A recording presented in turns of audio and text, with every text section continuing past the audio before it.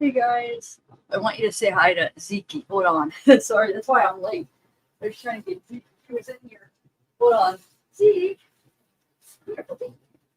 Let's say hi to everybody. Everybody missed you. Everybody missed this boy. He was in here. You guys see my boy? Everybody missed him. Hold on. That's how. He wanted to say hi to everybody. Sorry, I was trying to get him. Mwah. Say hi. This is Zekester. Any new people? This is my dog Zeke. He's a good boy. We've been getting a lot of cuddle time the last few nights. Cuddle sessions. I got you like 3 times this last week. All weekend I almost had him. I go on Zeke missions where I steal them from my grandma. But this is Zeke's. Yes, I watched him Curious Cavey. Maybe at the end, if we could listen to him, because I do want to do another call where I do a reaction. The last one I didn't get to engage as much during the calls, but I want to do one where I. Okay, I just wanted to show you my boy. He wanted to say hi. He said he missed you guys. Okay. All right. Hi, Melanie. Hi, Ashley. What? Zeke? He's Superman. Okay. All right. Come on, Mila. Come on. Come on. Help you. I don't got any treats, folks. I'm out. I'm out of them. I swear to God. I don't got any. Sorry. I don't got anybody. I love you. I love you, but I don't got it. What's going on?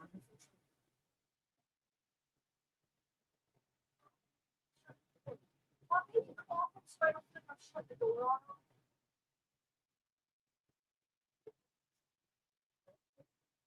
That's probably about it. I gotta go now. Okay, bye. Okay.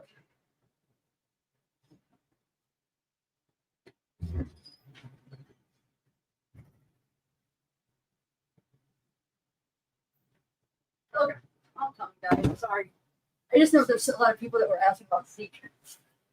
Not a lot, but a few, and I wanted to show you that he's doing good. Hi everybody. Yeah, there's a lot, huh? Did you guys watch my pre-record? So I might go over that stuff at the end, depending those. But most people, it looks like they watched it.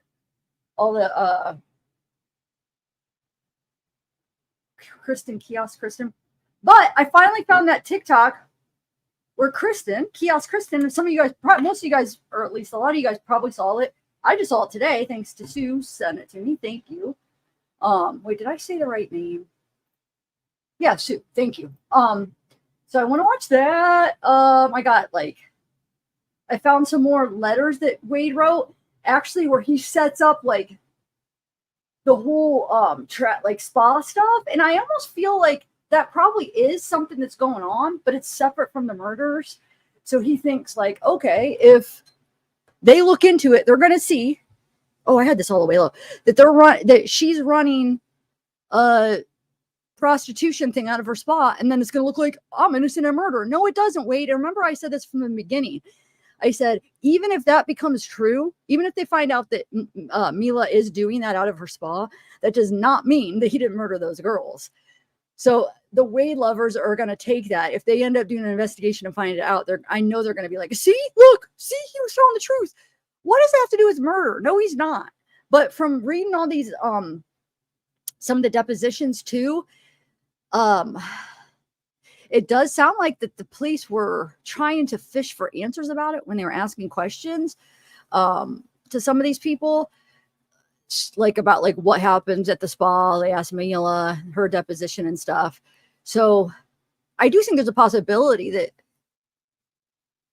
he could be, there could be something that's going on out of her spa that's illegal, but it doesn't mean he didn't murder people. And then another thing is we'll listen to the deposition of Mila's cousin and his wife. He stopped there that morning, and then they go on to say how he talked about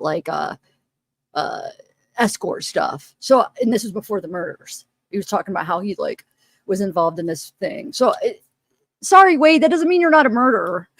Anyway, let's just start out with reading a little bit. we'll do the video so we can kind of do back and forth, if that's okay. Hey guys, who's all here? Hey Christine. Wait, did you change your name? Christine out? Wait, weren't you just Christine? I know it was always Christine, but did you change the last part? Hey Ashley. Hey Boston Boss, Bella Bayes. Boston, I keep saying hi to the same people. Raven, Integrity, Austin, what's up? Stacy, it's just me, Alicia, Wyatt, Byrie. Oh, question. I was thinking earlier, and I was going to do it earlier, and I figured, no, I'll start it tomorrow. I was thinking, because from comments, I see a lot of people haven't watched the trial yet. Why don't we watch it again here together? So this morning, I spent time like finding everything that there was in the trial. There might be a chunk that wasn't, unless if the third day they just go to closing arguments. I can't find anything. They have like 3 days at the trial and 2 days after with the death sentence stuff after the verdict. But the third day of the trial goes right into closing arguments. So either we're missing the third day before that, or the third day was just closing arguments. But I figured we could just watch it together, starting in the daytime. What do you guys think? Like tomorrow in the day, we'll start it. I don't know, reserve my nights for like other lives, but like it'll probably only take us a few days because we could skip through the downtime and stuff, and we can just watch it together. It's not long. Like I said, it's like basically 5 days, because it's 3 days trial, which I think it's only 2.5 day trial. And then it's like 1.5 day, or I guess 2 days, after, because it's a death penalty case, that they go over that, after he was found guilty. And then that's when they bring the doctors in to testify and stuff like that. So yeah. Okay. We'll start tomorrow, like afternoon. All right. So let's start reading. I'm going to start reading the Wade letters. I don't even know what to call them. I know on like the titles and stuff. So it's letters he wrote to the judge, and he's explaining the human trafficking ring or whatever. And he's naming people's names, and he's explaining all the details, which, like I said, that probably is true, but it doesn't mean he didn't murder people. Like, I do feel like there's something going on at the spot, and he thought he could get it like, ooh, I'll blame that. Come on. It's not that. They're not killing people, probably. I mean, I'm sure it happens sometimes, but he freaking killed him. Anyway. And then, like I said, we'll watch Kiosk Kristin's TikTok. It's about 13 minutes. And then we'll read some depositions. And all right, let's start. Let me share my screen.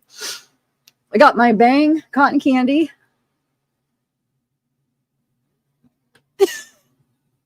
I'm still waiting for the sponsor. Hey, Mallory. I know. Yeah, I figured that's why I always try to bring something a little bit different than what everybody else is doing. Not that they're doing bad, but just to, so we could learn something different than whatever. Okay, so let me share my screen. But I'm doing good. Why does it sound like my door's open? I keep looking back because the sound is so clear. I'm like, did I leave my door open? What the heck's going on?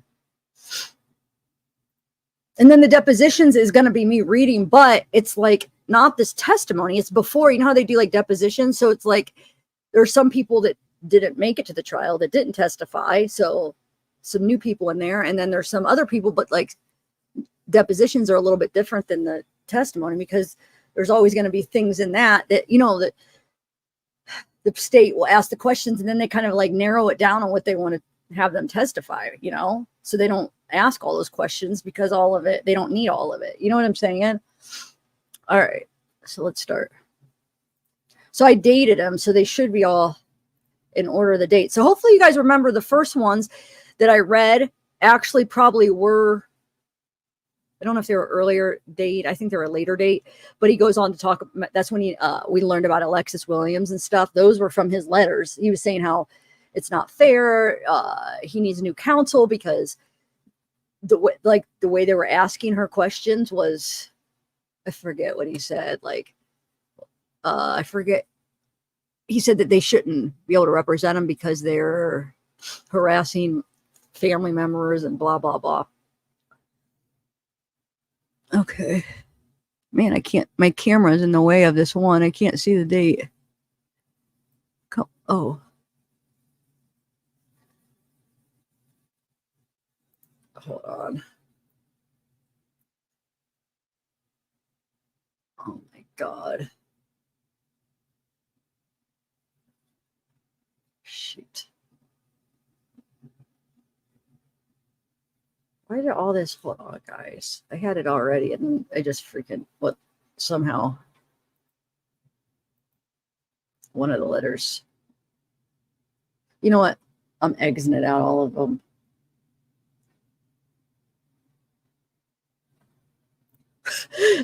Hold on. I'm just going to bring them up as I need them.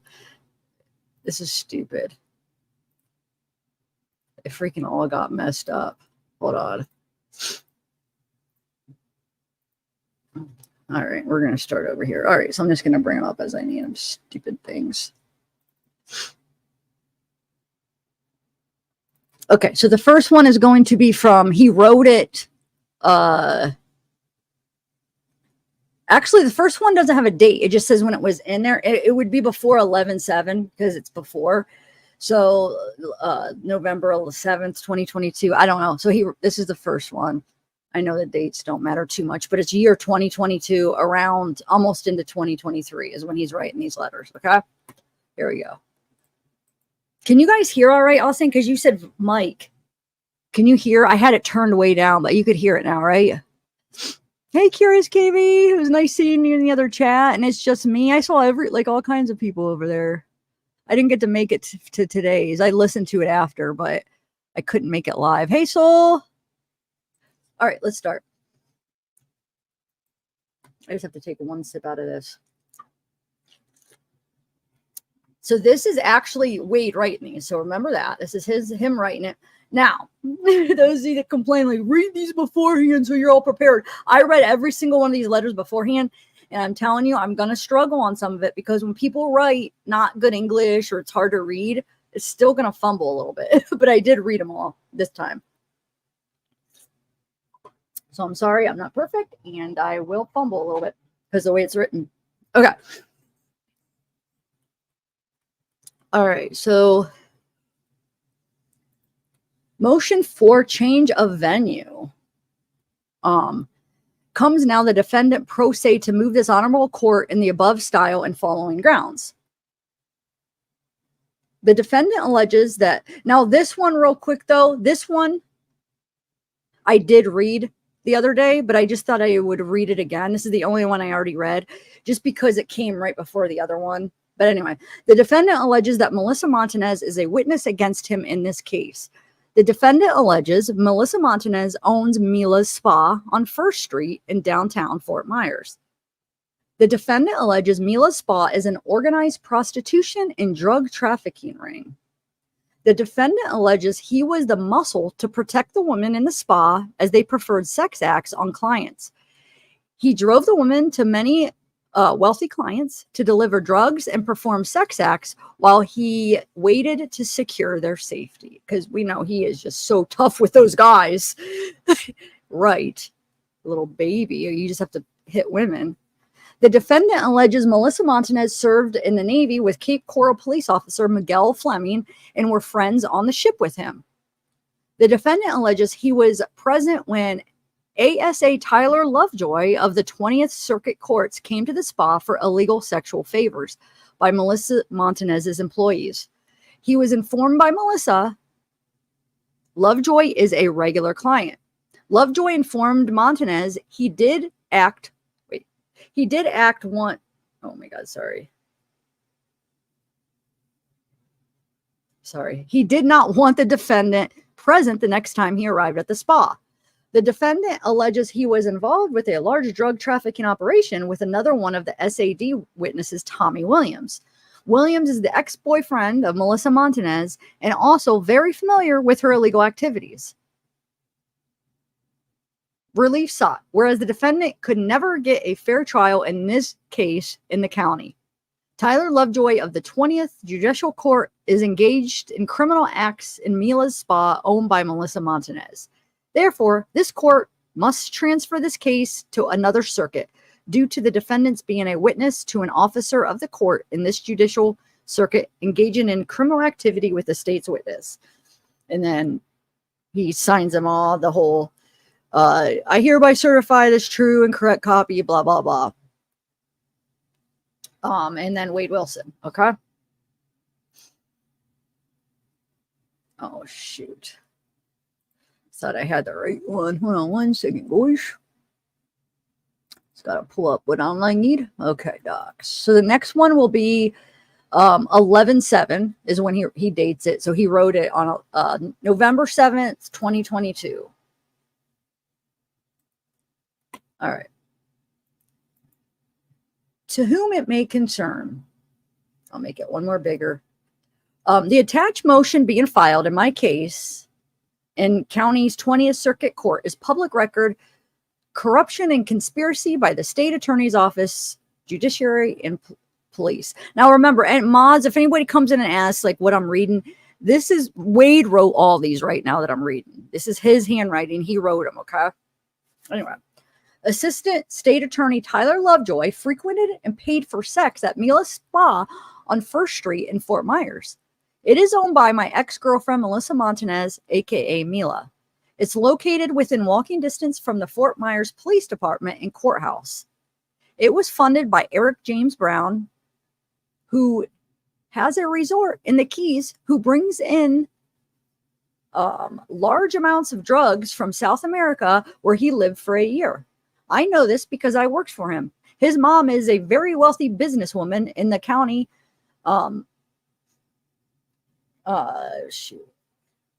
In his country, I'm sorry. See, I did read this, but it's still harder. It's named Sandra. Now, I couldn't read this name. Sandra Stillwell Youngest or something, if anybody can make out what that name is. But he's saying that it's Eric James Brown's mother is Sandra Stillwell something. And she's a wealthy businesswoman in the something country. I don't know. Can you guys read what that says? Anyway, Mila is an illegal witness against me in his case. So his whole thing is saying Mila should not be able to be a witness in the case because it's illegal. Right here is what he's saying because of this. But she's a legal witness against me in this case. The Cape Coral police booked her phone in October, took her phone. So they took her phone October 2019 during an interview. They would have knowledge of the criminal enterprise Mila is involved in with several girls, sexually servicing many wealthy clients with sex and drugs in the area. I started dating Mila after Tommy Williams. Tommy Williams has been running drugs up to, I think it says Ohio. I don't know though. Ohio for a long time and other places. He is the runner. I was included in this drug operations with Tommy in the prostitution ring that is openly known about and clearly protected by law enforcement in her county. So that other one was her county. Okay, because it looks exactly the same. Where she's talking about the mother. So he's saying the mother in Lee County, not Lee County. Sorry. So right here, the woman in Lee County named Sandra. Okay, sorry. Luxury cars would be parked in the middle of the night, being the only business around with a light on.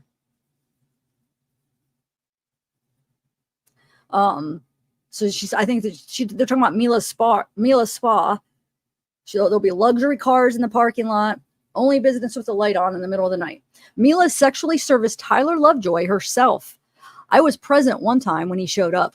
I am being prosecuted by a corrupt something and judges who has a record of corrupt acts.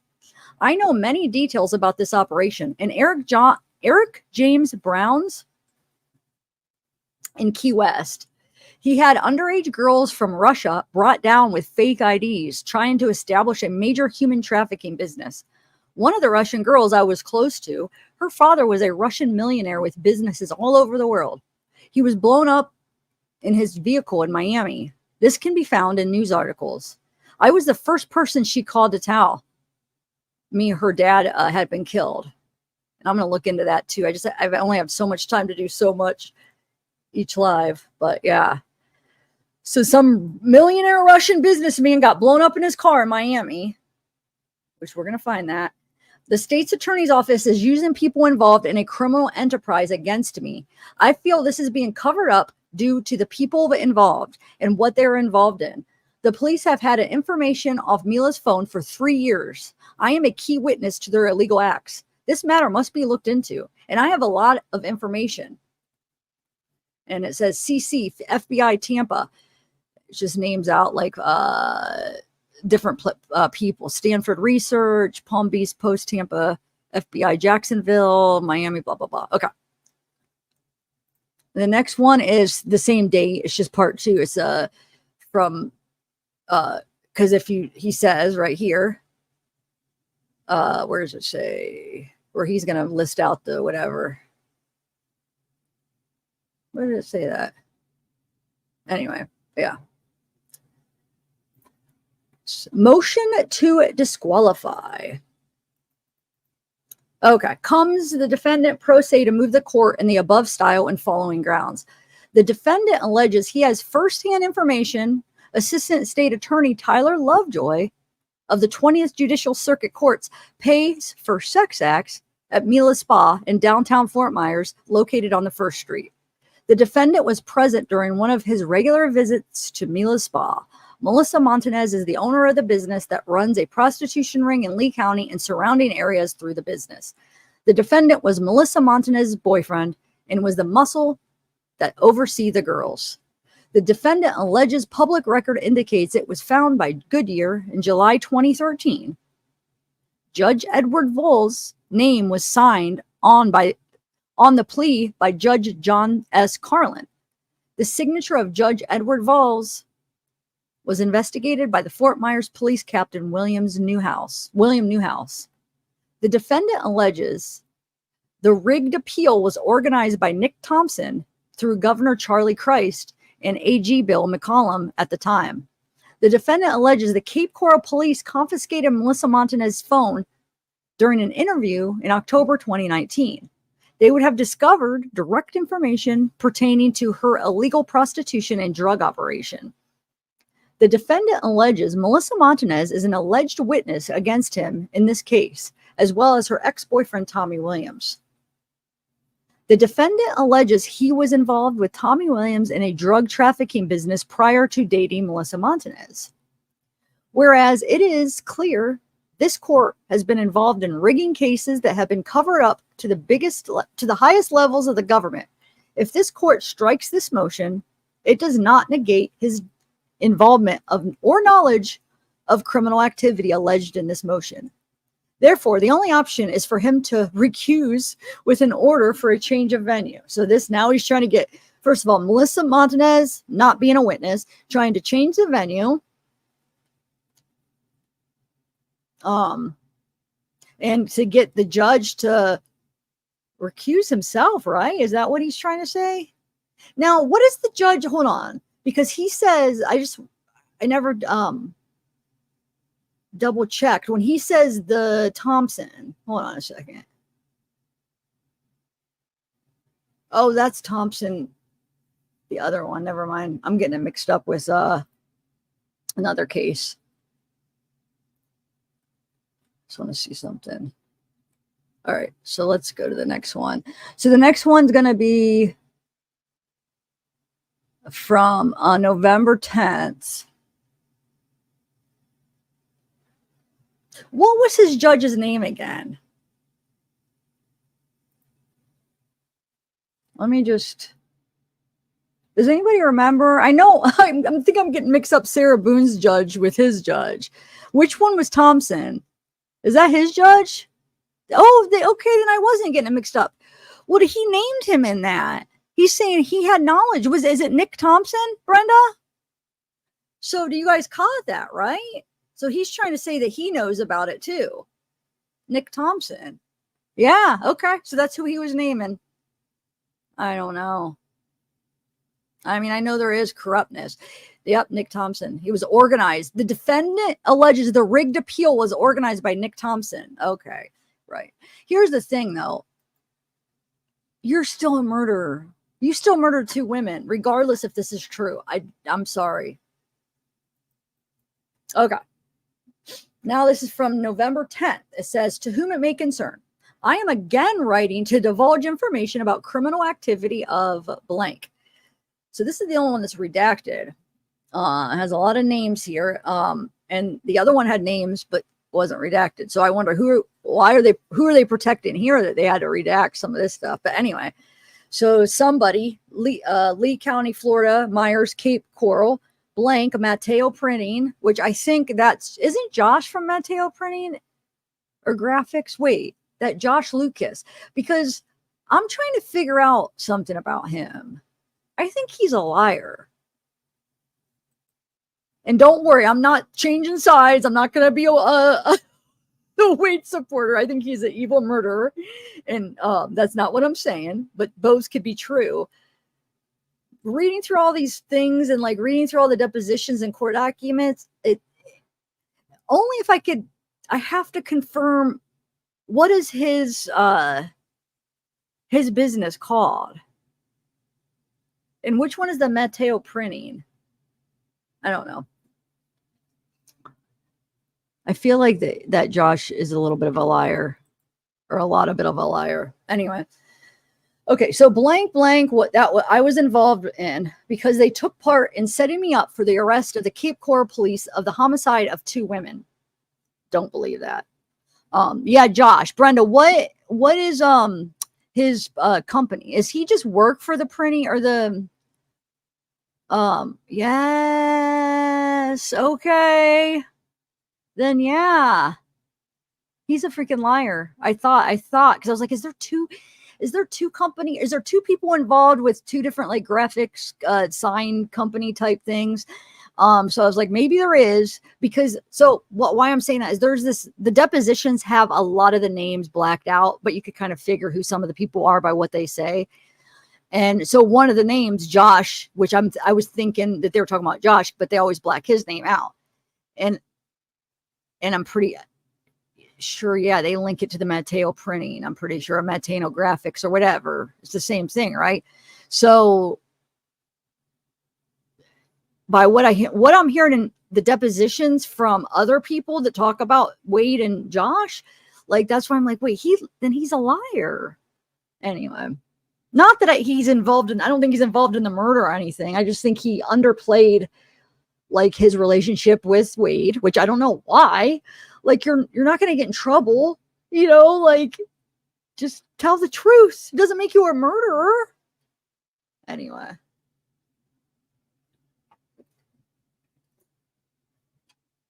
All right. Where are we at? I am attaching pages 662 and 663 of my discovery of the interview with blank on October 8th, 2019. And this is Mila right here. So he's saying he's attaching the interview with Mila.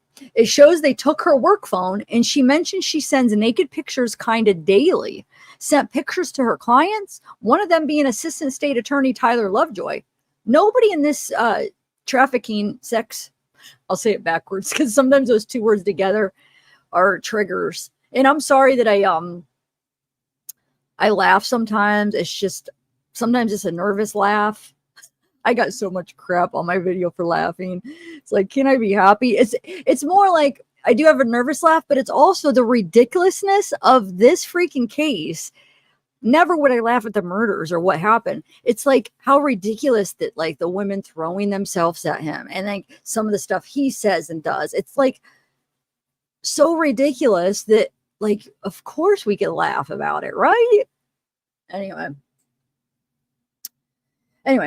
So he sent pictures to her clients. So this Lovejoy guy, nobody in this trafficking operation has been arrested. It seems the Cape Coral police and SAD have covered it up due to the people involved.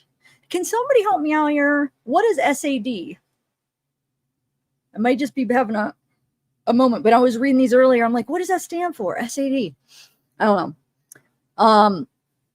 Anyway, they covered it up due to the people involved. Blank was blank's ex-boyfriend. So somebody was Mila's ex-boyfriend. So I'm pretty sure this is Tommy Williams was Mila's ex-boyfriend running the operation before I was ever around. Mila has admitted to having close ties to former something county sheriff Mike Scott. Blank were and have been protected by law enforcement. Blank trafficking business was very large and well connected. He had someone selling drugs for him in all the trailer parks in the Keys, in hotels, restaurants, etc. He bought me a $63,000 Rolex because business was going so well. I still have the Rolex. That's a bunch of crap. If he still had the Rolex, he would have pawned that and bought so many drugs. You're talking about always broke. You can't afford a hotel. You and Mila, can't afford hotels and broke, need drugs. No way you wouldn't have pawned that freaking Rolex for the money. He's a freaking liar. Like, there's no way he still has it. I don't know. I almost think he's lying that he ever bought that. They probably let him wear it. But there's no way you still freaking have it. You would have pawned that so long ago. Such a liar. I doubt he bought him that. I really do.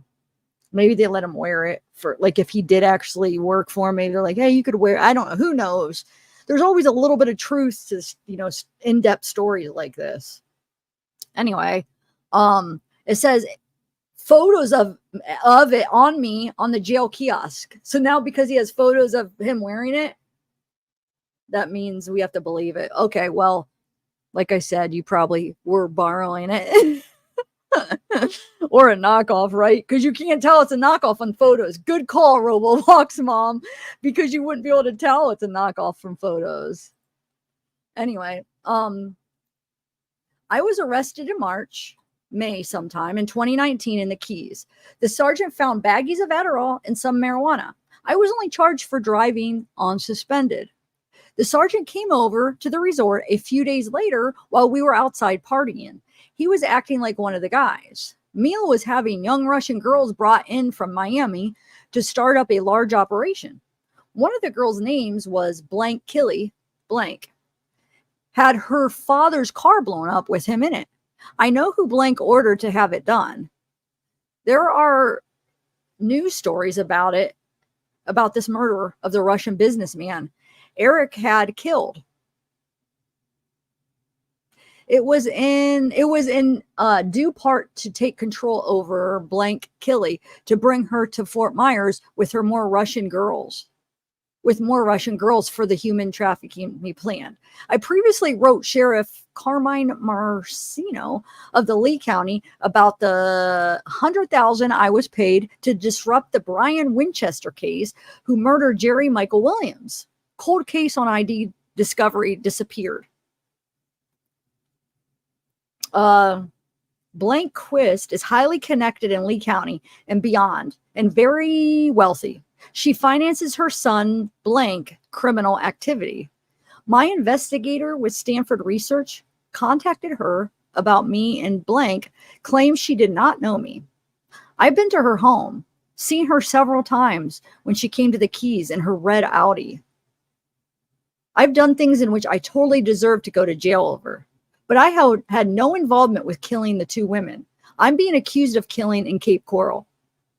I was threatened that harm would come to my family if I did not confess. Shortly after my arrest, my parents' home in Tennessee was burnt down. It was ruled suspicious. A short while later, my ex-girlfriend's apartment caught fire. Both true, both did. It's really a weird coincidence, but you know what they think? A lot of people think that he ordered somebody to do that to the, you know what I'm saying? Like, it is a really weird coincidence that they both did. But still, you still murder those girls. I don't care what you say. Anyway, this can all be tied to the cold case I got involved with while incarcerated with Brian Winchester. Now, yeah, maybe it was that. Maybe it's because you ratted him out. You approached him, act like you were going to kill somebody for him. Then you ratted him out. So maybe he had people do that to your family. I don't know. But don't say it's because you didn't murder anybody. Anyway, if the dots can be connected that Sandra Stillwell, Youngquist, knew Brian, they can be connected that I was set up. Sandra knew Brian. She also knows what her son is up to. The Cape Coral police have conspired to cover up for everyone, obviously. ASA Tyler Lovejoy know a lot.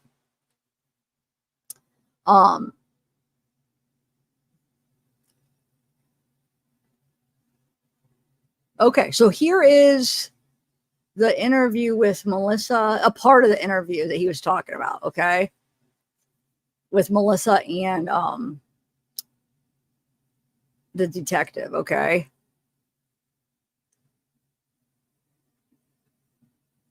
Man, I wish I had somebody to help me, but you know what? The people that the detectives only has a small part. So A is would be my Mila, and Q would be the detective, okay? This is from October 8th, okay? So Mila says, and the reason he left Marathon to here particularly is because Tommy was the only person that would help him out. And this is where Tommy was getting back to, because Tommy is from here. And the detective says, okay, all right. Mila says, you have a difficult job. I'm sorry. This is horrible. And the detective says, I'm just trying to think and make sure I got everything covered for now. She says, okay. And he says, so your number is blah, blah, blah. She says, okay. She says, right, correct. And he says, any other number you can be reached at? And she says, it's my spa number, but it gets directly leaded to that one, anyway. So it won't help you much. He says, does it? Yeah. What's the spa number? And she gives her the spa number. Okay. Okay. He says, okay, unfortunately, I'm going to seize the phone for now. And Mila says, okay. And the detective says, we're going to need it. And Mila says, It's not weird, though. I mean, I don't think it's weird. You even said Mila had one of the dead Kristine's shoe was freaking in her car. Of course, they're going to take her phone and make sure she's not involved. Anyway, so we're going to need it. Is there a code to get into it? And Mila says, there's nothing I can get in trouble for, right? And the detective says, no. And Mila says, okay. And the detective says, I mean, you didn't do anything wrong, correct? And Mila says, okay. No, I mean like naked pictures, kind of daily, like naked pictures. And the detective says, no, you have no idea the stuff we see. So and then she says, okay, the password is when you click on down here. It's usually my thumb. You might want to, how do you get it back? Okay, try to cancel it out and I'll show you. Okay, so then that's the whole proof that Wade attached to prove that there's a prostitution ring because of the naked pictures daily. I mean, I'm saying, there could definitely, she could be doing some illegal stuff out of the spot, but I mean, you need way more than that, Wade. Anyway, so where are we at? Let me bring up the next one. The next one will be November 12th, 2022.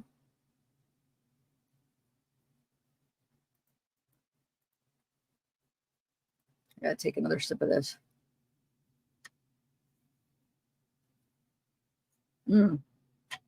Oh my God, so good. It's dangerous.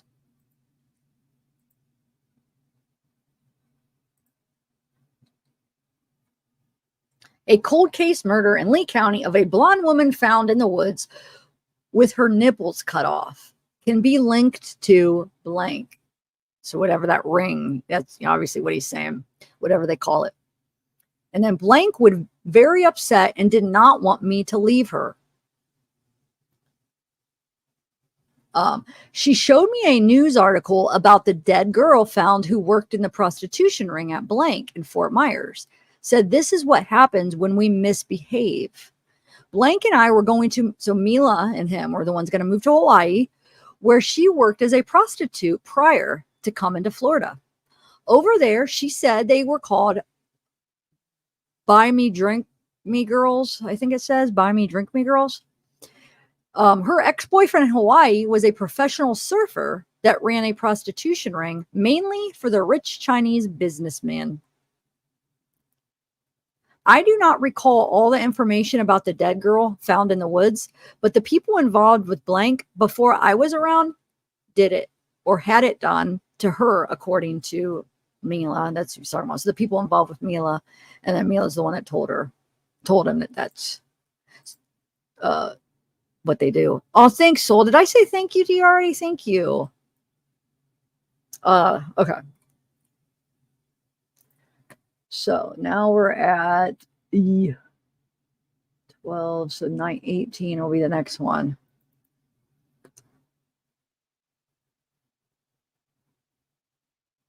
Oh, this one actually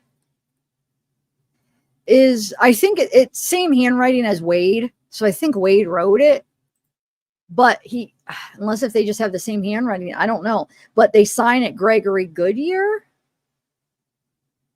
So it's like they're acting, I mean, it's supposedly from this other person writing it and almost corroborating this stuff going on is the way I took it. But you could tell it's his writing. So, but let's read it.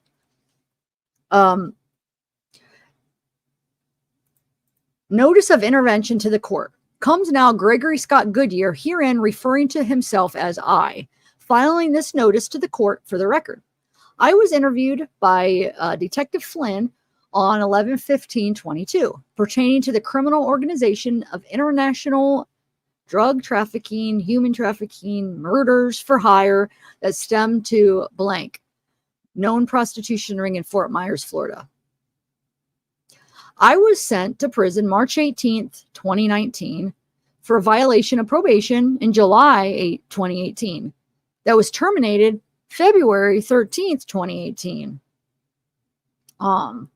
In the fake case designed by something authority, I can't understand what that word is.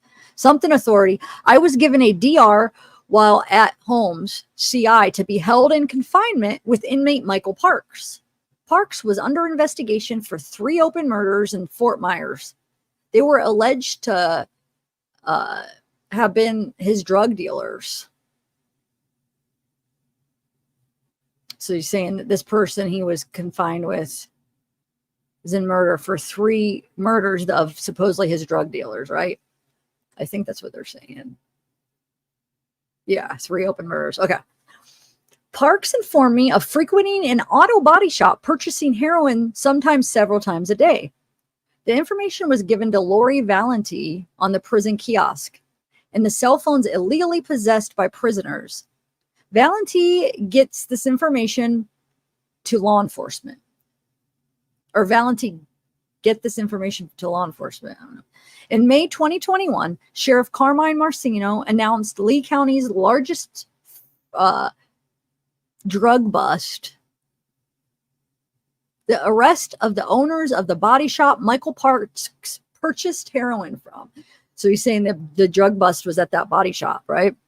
I exposed the double murder of Christine Sullivan and Jenna Pellegrin in New Hampshire on February 5th, 2017, when I released the video titled Anonymous Express Double Murder in New Hampshire, tied to drug cartel and Lee County, Florida Sheriff Mike Scott. I was questioned by state and federal authority from New Hampshire on March 13th, 2017. Dean Smarek and somebody Bennett were arrested on federal drug trafficking charges in 2019 based off criminal activity I told them about on March 13th, 2017. An email sent to State Trooper Stephen McCauley of New Hampshire after the interview. I was arrested for an alleged pretrial violation on May 15th, 2017. I was placed in a mental health block. Daniel Eshart was strategically placed across from me. He gave me information about Dean Smalley's or whatever, very large international drug operation. Daniel Earhart informed me he was offered $50,000 to kill Christine Sullivan by Dean Smorls 3 months prior to her murder. Wow. Okay, wait. Offered $50,000 to kill. Okay. In New Hampshire. Okay. The information Earhart provided me was given to Lori Valenti via jail kiosk and phone. I was approached by jail employees on June 13th, 2017. Deputy somebody and Lieutenant Bernhardt, it's hard to read these names, approached my cell Lycos asked me to tell the lieutenant about the video and drug cartel. They walked away. When they gained the information for the murder for hire, Brambit, one of them, spoke into a mic on his collar and said, Goodyear knows everything. We need an extraction and expungement.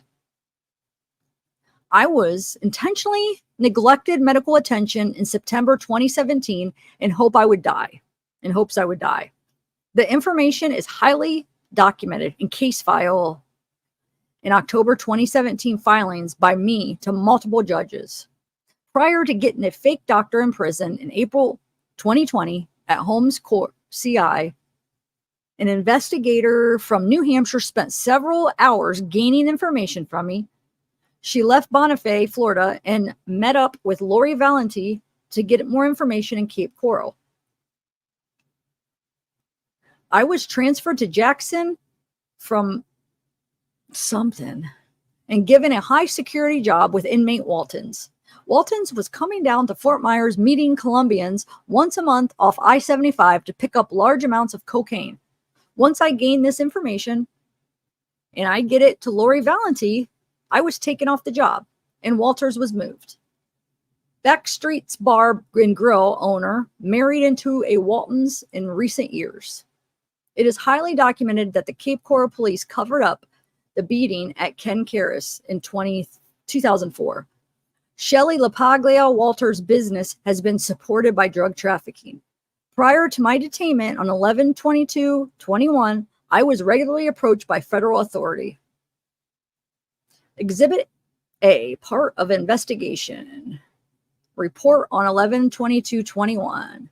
Whereas this court must take notice of the previous federal crimes gained by me. I again was strategically placed near Wade Wilson to help get the information to federal officials to expose local law enforcement involvement in the organized crime, RICO. Therefore, this court will take notice that it helped create by covering up case, blah, blah, blah. So, detective report for incident. Intelligent unit who responded to the jail in an attempt to obtain a recorded sworn statement. Detective Lissick read Goodyear his Miranda rights from an agency-issued prepared text. Here, I'll make this a little bigger, so if you guys could try to read, if you want to read with it. Can you hear okay over my air? Anyway, Goodyear stated he understood his rights and wished to speak to Detective Lissick. So remember, Goodyear is the guy that's writing this one. Okay, his rights and wish to speak to Detective Lissick without an attorney present. The following is a summation of the interview. Goodyear explained he just came from court with his friend Lori Valenti and that he is currently staying with her at the residence.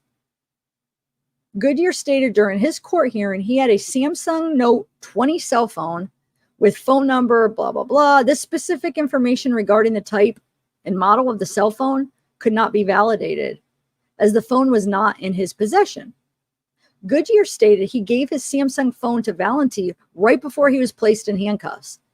Goodyear explained he has kept all his belongings at the aforementioned address and additionally provided a phone number for Valenti. And then it says, Detective Lissick confirmed with Goodyear that they will be discussing two separate active injunctions in alleged violations.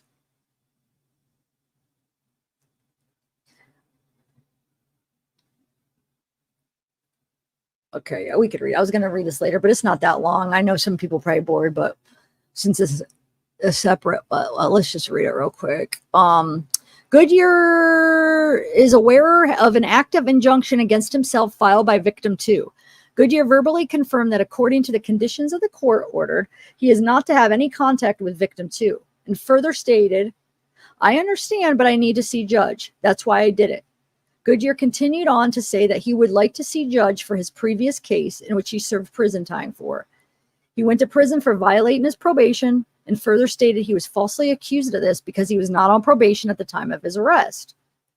He explained the reason for this current injunction is in specific parties involved ultimately stem from an original case number he provided. Goodyear admitted having a Facebook under his name, Scott Goodyear, but not a Facebook under the username, Gregory Scott Goodyear. Goodyear ultimately denied sending any friend requests or messages through both accounts.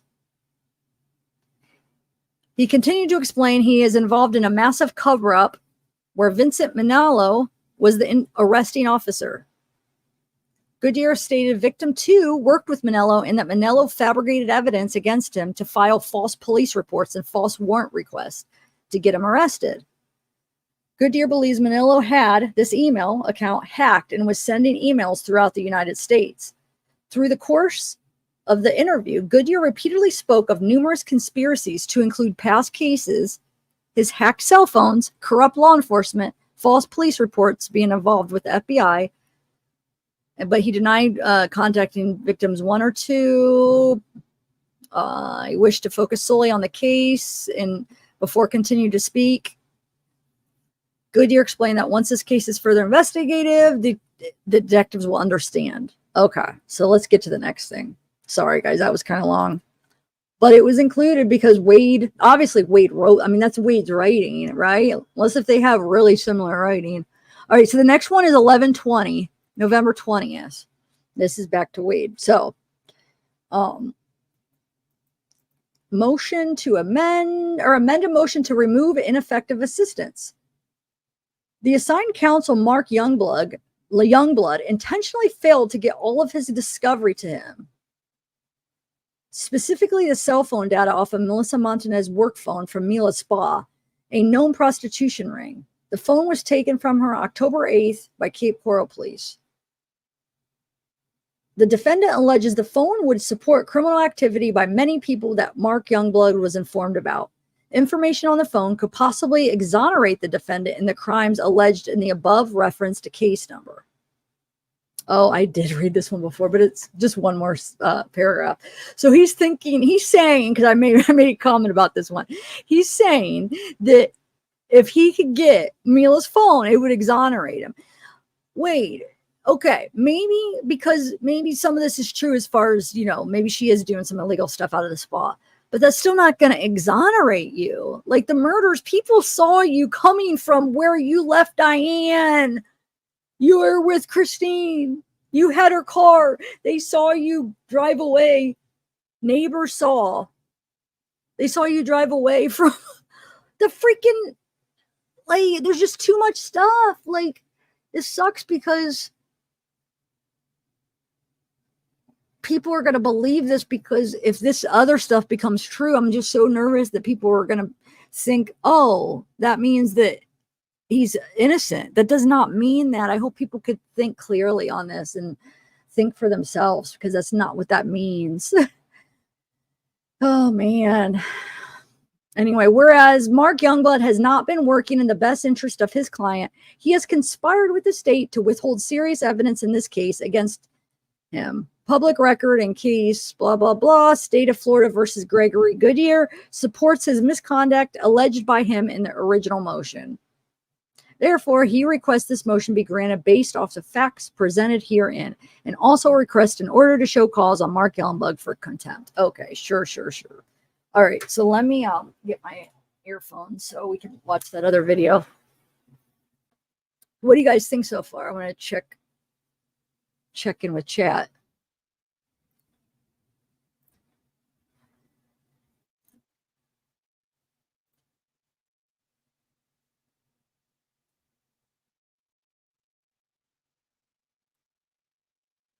Okay. Why is something playing? Oh, okay. Sorry. I had a video or something playing in the background. Anyway, hey, Scooby, what's up? Hey, Bean. Hey, Lynn True Crime. Yeah. Yeah, that's true, Kristen. That's true.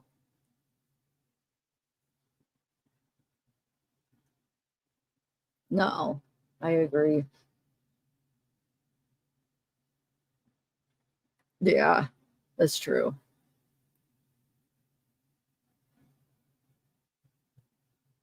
Wait, who passed, Watchman? Who passed?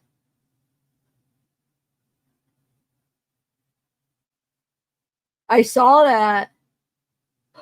Oh, I see. Oh, I heard the calls. Maybe we'll do a couple. You guys start thinking. What one at if I have time at the end? Why is it looking at my eyes on?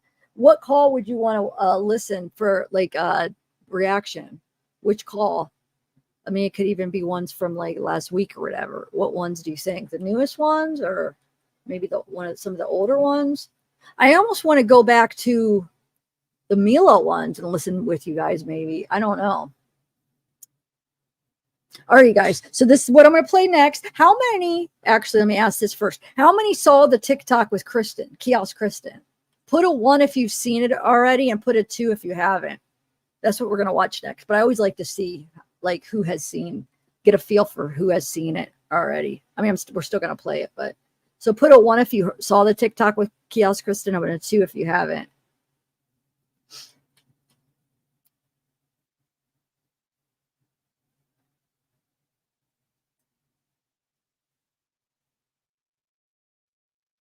Wait, is there a new one, Brenda? I don't know. It's part 1. I've only seen 1. Send me if there's a new one. I don't know what you mean. I don't know what are you considering new? But if there's 2, I only have 1 of them. If there's 2, will you send me the second one? I only have the first one. All right, hold on 1 second. Let me check the girl that did it to see if she has another one up. She does say part 1, but I don't see a part 2. That's why.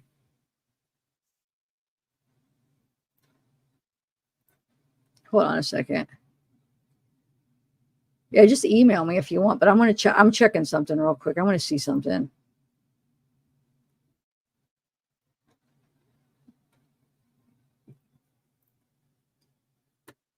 And what time do you want to start the trial tomorrow, by the way?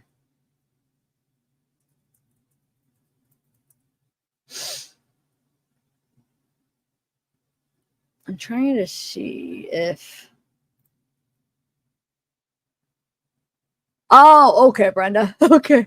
Yeah, I keep checking to see where part 2 is, because I'm guessing if it's like late, and it does seem like it cuts right off. So I was trying to like look all over to see if I could find like maybe that's the part 2, because she only maybe put up part 1. You know what I'm saying? And then like part 2 is like she's gonna put up, but that was 4 days ago. So it's the one from 4 days ago, and nothing yet. All right, let's do this.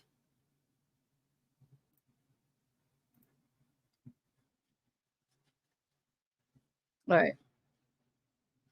So the person is a TikTok. Her name is, I could give her a shout out because she's the one that interviewed her, and her name is Coraland Dexter. Coraland Dexter is her name. All right.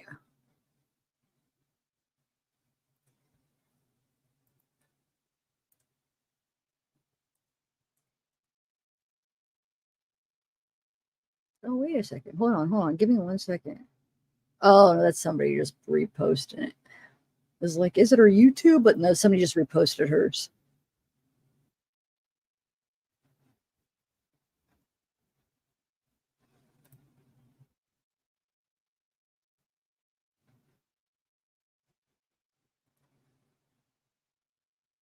All right, here we go. Sorry, I was just looking up something. Here we go. So Cora Leander, what do I see?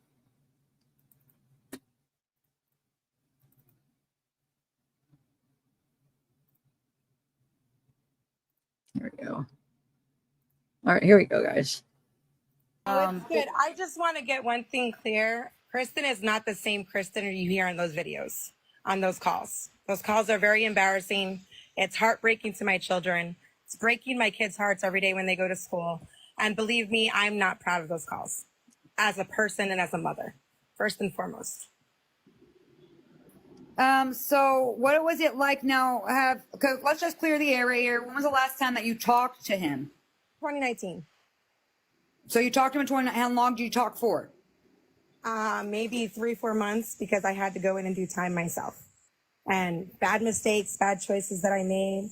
And again, Kristin is not that same person. I am a changed person from those mistakes and those choices I've made. Now, did you meet him through the kiosk? Actually, I met him through somebody that was in there with him. You had someone that was in prison with him, who was able to connect you guys. Mm-hmm. Okay, and so you started talking to him, and were you engaged to him? Because we got to clear that up. No, never. Never. Never engaged to him. Can you disclose how much you have dropped to him? I know it's none of our business, but I like to be nosy. I want to say maybe $20 2 different times because I, again, wasn't doing well myself. Going through Did every conversation end up in him asking for something? I want to say I'm not. Hey, someone hit me in the chat. We got to, because some people are questioning if it's you, because obviously you've grown in 5 years and your voice is not as aggressive as you were when you were talking to him in those. That's because Kristin is a totally different human being than you heard on those phone calls. When I know, I've 100% confirmed who you are, but I want, what can you tell these people that would confirm who you are? I don't know. What would you want me to tell him? I know, guys. I could tell you those calls are very embarrassing, okay? I have 3 children and a grandchild. Those calls have made me cry every night since I've heard them. So I don't know what else you want me to do. You're good. You're good. Listen, people that know me that have been watching this live, girl, they know how I roll. Listen, people, okay, April already said it in there. She knows that if I'm bringing you on, I know I've already confirmed with you. Guys, I made her create a backup account, so I knew she was going to take heat. Would you want to come out and say you're Kiosk Kristin? No. And death threats. My kids are at school as well. So again, at the end of the day, I'm going to start crying because, like I said, at the end of the day, that was not who I am today. And the mistakes and the choices that I made back then, all those mugshots that you guys are and everybody's posting, those mistakes made me who I am today. So again, I am not embarrassed of my past. The mistakes and choices, yes, I'm embarrassed of. But those calls, definitely embarrassing to my children, my entire family. Now, did you hear those calls before they were dropped? Never. So you never even got a warning that these were coming out about you? Never, not once. Thank you for being strong. Listen, I appreciate you for coming up in here and feeling comfortable enough to speak with me. You know that I was, that you came to me and we talked, and I promise you, Coral, I would not. I respect you for what you do, Coral. Totally. I really do. And I respect a lot of the women for what they're doing out here for on either side. I mean, it's a fight and it is a crazy case. And I think that's what piqued my interest in the very beginning. And because I was going through my own stuff at that time, I think, and it was just, something to get my interest off my own problems. I think that's why I chose to do that. And again, it was a mistake. Have you been able to get therapy or help for your trauma with this? No. Now, so after how long did you talk to him for? I want to say maybe 3 months, 4 months tops. That's did you ever go visit him? No. I said I was going to, but never did. And then after you got you got arrested, and then you didn't have a ride, right? That's what I heard in the call tonight. Yes, and you were gonna go visit him. Yes, I was going to. And I think they canceled his visits. I can't remember. It was 5 years ago. I know I went out there and the one visit was canceled or something like that. But again, can you do us I know this is really terrible to say. You can say no. You don't have to say yes. But can you call him the name so everybody? Sugar Lips. Yes. Sugar Lips, which that's hilarious. I think it's funny. Don't ask me where any of these conversations even came from, because again, that person, Kristin, you heard, is honestly, that girl right there is dead to me. I'm going to ask you a personal question of my own, just because I have questions too. And remember, any questions I ask you, you do not have to answer if you don't want to. Just tell me, hey, no, move it along. But on that call, you were very aggressive and very fast. Were you using at that time? No, I was not using. No. Not to assume, but it just sounded like. Definitely wasn't using. Believe me, I was too scared. That the law scared Kristin straight, believe me, by far. by far scared me straight into a changed person. And I mean, now, what made you guys stop talking? because I had to change my life. I had to change my life. I had to focus on myself and my children and, you know, things that I have going for myself right now, you know, and I'm choosing to talk to these kind of people or even be associated with them in any shape, way, or form. It doesn't look good for myself, you know, so. Let's be mindful, guys. We all change, right? She's taking ownership and saying, I'm so mortified, but also, what does my children have to do with this? And why am I getting this? Look at, she has nothing to do with what Wade is sitting on trial for right now, or what Wade got like guilty for, right? This happened before. It's all being trudged up because everybody is like, you know, bringing all these things forward because the case is fresh and hot. You see it, scroll for you. And unfortunately, she's got to pay for it and gets to hear how everybody bashed her and tear her whole life apart. Imagine if your life was from the dumb stuff you did in your earlier days was like. Now, how old were you when you first started talking to him? 5 years ago. I mean, I'm an old lady now. Like, Yeah, so I'm just trying to do the age gap. I'm 41 now. So, I mean, I was what, 36, maybe somewhere around there. And now, did you go in and out of like you had struggles yourself? Like, were you in and out of jail? Did you have a No, background? I mean, that time I went in, I was facing charges and I went back in for a year and, you know, I came out a changed person, you know. I also, right before I was in there, I lost my sister. So, I mean, there was a lot of things that happened in my life at that point that made me change who I am as a person and who I associate with. And, you know, the choices and mistakes that I were making, it woke me up, totally woke me up. I'm going through the chat. The chat's flying. I'm only choosing respectful ones. So I'm sorry if I skip you. I just didn't find it to be relevant to bring up. Just keep putting oh crap, it just pictures. jumped. And I see somebody in here asking if he ever talked about his kids. I didn't even know Wade had kids until these videos came out, until Steve actually was on this call with you and I was watching it then. I didn't even know he had children. So never talked about kids. Never. And how often did you talk to him? I didn't have a lot of money, so again, like maybe once a week, if that. I mean, you heard on the one call where I said I only got $1.25. Like, I didn't have it like then, you know, like that then. And like I said, I think I was looking for a resort to stop thinking about my own issues and my problems, you know, like an avenue to, you know, get my mind off of what I was going through, which definitely wasn't a good avenue at all. No, definitely not. I think we were all kind of. I did give you kudos though for that one comment about the markings that he had on his body, saying, "Hey, it ain't a good look." It definitely isn't a good look. I got tattoos too, but I definitely don't have tattoos like that. You know, I'm not. You know, I don't judge people for, you know, their choices because again, I've made mistakes or their tattoos and stuff. But when you come on television like that with tattoos like that, definitely isn't a good look. So after all this, now so you just had to get yourself together. So there was no like disconnect between you two, like there was no bad like you just kind of went and started going another way. He did try reaching out to me and I never responded, and he got like real nasty about, I guess I didn't keep it real with him. But again, I totally like deactivated that smart jail mail account and never really went back on it after that. Oh, I know. I've dug enough with me and you. I've had some conversations that I applaud you for being able to own your mistakes and just say, damn man, I done fucked up. Like, hey, and all my kids are paying for it. Like, so guys, think about, let's leave the kids out of it. And that's a problem. Now, what did you think about though, so like, we got to explain to us, like what happened? Were you just like scrolling and all of a sudden you're getting tagged and stuff? Or like, how did you find out about when that first Kiosk Kristin call dropped? My son came to me and How old's the son he's a teenager? Yeah, he's 15. Yeah. You guys, you see? But again, I had to better myself. So that's why I disconnected from that kind of world and the law. You know, I was involved with the law and I recognized my mistakes and some people need to recognize theirs.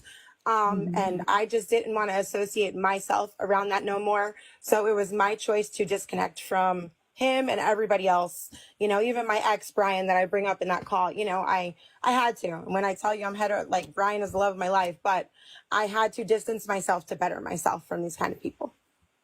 Okay, now, and then, what did I want to ask you about what did you think about the Joey calls? Oh, Joey's that one's a funny guy. I mean, I actually know Joey, so Oh yeah, yeah. because Joey kind of, yeah, I would say. So Joey, now, Joey. shock you though? No, I know Joey from actually like living in the area of Lee County because that's where Joey's from. So, Joey's a decent person. Joey and him like actually like did you guys hang out outside of that or no? No, never. I never hung out with him. I know him through people, like friends of mine, like my ex-boyfriend, Brian. Yeah. Okay. But I don't know. I mean, I know he's a nice person. He's a nice guy. I mean, again, I don't know what they had going on in there, but I do know that Joey Katz is the one that he tried to escape jail with. Yes, and but it's not the same guy. Joey Katz is not the same guy. The one that he tried to escape jail is not the same one from the kiosk. Yes, it is. They already said that it wasn't because that guy was younger. He was in jail with them. Right, Joey. But that's the way. That's Joey's voice on those calls. All right, you already heard that, April. Get some confirmation for us when you go and talk to him. Get some. I'm 100% positive that those are. That's giving us 100%. April, you gotta go. April and Aaliyah, you go use your superpowers. Go talk to that. See if you could get us a clarification on that. Hold I'm sorry, my finger was on the phone. I'm getting a mic, guys, because I didn't realize how crazy this is and how many people actually are willing to do this. I'm gonna get a mic and I'm gonna get off this phone. I didn't expect it to be like this, so I appreciate everybody here. Please, if you're watching, just tap the screen because it gets it out. We're trying to find Joey. We're trying to find Mila. So that's why if we share it, maybe that we'll get them in my inbox too. Guys, know it's a safe space, and then please definitely come in. But we're gonna go through questions that are respectful. Can you guys hear me better now? I hope so. I respect everybody for what they do with this case, honestly, because it is very interesting. It's a very high profile case. So, I mean, it grabs everybody's attention all over the world. And at the end of the day, like I said, I just want the world to stop bashing Kristin. Like, please, again, that is not me and who I am right now. My kids don't deserve this. They don't deserve this. I don't deserve this. You know, I distanced myself from these kind of people and other people that I was around at the time to better myself. And this is just making life difficult and miserable. Yeah, I can only imagine. For Steve, for everybody else that's getting it, you know, I mean, everybody. What about your kids? Has your son said anything? Has your kids said anything to you? Like, Mom? No, listen, and you know what's funny is my getting made fun of at school for it. Like, what the hell? Yeah. Oh no, yeah, and it's embarrassing. When I tell you I've cried myself to sleep since these calls have come out, I have. I would believe it because they are pretty serious. That's why I said, I bet you were face palming the whole time. Like, damn, you did. No, but you have to have known that the calls are recorded. They're jail calls. You know how jail goes. The only thing is though, those calls should not be, somebody is leaking those calls to wherever they're getting them from, because all jail calls, they're recorded and they are not public record. They are not public record. Thank you, Curious KB. That's so generous. Thank you so much. That helps out a lot. Appreciate it. Appreciate it. And Jessica, thank you for joining. Yay. And no, jail calls can't be public. It depends on the county and the jail. Some of them view it as public and some don't. Most of them don't, but you'll catch some that do release it as public record. So that's not true. Now, with that being said, the jail, because I tried to order like more recent ones, and the jail denied and said they do not count it as public record. That I'd have to get a court order to get them. But I think the reason why they are out and they're public is because I think they became, because the defense and the state ordered some jail calls. Like, so if the calls become a part of the case, then they become public record. You know what I'm saying? So like, if even if they don't use them, because they don't use all of their stuff that's in the trial, you know what I'm saying? Their stuff could be in the discovery and a part of the case files, but they might not use it all at the trial. But if it's a part of it, then it will become public record most likely. That's the only thing I could think of, because they told me I would need a court order for them. So I'm thinking that it was some, because I have a list of the discovery and I've saved them all just to see where the defense was requesting a lot of jail calls, and so was the state to listen. So they were requesting it, which then becomes a part of the public records. Does that make sense? Because they're requesting it for the case to listen. Not, it doesn't necessarily mean that they had to use them or had to be like, oh, there was a part of the trial, but they requested him to listen to, so it became a part of the public record. That's what I'm guessing happened. I think what happened is they requested probably the first 3 months, because I heard she's got 3 months. So the first 3 months after he got arrested, because they wanted information on the murder to try to charge him. So they probably just requested a bunch, and then real soon after, and then listened, and then it became a part of the public records. I could be wrong, but that's the only thing I can make sense, because they told me I needed a court order. And because I just was trying to get like the new ones. But yeah, so, and then like I said, the discovery, you could see like both sides requesting both sides requesting jail calls, which I think the reason is because Mila doing the speakerphone you know what I'm saying, doing the news with the speakerphone, the news reporter showing her with the speakerphone when he called. So then it made because they don't always listen to the phone calls, I don't think, only if they think it could help, because that's a lot of work. I'm sure if they need to, if they think it could help, but that definitely triggered them to be like, ooh, we got to listen. They might have with him anyway, because they need to get stuff, but yeah. So, and then all the reporters getting phone calls and releasing them before. I'm talking about back in 2019. So of course they're going to try to listen to them all. Like I said, I could be wrong of how, but that's the only thing that makes sense, because they told me court order, which means they're not, that jail doesn't count those calls as public record. Does that make sense? No, I know, Stella. What do you mean? No, I know, but freedom of information, you still could get denied on things. Not everything is a part of what you're allowed. Some counties, you can't even get body cam. Even with the FOIA, you can't. If they don't include it, they don't count it as public record. Trust me, this is what I do for a living. My channel, I'm requesting stuff all the time. So it sucks, because you never know. There's no set way. Some counties do consider body cam public record, some don't. But with jail calls, it's more not than is. You know what I'm saying? Now, if it's a part of the case, 100%, you're gonna probably get it. But if it's not a part of the case, you're gonna more so you're not gonna get them. Does that make sense? But some of you do. Some of you do. And it's always a big win when you get it, but it takes a lot of work just to get one. You know what I'm saying? Because you may need to request 20 different cases before you'll find one jail that does. And it's a lot. I mean, so, because jail calls, yeah, most of them don't consider it. But like I said, some do. Unless, and like I said, and also if it's a part of the case. But yeah, so there you go. It's tricky. It's very tricky with files.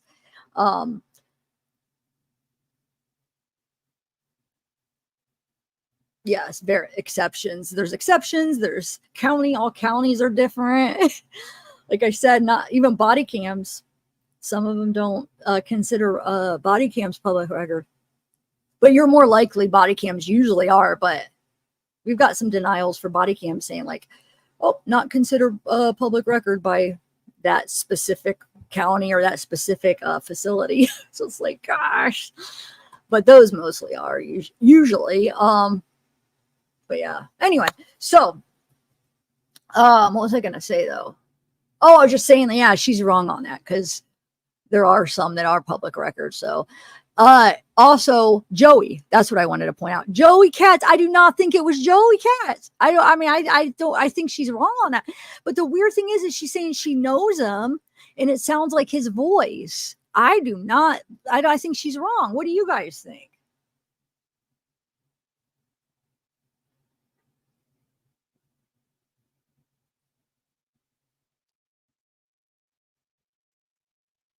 Wait, what, Joan? Wait, what?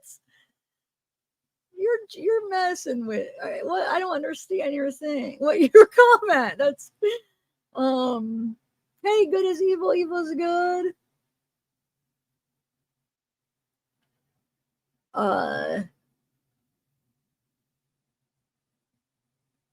Yeah, he still is. Yep. He still is curious because they haven't sentenced him yet. So he might be on death row. I mean, who knows what he's going to be if he does the, I don't know what they're going to say. I don't know what the judge is going to say. What do you guys think? Think the judge is going to do the death penalty for him or not? Yeah. Oh, okay. Hey, Gertie's watching. Thanks for coming by. Yeah, I have it too. I showed it. Somebody sent it to me. I forget who sent it to me of Joey. Here, I'll show it again. Actually, somebody sent me, I was going to show next, actually, it's from Jumpsuit Pablo. He has all three of them. Here, I'll show you what I'm talking about. The doctor, like I said, I can't confirm anything, but he's pretty close to this case, right? I mean, why am I saying right? Yes, of course he's pretty close to this case. He's been covering it too. So I trust that it's probably the right people. But here, let me show you. Somebody screenshot from his video. 1 second. It has all three of them. It has Joey, I guess this is Dr. D and Kristin. So, never mind. This was actually like a post he did, not a screenshot. But yeah. Wait, is Dr. D now? Is it a real doctor? I forget. Well, what somebody said, Dr. D. Like, what kind of doctor is he? Or is it just like they call him Dr. D? Or is he actually a doctor? And hold on, let me show you. Yeah, because this is the original. Somebody emailed me the other live when I was like, I wish I knew who he was. So I tried to look up. I actually tried to run a background search for Joey Delgado, and because somebody posted and they even said how old he was. No, they said his birthday or whatever. So I tried to run. There's so many Joey Delgados, and then from Florida, but there's none like that. I feel like it's him yet, but there's a lot because I was just trying to like get more information on him. But is he from Florida? Does anybody know? And then who else? And then, of course, my pre-record I did has, did all like this one. He's wasted weed.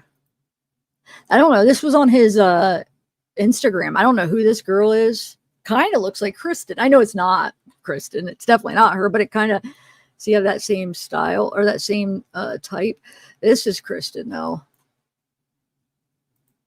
It ain't personal, baby. Oh, this is that. Oh, shoot. I got to. Dang it. Forgot. Ooh, music. Hold on. Let me mute this. Or I don't need it. I already read that. It's talking about somebody saying that she's his second baby's mama's because Wade has 2 kids by the same girl. But hold on. I wanted to show. And then, I've on my last pre-record, I showed because she has Facebook, Instagram, Kristin, LinkedIn.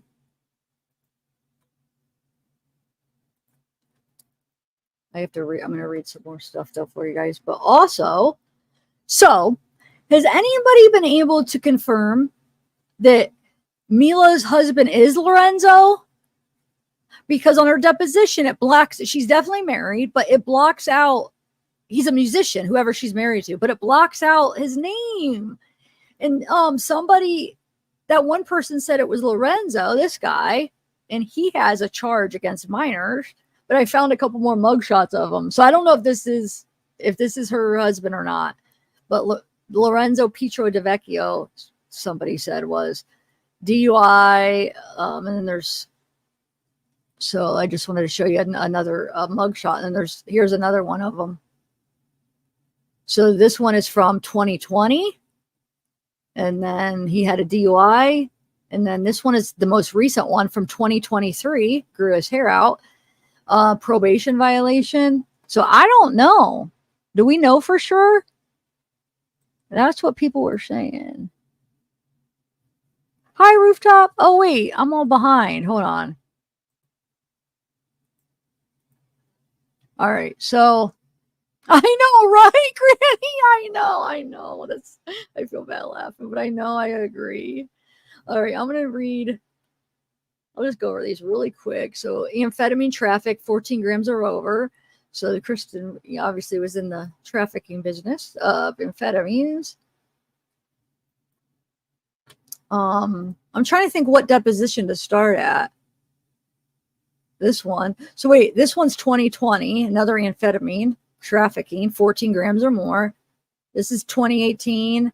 This would be more what she looked like. Because look, this is July 2019. She talked to him right after he got arrested, October 2019. So this would have been 2 months before, or sorry, 3 months before. So this would have been closer to what she looked like. Right at the time. This is 2015, 2019, 2018, 2020.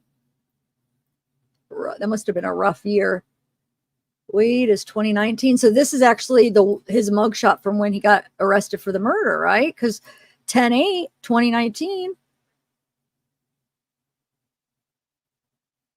has to be. Because remember that he didn't get charged for murder right away. They charged him for the battery. And remember, it took him a little bit to get the murder because I feel like he thought he was going to get away. Kept saying, they haven't charged me a murder yet. And he's like, but they're not gonna. And Chris is like, yeah, they're not going to, because you didn't. I listened to the call and you didn't confess. Oh my Lord! It's like, what call were you listening to though? But yeah, and then this one right here is the battery on Mila. So remember on the boat and stuff, it was this one, and then she ran out of the car, and then they ended up arresting him, right? That's this one. And it was only 3 months before the murder, so that's what he would have looked like then. And then here is his fiance, which she was there at least 4. So we know there was 5 days so far that he was in court for the trial and the death sentence. I'm sure she was there all 5 days, but I found her 4 of the days. There's just, one day I can't, not because she's not there that day, but I feel like maybe they don't show that angle or whatever. But yeah, so 4 days she's sitting behind him. So I think they're still engaged. I think this is his fiance still, or at least she's still sitting there supporting him, because in 2023 he called her his fiance. In his letters that I read a few lives ago, written in his writing, my fiance Alexis Williams, with her birthday. He puts her birthday in those letters. So yeah, that's not like here. My point is, that's not hearsay. That's coming from his mouth. But so this is from 2020, right? And then this one's 2020. This one's 2020. This one's 2021. And then this one's the most recent one, 2022. And then we see her in court. All right. So let's do, what deposition do you guys want to hear first? This is that, I had read this before. Somebody wrote him a poem. You want me to read it again or no? You guys, somebody wrote him a poem. I just can't sometimes. These people. Hold on, I'm going to read it because just for freaking laughs. It's just ridiculous that people, I don't know. I guess I shouldn't make fun of people, but it's just like, hi, Losi Cox. Corny, I know. Says, you wear a mask of tattoos as your disguise, but I see the pain and sadness in your eyes. It's clear by your beauty that God wanted you to have a beautiful life, filled with joy and love of a devoted wife. But after a life of abuse, a damaged boy remains, a boy who is shackled in sorrow and chains. You had a life of torturing, didn't get the chance to find a way to fight the demons you face night and day.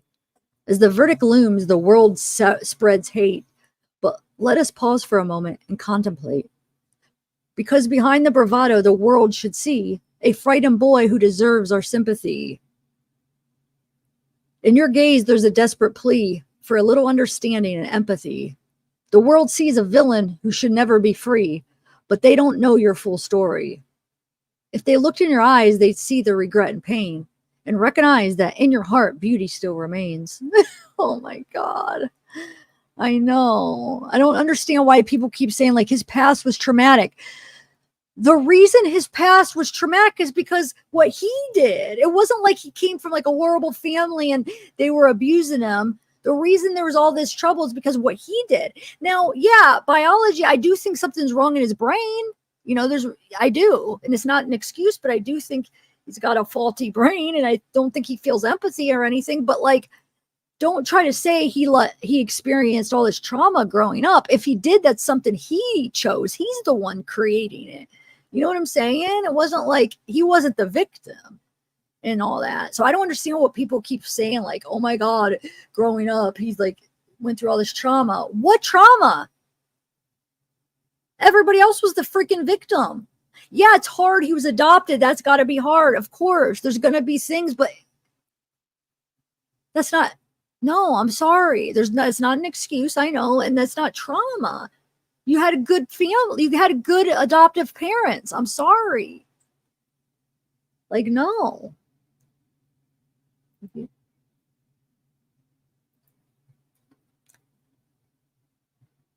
And you guys, though, if you didn't see my pre-record, go maybe some other time, watch the beginning because I read this article. It's really good. It's like younger years. There's like 3 or 4 old classmates that talk about their experience with them. You know, I thought it was pretty good article. Wade Wilson's inbox flooded with 3,900 messages from women and fans. According to public records, authorities had to reject 163 inappropriate photos. He received 4,000 messages in prison, many from misguided women who have sent him X-rated photos. And this is supposedly one of his ex-boyfriends. His name's Christopher, I guess. So the whole point with this that people are talking about is that he lied to Joey. He pretended he's this like closeted gay, that he can't be open.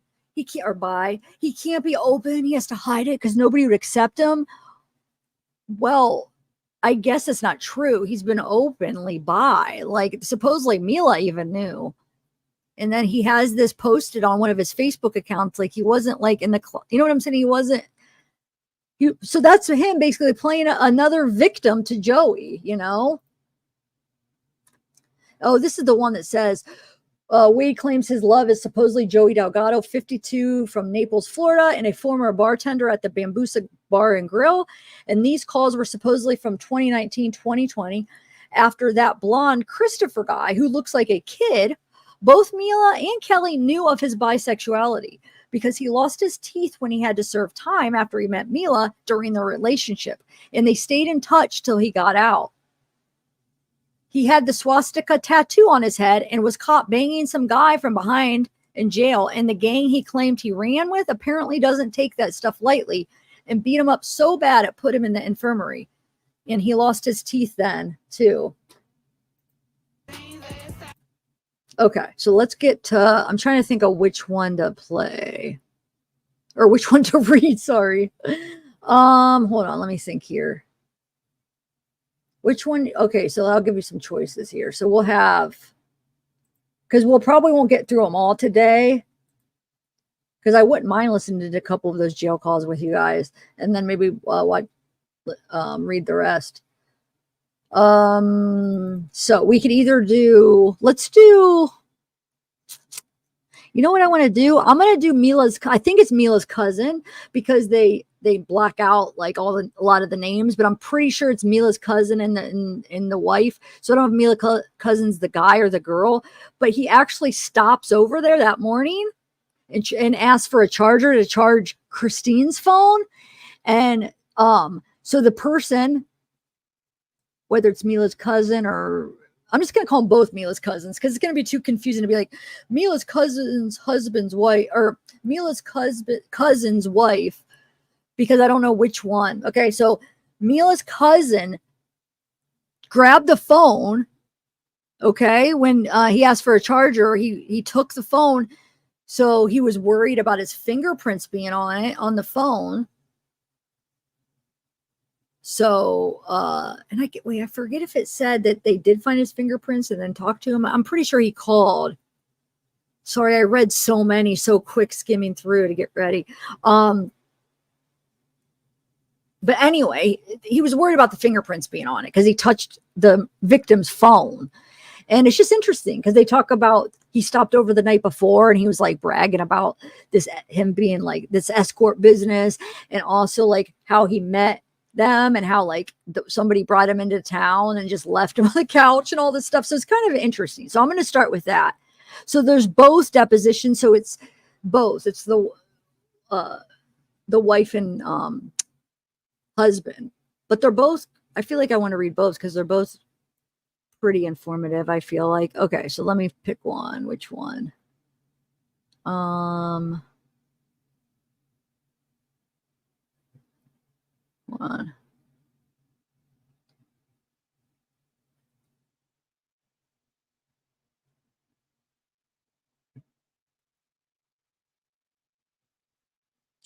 Oh wait, I highlighted that. That's right.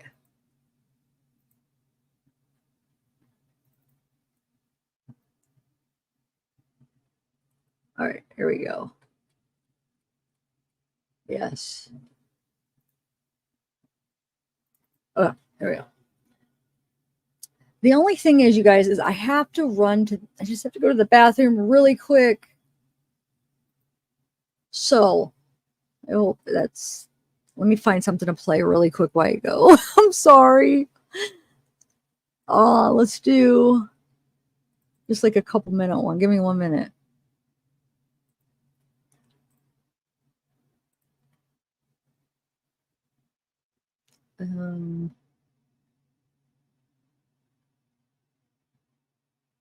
Let's do 1 timestamps.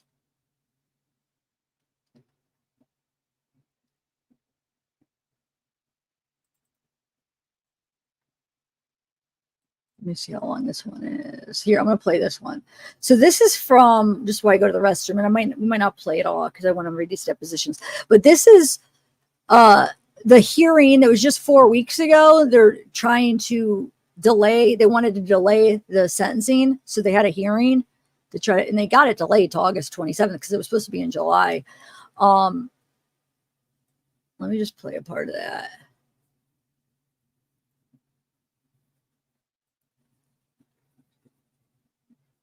No, let me play the verdict. Hold on. I'll play the verdict one.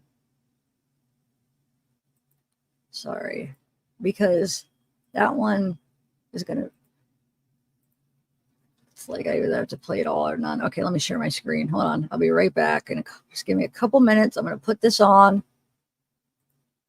And we'll read the depositions.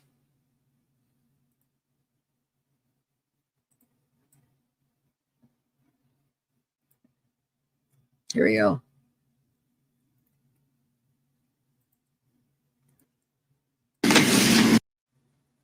Unmistakable because of the skeleton tattoos that are on his face. The jury has made a decision in his case. His name, Wade Wilson, and he's accused of murdering 2 women in 2019. He allegedly confessed to the murders to his father. Let's get you back into that courtroom for the verdict where the jury is present. The jury, my understanding is you have reached a verdict. All right, do you have the verdict form? All right, you pass that to the bailiff.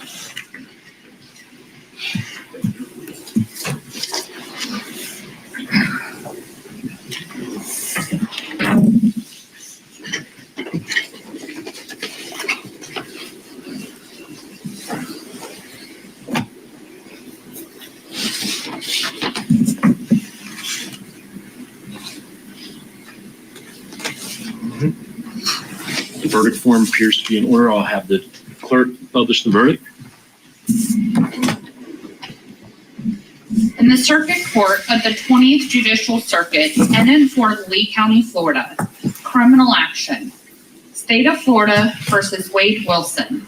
Case number 19 CF 0568. Verdict.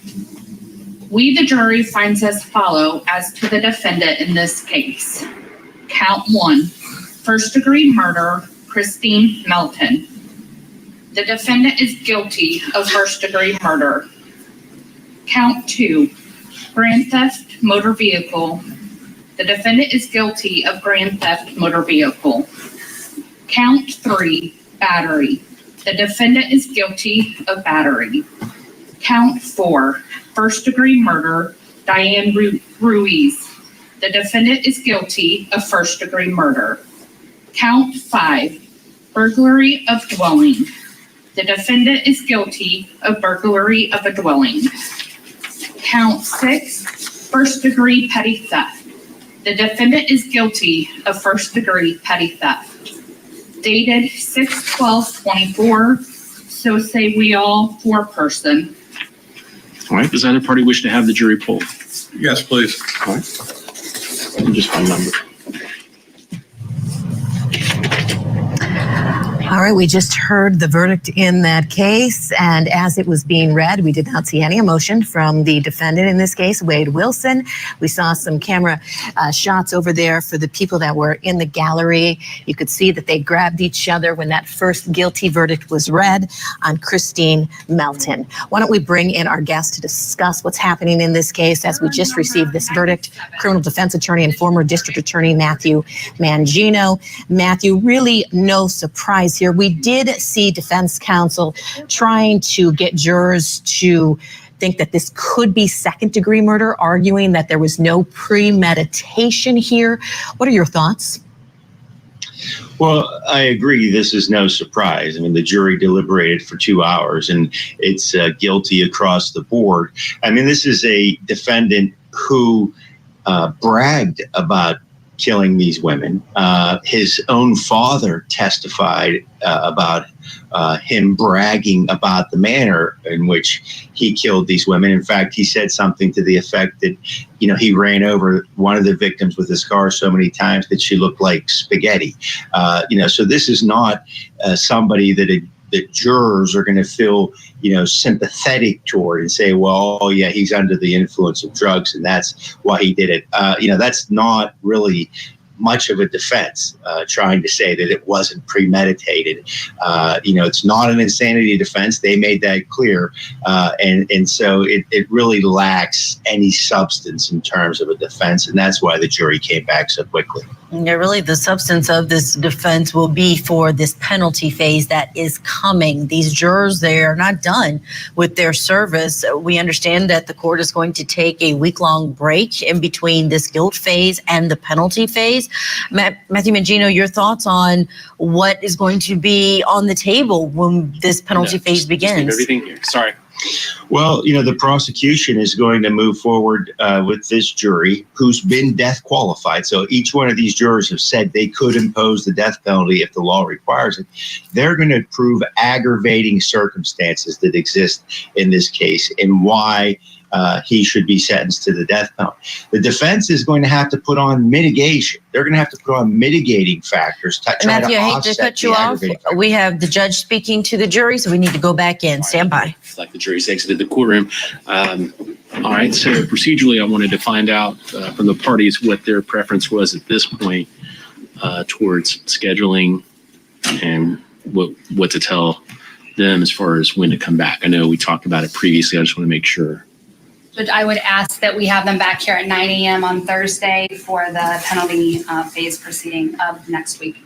Okay, and are you requesting the court to adjudicate at this time? Yes. Okay. I agree with scheduling 9 o'clock Thursday morning. Thursday morning. Is not going to be possible, you don't think, to start on Wednesday? No, I have one professional scheduled here on Friday. I have another one Tuesday, Monday and Tuesday. Okay. A third one Tuesday, and then obviously the state has the opportunity. Okay, fair. That's fine.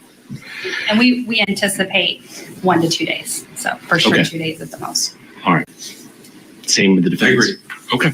So I'm going to bring them back in, and I'll give them the same instruction regarding not discussing anything or any of that, or looking up anything, any of that regards, and then come back at 9 a.m. As for, let me see the verdict form, please.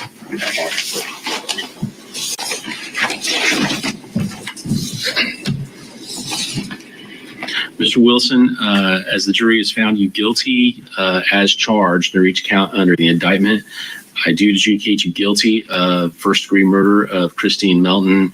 I adjudicate you guilty of grand theft motor vehicle. I adjudicate you guilty of battery. I adjudicate you guilty of first-degree murder of Diane Ruiz. And I adjudicate you guilty of burglary of a dwelling. And I adjudicate you guilty of first-degree petty theft. We'll bring the jury back in. That's when we'll come back next Thursday. We'll bring them in.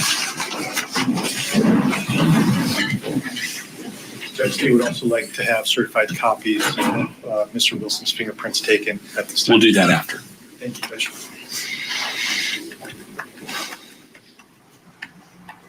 The justice for these two women in this conviction. Matthew Mangino, I cut you off earlier, but I wanted you to pick back up where you were talking about those mitigators, because we heard the defense say they are going to put on witnesses, something they didn't do in the penalty phase, in the guilt phase, rather. Right. So this case now, Julia, is all about trying to save his life, trying to prevent the death penalty. And the way that the defense has to do that is by presenting mitigating evidence and, reasons why, he shouldn't get the death penalty. It might deal with mental health. It might deal with his upbringing. It might deal with, his family, any issues that he's had that can be presented to have the jury impose life without parole. Let's go back into court. What we call the guilt phase of the proceedings. It's now time to schedule what will be called the penalty phase. I previously instructed you on that when we first started. You were under the same orders I previously gave in terms of not doing any research, not looking up anything, discussing anything about this case with anyone, including close family members and even among yourselves at this point. Your deliberations are complete, but we're going to have you come back for the penalty phase to do not discuss anything else at this point, even among yourselves and, like I said, with anyone else. Don't watch local news television. Don't read any local newspapers. Stay away from any kind of internet articles or anything else regarding this case. Does everybody understand those instructions?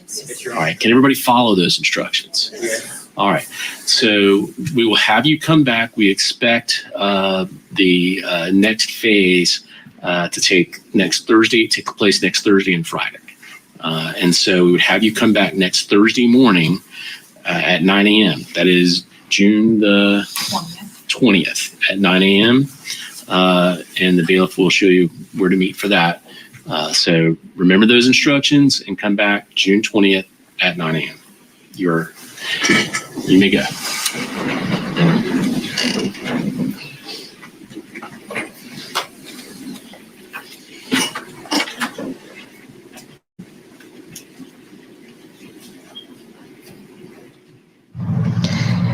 You are watching live coverage of the verdict that was just reached in the case here we've been watching at Court TV in Florida.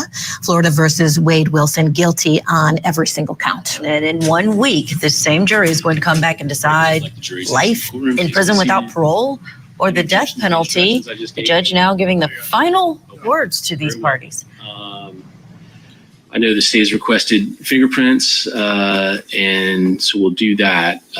Do we need 2 sets? Yes, Judge. Okay. All right. Any legal objections to that? No. Okay. Anything the court needs to address prior to recessing until next Thursday?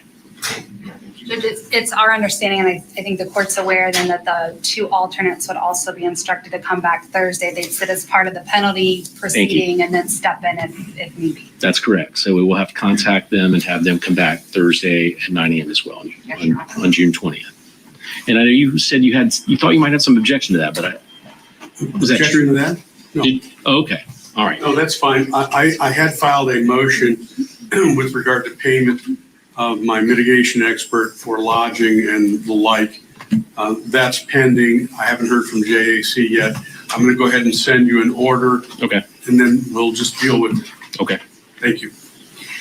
Any other matters the court needs to address? No, Your Honor. I have a Yes. question.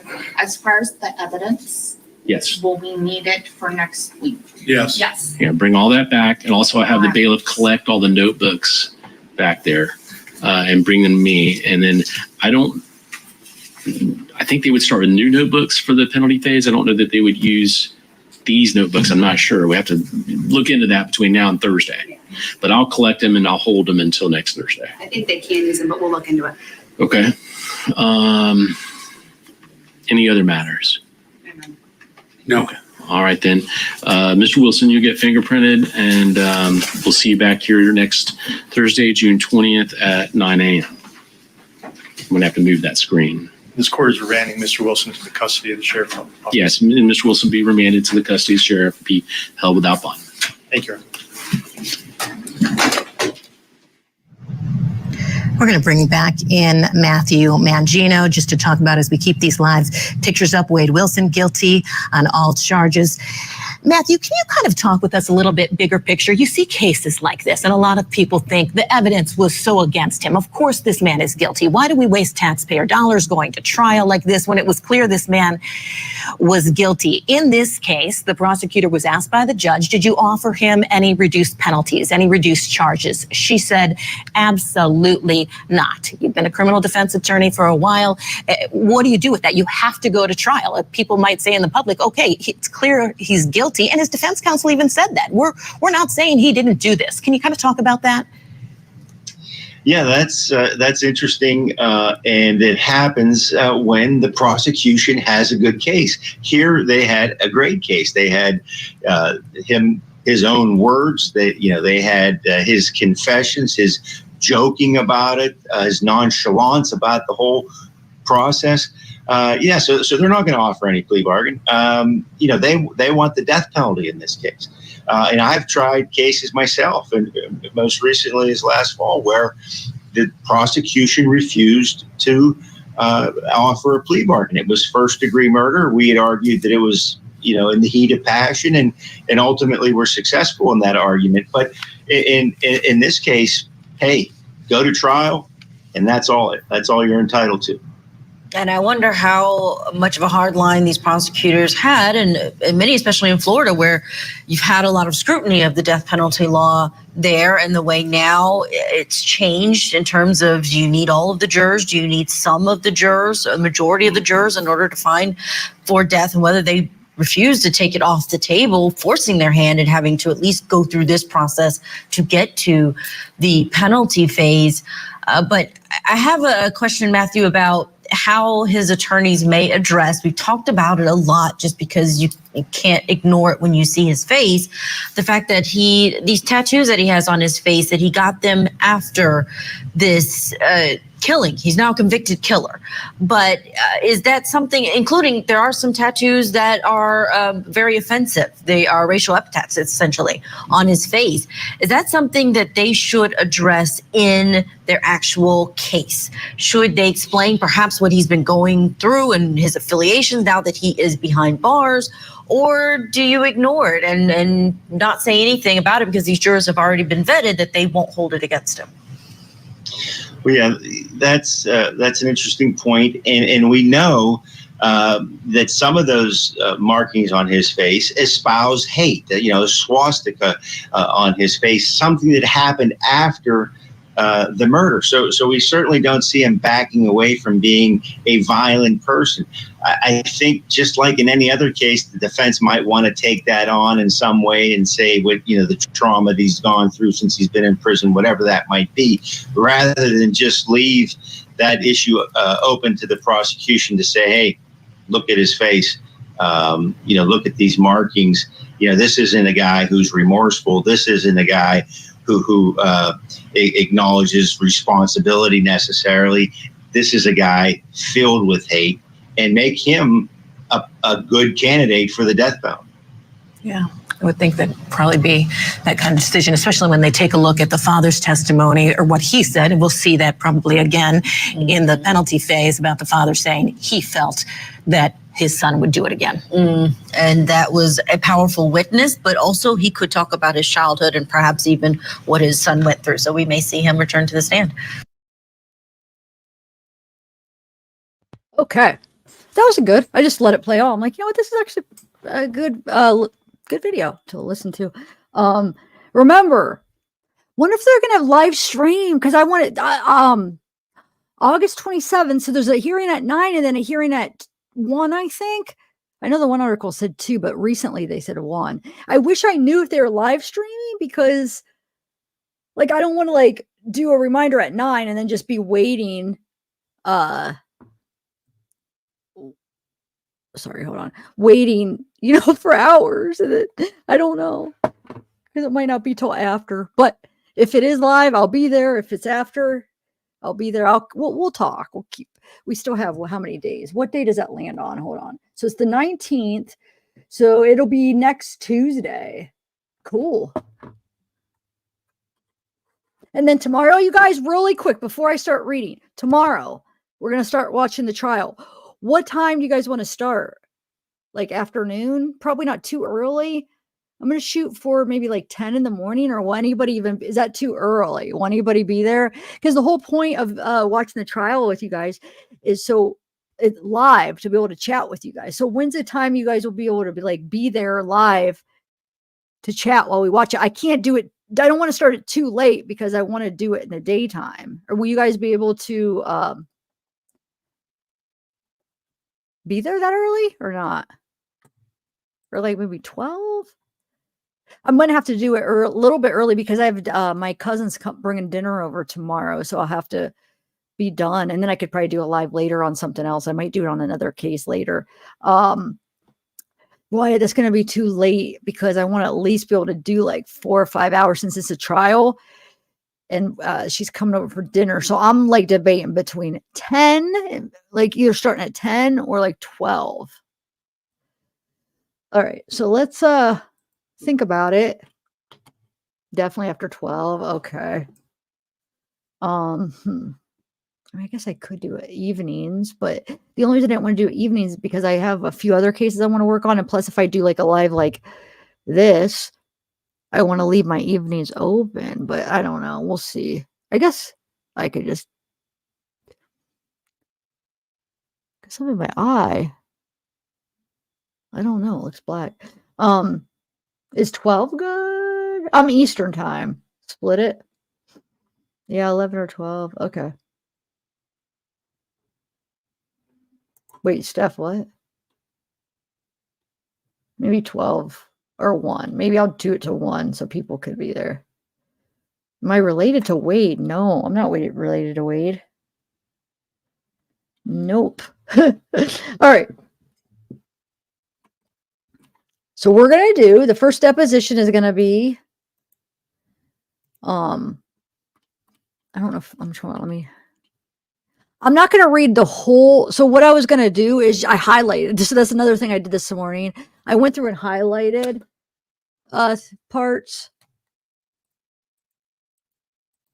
like important parts about the case. I was just going to read those.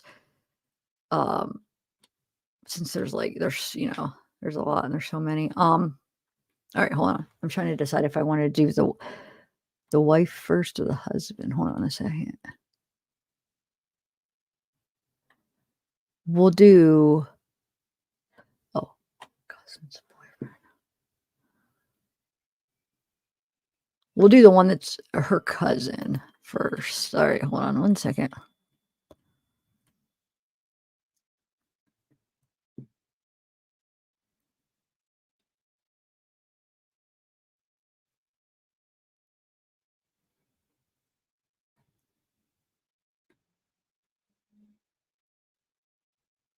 Oh, I guess so. The fingerprints thing, the fingerprints were on there. So yeah, actually, that we're gonna do this one first, so we could see why they came and talked to him. Okay, here we go.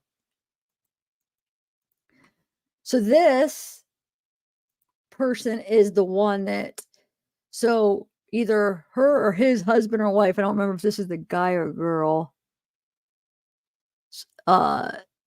Hers or hers partner is Mila's cousin. Okay.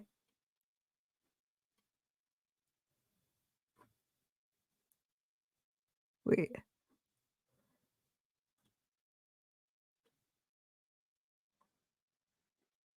So this is the husband because she's saying my wife. Okay, so let's just read it because, like I said, I read so many. So this is the one, yeah. So he stopped at their house for a charger. Okay, so Q is the detective and A is the person. Okay, so Q says, "Okay, what is your and hold on, let me take these earphones out. Oh my lordy. Okay, what is your in general? What's your involvement in the case? How did your name get on the state's witness list?" I should try to do two different voices. Due to, I guess, him handing me a phone and me looking for a charger. My fingerprints were on something of the victims, I believe. So Wade came over there that afternoon or morning, late morning, early afternoon, hands him the phone, asks him for a charger. Kristine's phone. Okay. And the person says, "All right, tell me about that." And he says, "Other than having two detectives come to my house and interview me about why my fingerprints were on the murder victim's phone, that was pretty much the whole line of questioning they came with." And the detective says, "Okay, the victim's phone's fingerprints?"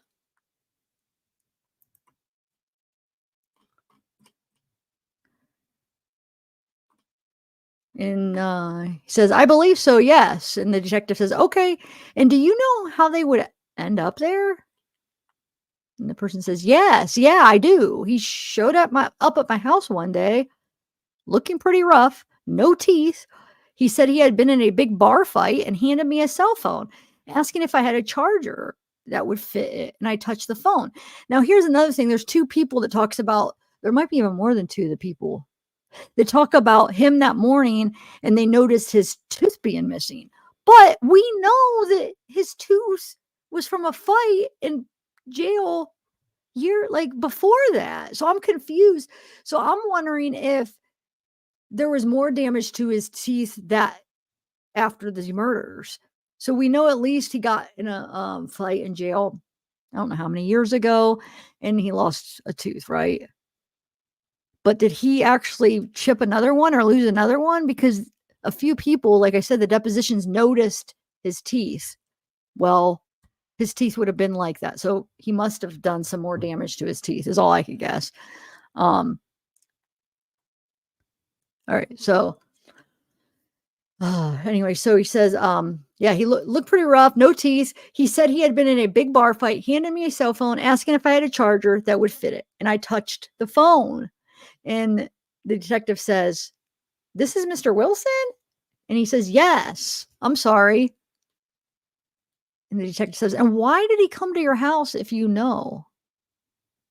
And this person says, "I don't know. I feel like I was one of the few people that he knew in town. He was originally dropped off at my house by blank. I don't know if you've done him yet, but he had brought him up from Key West." So he done him, he means interviewed him, I'm sure. But he brought him up from Key West and then dropped him off at my house. And I don't know if this person's supposed to be Mila. I don't know. But somebody was staying with me at the time. No, it wouldn't be Mila because then he met her. Never mind. This is before he met Mila, I think. So I don't know. Somebody was staying with me at the time. And the detective says, "Oh, so you knew him? You had a mutual acquaintance?" Says, "Yeah. And so he contacted you to get his phone charged or something?" This person says, "Yeah, he rolled up to my house. He didn't contact me prior to showing up. He just showed up one morning." And the detective says, "Do you remember when that was?" And he says, "I don't exactly. My wife is better with dates than I am." And he says, "Okay. She's probably on on the report for the detectives." And the detective says, You heard about the girls being killed?" He says, Yes, sir." "When was it in relation to?" I think it was the morning after, I think. He had come to my house, I think. Okay. He looked like he had been in a fight and looked, dire. I didn't know what had happened. Well, Teresa, his dad said he was 6'3". Remember? And there's a couple of the reports for and I know the jail doesn't always accurate, but when they list out how tall and how much you weigh, I know I've read a couple of the jail ones that said 6'3" too. But Mila, I think, says what, 6'6". Remember, his dad's like, he's not 6'6", he's 6'3". But anyway. But I think Wade does say he's taller than he is, of course. Anyway, so the detective says, you hadn't heard about it yet? And the guy says, no, not at all. And the detective says, okay. And you said he was looking pretty rough. What? The guy says, he looked like he had been in a physical altercation. He didn't have shoes on. He had a couple front teeth missing, no shirt, bloody knuckles. So the whole couple front teeth missing. So I'm thinking he had one missing from the fight in jail. And then from these murders, I think Diane really fought back. Maybe the other two, maybe he misses two teeth and one tooth got chipped or knocked out from that. Do you guys think? I don't know. Oh, yeah, no problem. You're 6'6", Wyatt? No, you're not. Are you serious? How old are you? You're so young. Wait, hold on 1 second. One second.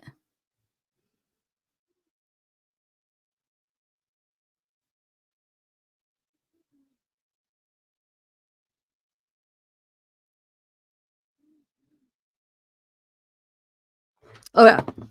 He says he had bloody knuckles. So this person that saw him that morning, he had bloody knuckles. And he says, oh, no, sorry, I read that wrong. The detective says, he asked, does he have bloody knuckles? And he says, I think so. And the detective says, okay. And this guy says, his hands looked red.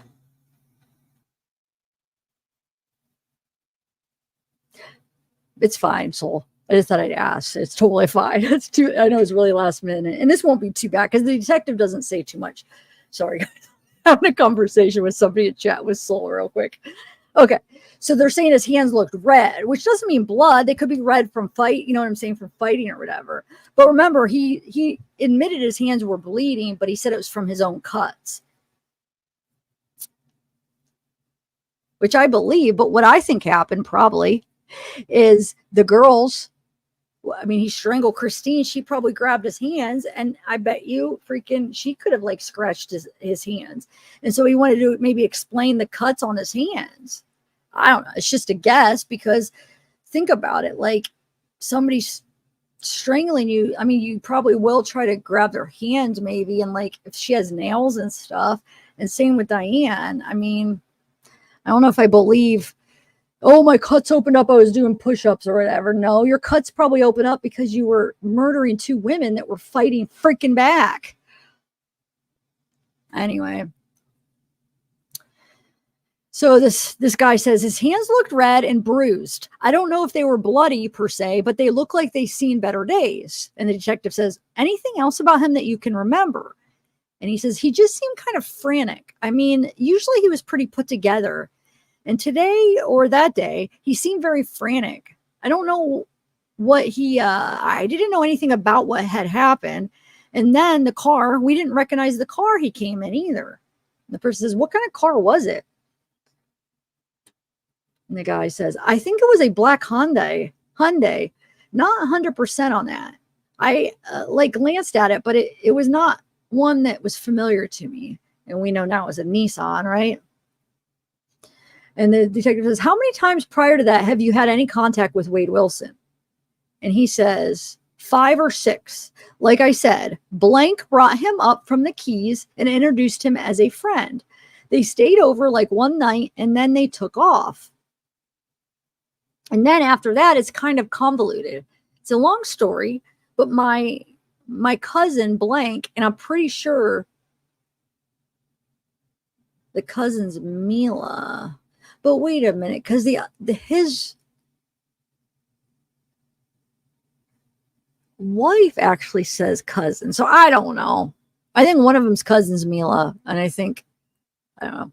And yeah, it has to be my cousin Mila, because ended up dating Wade to get back at blank. So that's what I wanted to comment. So if this is indeed Mila, which I'm pretty sure, ended up dating Wade to get back at Tommy, maybe? Because we know she was with Tommy. That's how they met Wade. You know what I'm saying? So they came together and she ended up going with Wade. What if it really was to get back at Tom? Hi, Wade. No, I'm just joking. Yeah, anyway. Oh, but it says which is her current boyfriend. What? So when was this was from? Oh, because this was from 2019. Wait a minute. Maybe it's not Mila. I don't know. Oh, it's Sarah. Okay, thanks, Brenda. So it's Sarah. Okay. So yeah, because that doesn't make sense it being Mila. Thank you. Because I was like, wait, her current boyfriend at this time, this is 2019, right after it happened, her current boyfriend would still be Wade. Ah. Okay. Thanks, Brenda. So he's saying my cousin Sarah ended up dating Wade to get back at Eric. Right? Ah, that makes sense.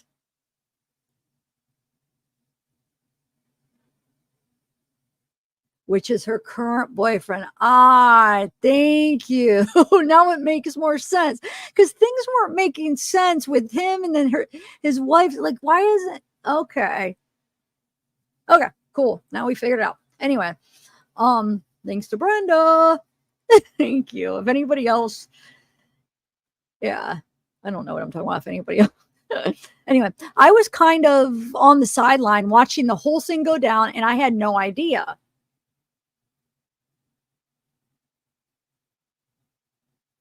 Anyway, the detective says, wait, you are to everyone? To a girl murder.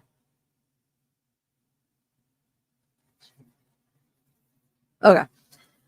And the detective says, that's blank? And he says, yes. Okay, and so she's your cousin? Yes, sir. Okay, and what had the prior contacts with him been about, if anything? And this guy says, nothing really, just social, kind of stopping by, saying hi, shoot the breeze, or not the breeze, but I'm sure it's the S word. Shooting the crap out, shooting the crap about the weather or whatever. And the detective says, that would all be at your residence? He says, yeah. Have you ever been socializing with him? And he says, like out of there? No, I've never seen him out. The detective says, anything about him of a violent nature that you observed?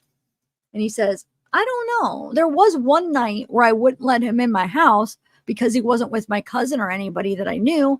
And he got somewhat irate, kind of short temper, started banging the door. I still didn't let him in. And a piece of hair in my mouth. And the detective says, and I guess he left? And the person says, yeah, ultimately he did. Do you know why he was there that night? And the guy says, I don't. He was looking for blank. I'm sorry. If it was anything specifically, he was looking for my cousin. So saying Sarah, right? Okay, looking for Sarah. And the day that he came asking you for the charger, do you know why he selected you? And this guy says, like I said, I think we were one of the few people in town that he knew, or a place that he could go. I mean, other than that, no, I don't. And the detective says, okay, and how long was he there that day? And this guy says, very briefly, like 5 to 10 minutes. Enough for me to look for a charger, say no, I don't have one, and he jumped in the car and took off. And the detective says, any conversation with him? And the guy says, other than the charger, no. I don't remember anything that stands out. The guy says, nothing significant? And he says, no. I mean, we kind of asked him what had happened, and he was like, you don't want to know. And the detective says, all right, that's what he said? And he says, yeah, I believe so, yeah. And the detective says, okay, was your wife present? Was that your wife that was with you? And he says, yeah, that was my wife. Yes, she was. And the detective says, was she present that day? He says, yeah. Okay, did you ever have any contact with him after that day? And he said, no, I've never seen him again. Anything about the case or about him in particular that I haven't asked you that you might feel you might be important? And he says, I can't think of anything. Her and I have talked about this over a while back to try to figure out if we could help the investigation any further. And I couldn't come up with anything that was significant. And the detective says, and you told the police pretty much everything you knew. He says, yep, everything I knew. Yeah. Okay. So now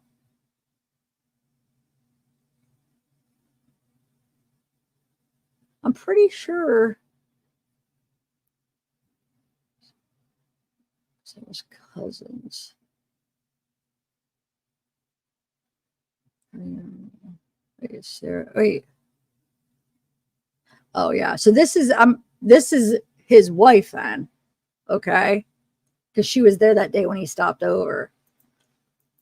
Okay. So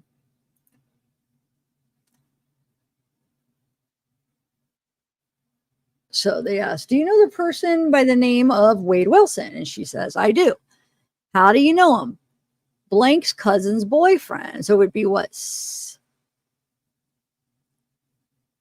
Oh, the guy, her husband's, I'm sure, right? It's cousins, which is Sarah's boyfriend. That's how she knew him, right? Now ex-boyfriend was working in the Keys and had brought Wade Wilson up and pretty much dropped him off to stay with us. We didn't know of him prior to that. What I'm trying to figure out is who dropped him off. Blank's cousin's boyfriend, now ex-boyfriend, was working in the Keys and had brought.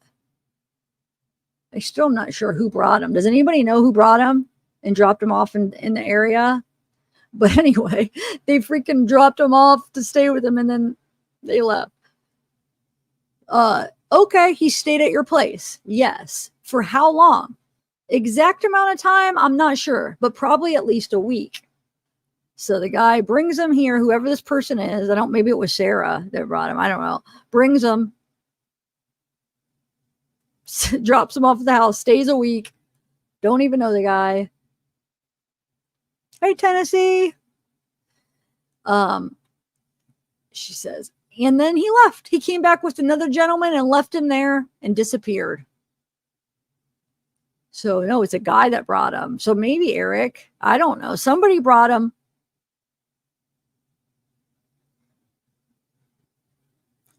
And they stayed there, and then this person comes back with another gentleman and left him there. I don't know.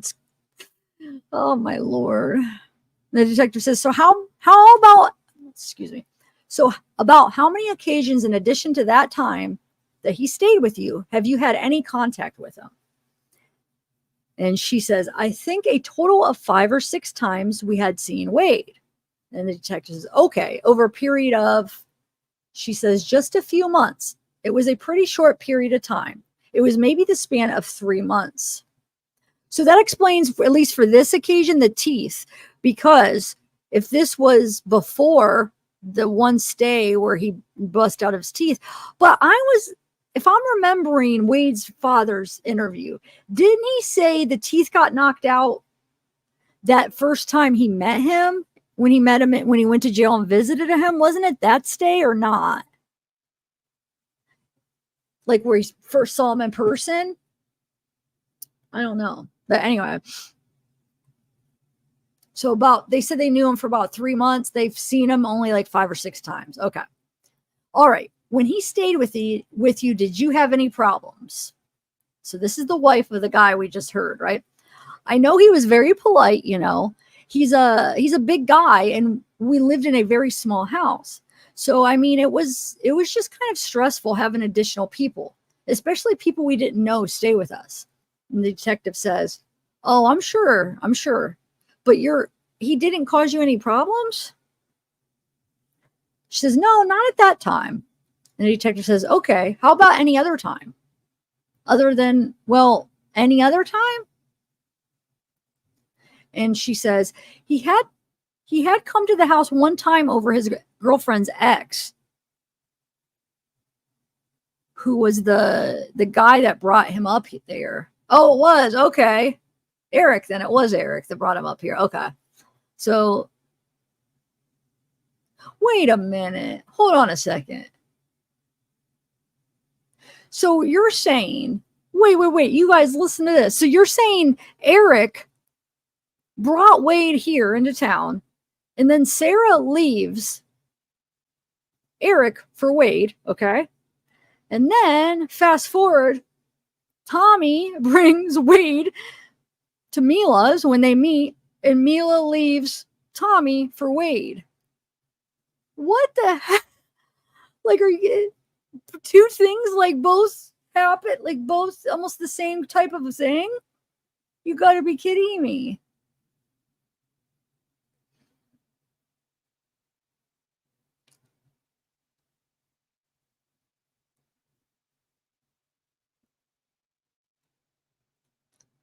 Wow. Anyway, so let's listen. Okay. Or let's listen. Let's read. So he says, he had come to the house one time over his girlfriend's ex, who was the guy that brought him up here, and was very aggressive, very threatening at the door, banging on it, cussing. I did not let blank go out there, so I'm sure that's her husband, because I didn't want an altercation. And he finally went away. So that's the same occurrence that the husband was talking about. And the detective says, and that was, she says, yeah.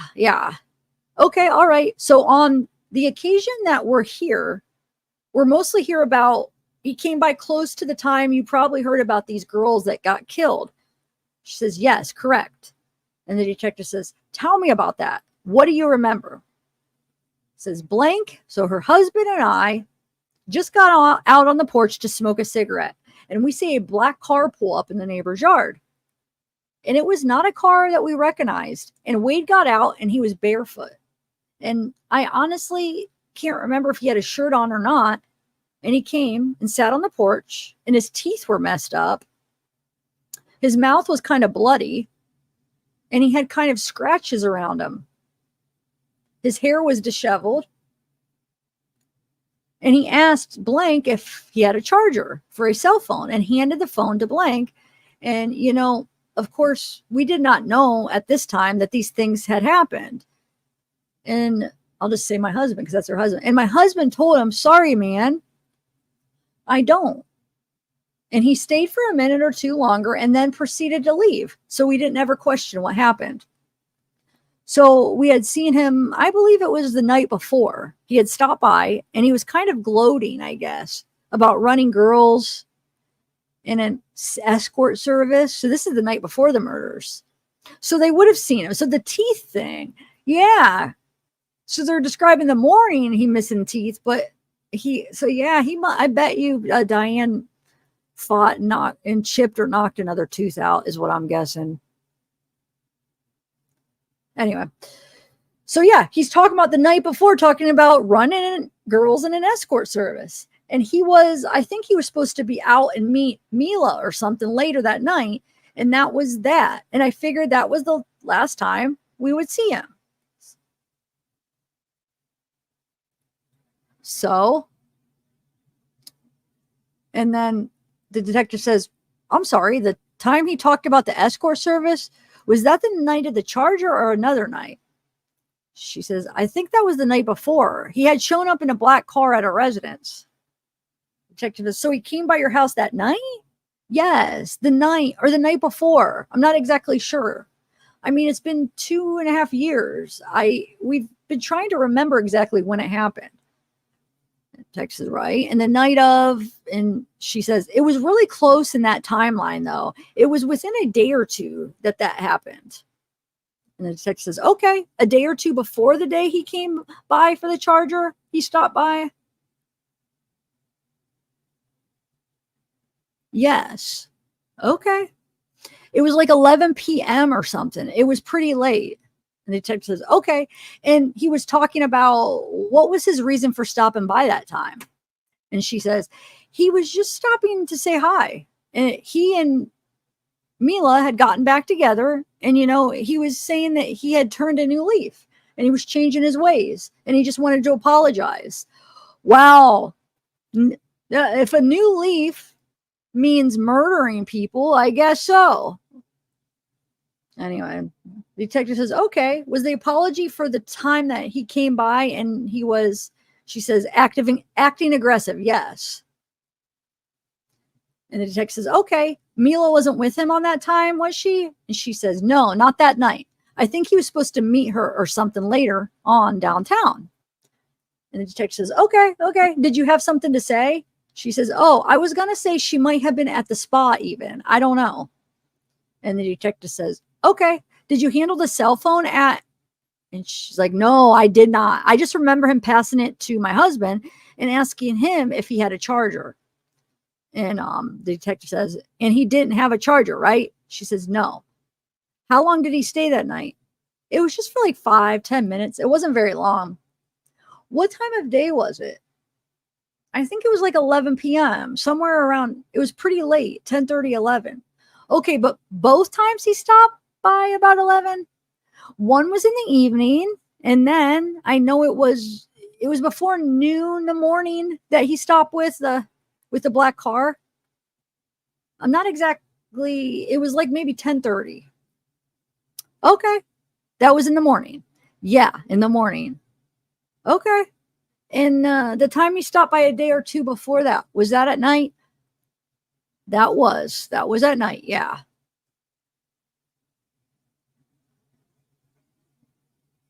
Okay. Did you ever see him after that? After the cell phone charger? No, we did not. We had heard the allegations and Mila getting hurt. Okay. Anything that you know about him or the case that you might think be important? Go ahead.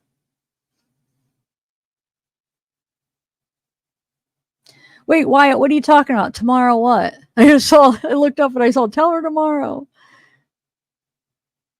Yeah, 5 days. Yep. He just got out. Because remember, yeah, you're right. Because remember, Mila kept saying, you just got out. We were doing so good. Which it confuses me because it's like we had everything. We were doing good. It's like, really? He just got out of jail because he can't stay out of jail. How is that doing good? That makes absolutely no sense.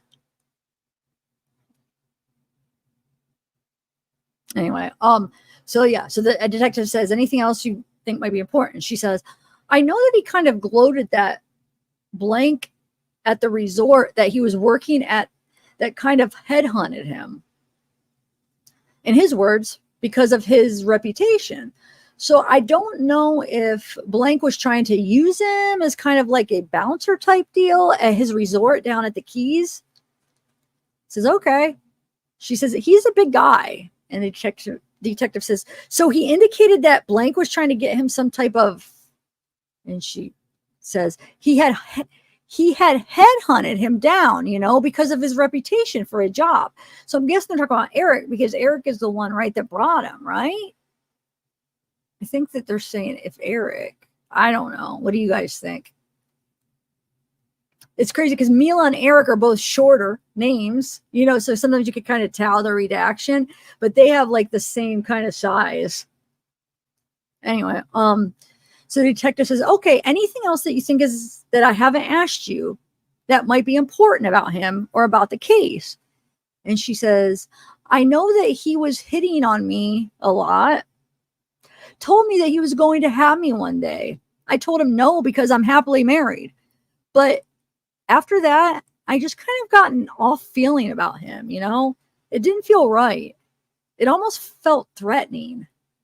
And the detective says, okay, do you think that probably maybe has to do with what you heard or in the way? And she says, I know that this was prior to that happening. It was just a feeling that I got. I didn't like to be alone with him from then. Because, he lived at the house there for a couple days and we'd sit out and smoke a cigarette and just chat. And it was kosher and fine. And after that, it was it made me uncomfortable. And he said, okay. No more questions. Okay.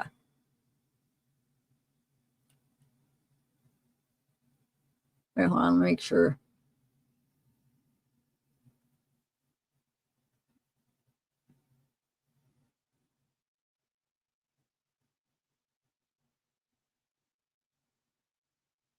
I want to make sure I didn't miss anything.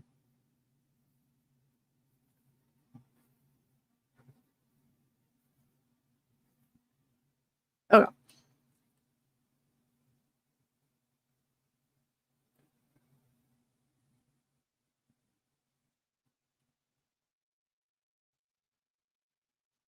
All right. So which one do you want to go next? So we have the ones that I have highlighted and ready. So we have Steven, his dad's wife, his bio dad's wife, Josh Lucas guy. Let me do. Oh, I'm going to read this one. This is a guy that had an encounter, or I think it might be a girl. I don't remember if it's a guy or girl that had an encounter with him that morning.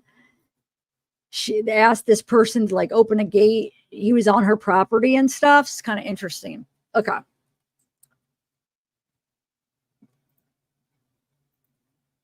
Let me take a sip of this.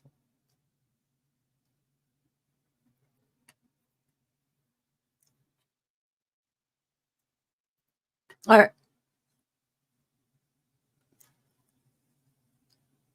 So, as I said, you're listed as a witness in the state of Florida versus Wade Wilson. Do you know why you are listed as a witness in the case? And they say yes. Why? Because he was at my house and I filed a police report. Okay, when and what happened and what was the report? This person says, I believe the date was October 19th. I know it was a Monday. I don't know. I'm sorry, but I don't remember the actual date. It is that day, but this person ends up giving the right day, but they can't remember the date. And the detective says, no, that's okay.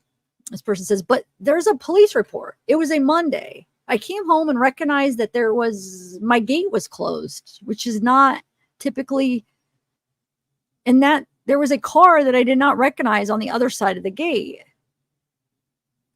My nose is itching. Gosh, like allergy itching.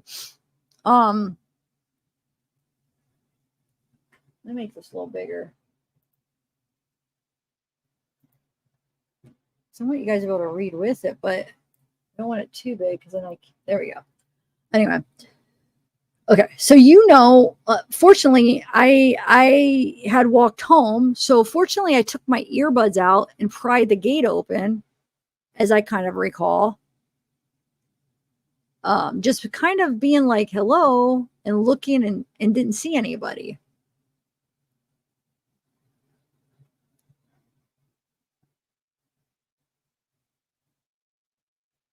I'm trying to like picture this. When I was reading this earlier, I'm trying to picture like the gate and what was going on here. So like what gate? She's saying the gate was closed. It's not typically closed. She sees the car on the other side. Okay, I don't know if where's the car at?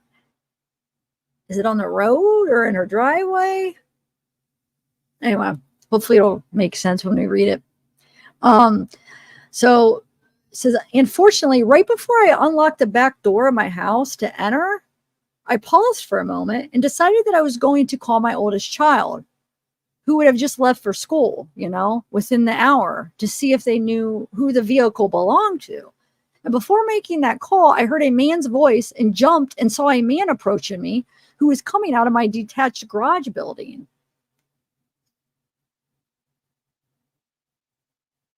So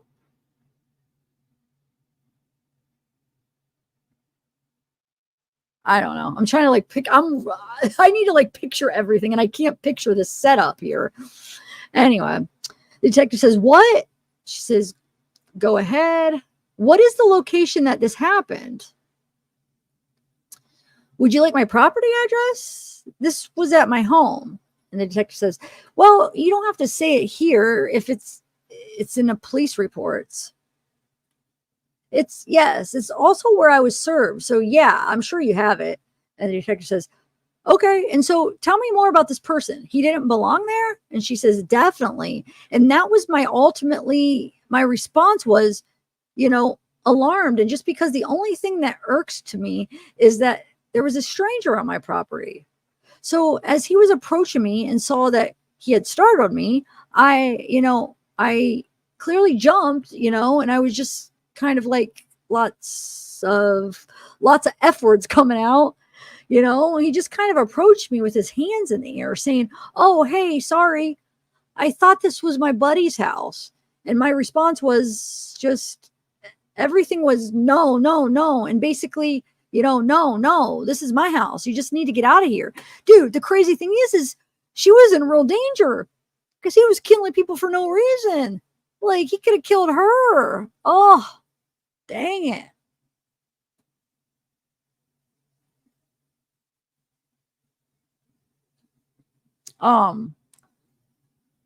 So, and he continued to approach me, and he was shirtless. He had lots of tattoos.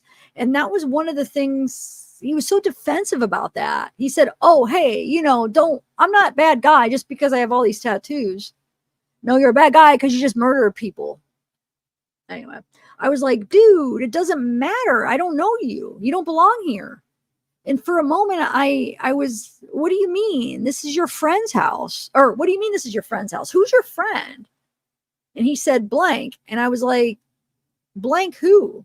And he was just kind of paused and he was like, blank. I mean, obviously sounded random. I said, well, no, it doesn't matter, dude, this is my house. You don't belong here. Just get out of here. That went on for a little while. And then he asked me if I would help open the gate so he could drive the car out. And at that point, I basically said, I'd prefer if you did, because I didn't want to be anywhere near him or kind of trapped between the car and my closed gate, which I realized at that point was broken. It didn't move easily anyway, but I learned later that the car had actually barreled through the gate. So the wheel had been broken off completely. So after the wheel of the gate, the detective says, yeah, it's like a big wooden stockade gate that had wheels on at the bottom, which again, they didn't move terribly smoothly to begin with. But so I didn't notice that as I was kind of pushing the gate open when I arrived. So this is what I'm trying to figure out. Did he go into her property by barreling through the gate, and the car and him was on the other side of the gate, which was her property? And if that's the case, then how did it get back shut where she said it was shut and it normally isn't shut when she got home? Do you see why I'm confused? And if he didn't do that, then how is his car stuck inside the gate? Is it a neighborhood gate? I don't know. I'm just trying to figure it all out. Anyway,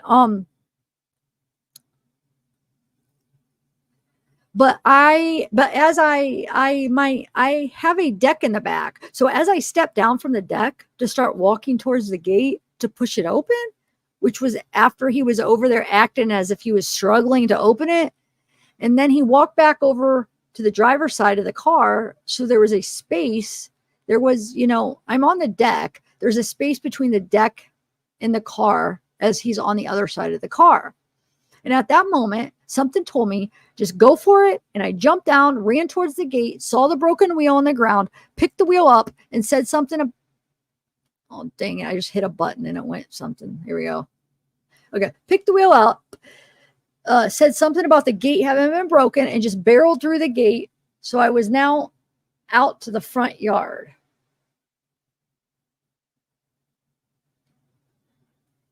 No longer trapped in my back property with a stranger on my premises. I can't picture the setup. Anyway, and the detective says, what time of day was that? The time of day. She says the time was it was a little before 11:30 because I had walked home from a yoga class that ended at 11 o'clock downtown. It's about a 15-minute walk, linger and exiting. So I know that it was, I believe, before 11:30 when I got there, but not much before 11:30, but right around that time frame. So that would have been after both murders.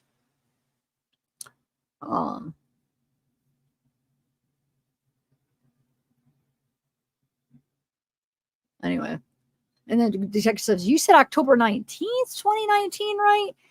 And she said, "Maybe that's why I'm mixed up. Maybe it was like October 8th, 2019. Yeah, it was definitely 2019. It was a Monday in October. Yes, that much I do know." And the detective says, "What did this man look like?" And she said, "Big, tall, shirtless, solid muscle, very, very dark hair, sick dark hair. Looked like he had a really rough night. So when I reached out to somebody who is with the FMPD, so it'd be Fort Myers PD, after he left my house, because I was able to take a picture of the license plate of the car when he was driving, when he did finally leave and was backing out of the driveway, see, he was in the driveway. Oh my God. I was still standing in the front yard, holding the wheel of the gate, and I took a picture of the tag. He stopped, looked at me, and was like, "Did you just take a picture?" I said, "Yeah." He said, "Why?" And I was like, "Because I don't know who the F you are. Now get out of here." Dude, she was so close to being, oh my God, because this was after both murders. He had nothing to lose. Her taking a picture, I am so surprised he didn't run and kill her. He probably knew he was too far. She could have just ran inside. Oh my God. She was actually in real danger. Anyway, so it was just kind of more of the same of, so it was just kind of more of the same of our banter. And as he backed out, he nearly hit the mailbox. He stopped for a moment, looked back, and apologized and drove away. Wow.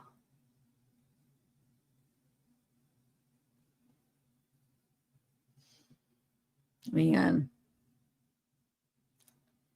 But anyway, I recall when I reached out to my friend at Fort Myers PD to say, "Hey, I just had this weird encounter with, a person, a trespasser or somebody on my property. And I have a picture of the license plate." Anyway, to find out if that's, someone I should be afraid of. And he, of course, advised me to file a police report, which I did. And the detective says, "Okay. And did you tell us about everything that you observed and everything that happened on that occasion?" And she says, "I mean, anything pertinent. I mean, there's just lots of back and forth about, him kind of saying, I didn't take anything. I didn't do anything. I just kept on saying, I don't care. You just need to get out of here." And the detective says, "Was there?" And she says, "Yeah." Was there any further conversation after he asked you why you took a picture? And when you told him why, did he respond at all? And she says, "No, he was already in the car driving at that point." And he continued to leave. And the other unfortunate pertinent information is that I was supposed to go to a memorial service for somebody. So I was going to deal with the police report later. I had, unfortunately, left my car unlocked when I walked to the yoga studio. When I got back, or when I had gotten ready and I was about to leave, I got in my car and I could smell an odor. And I discovered that there was urine in the center console of my car in the cup holder. Gotta be kidding me. It was clearly obvious that that's what it was. The odor was, undoubtable. It was bizarre because it was just a little bit of splatter on the seats. But then after I had the car deep cleaned, shampooed, detailed, it was apparent that there was definitely urine in the carpet of the vehicle as well. This guy is just disgusting. He pees in her car all over. Some gets in the cup, just pees. So basically, he's probably just like peeing, probably trying to get it in the cup. Like, are you kidding me?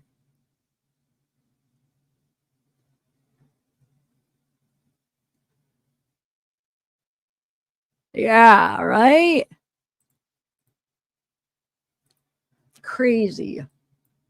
Anyway, she says, the detective says, that was your car? And she says, in my car, correct. And the detective says, what kind of car is that? And she says, it's a 2014 Hyundai Cross Tour. And the detective says, okay, what other observations did you make? And she says, I guess that's really it where that is concerned. And later, a couple weeks later, a neighbor woman that lives in these apartments across the street from me was kind of like fishing, I was the front yard, and she said something about asking if I had a person that lived in the back building. And he was like, what are you talking about?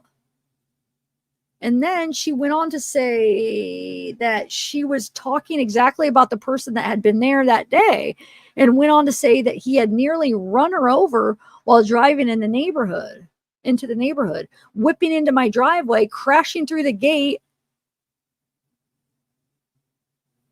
Dang it. And then noticed that a blonde woman had walked out of the woods next to these apartments across the street. Actually climbed the fence and was here at some point as well.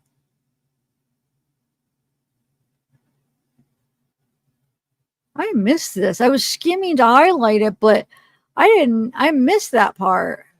What? A blonde woman had walked out of the woods next to these apartments across the street, actually climbed the fence and was here at some point as well.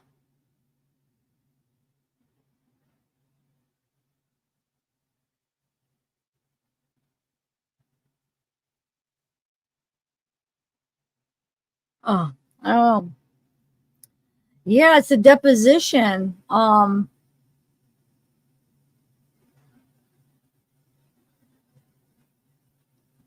mean, it was in his depositions for his or in his case, his files. Hold on, let me see something. What page are we on? Let me write this down. I want to see something.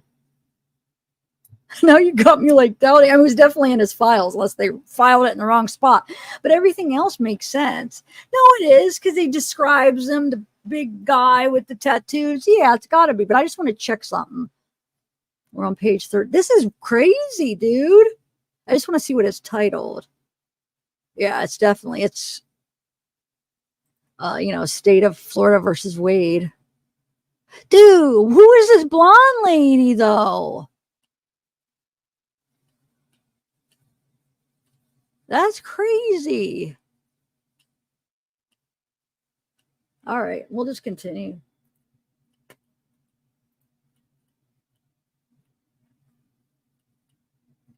All right.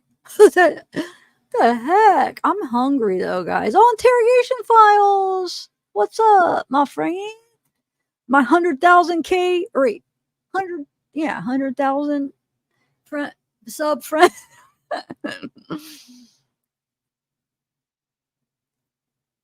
Mila, but like, okay, wait, let's think here.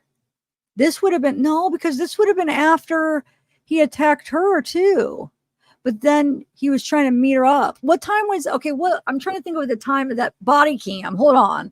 Let me get that video. I want to see what time that body cam was when the cop, where you'll see that Mila, and I don't remember how much she says in her testimony, but on the deposition, she says that was a setup. Does she say that in her testimony? I forget. But the deposition, she said it was a setup. She had a meter at Joe's Crab Shack. She was freaking on the phone with the cops, and she was setting it up so he'd get caught. So I want to see what time that is, because I want to see this person saying it. This had to be around a little bit after 11, because she's saying her class ended at 11. She walked home, so she's thinking it's probably like around 11:30 or sometime after 11, right? So hold on one second. We got to see something. This is kind of interesting. It's getting very interesting, guys. I just want to find that body cam and see what the timestamp is of that. Hold on. That was Wade Wilson, number 5, right? I have to just label the files to keep track. Hold on, give me 1 second. My nose is itching, guys. Allergy or something. Okay, so 1340. No, oh, dude. So the body cam's at 3:18 p.m. Yeah. Look. It's 15:18, which is 3:18. Oh, wait. I forgot body cams do that. Whatchamacallit? Oh my God, it's on the tip of my tongue, where sometimes you have to figure it out -6. Remember, they do the universal time zone. I forgot. And if they don't some of them have it set, but some don't. And I think if it's set, it says hold on. No, it depends too how much you subtract depending on the place that it's at. So I'd have to figure out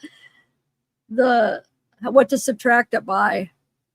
So this might not be 3:18, to be honest. Oh, my brain is like so like scattered. Like when I'm on a live, my like researching and brain that I could like figure out stuff is like on break. That's why I figure it out when I'm not on live. When I'm on live, it's like I just have to already have it somewhat. I don't know. It's weird. But let me think here. So this was at what? Fort Myers. Wait, Mila Spa is where, guys? Well, let me just finish reading it and I'll figure that out later because I can't just stop. We'll finish reading it. Sorry. I just was trying to like put things into perspective here because who is this blonde lady climbing over a fence in the woods? Okay. Anyway,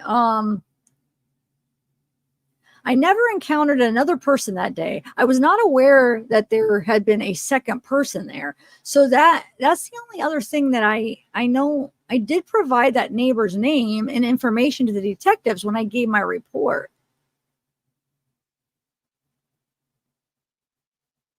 I am showing the live chat my stuff. What are you talking about, Sonny? What?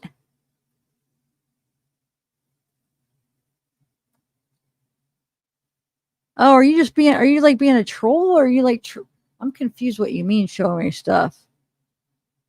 Oh, you're just being, okay. What's going on?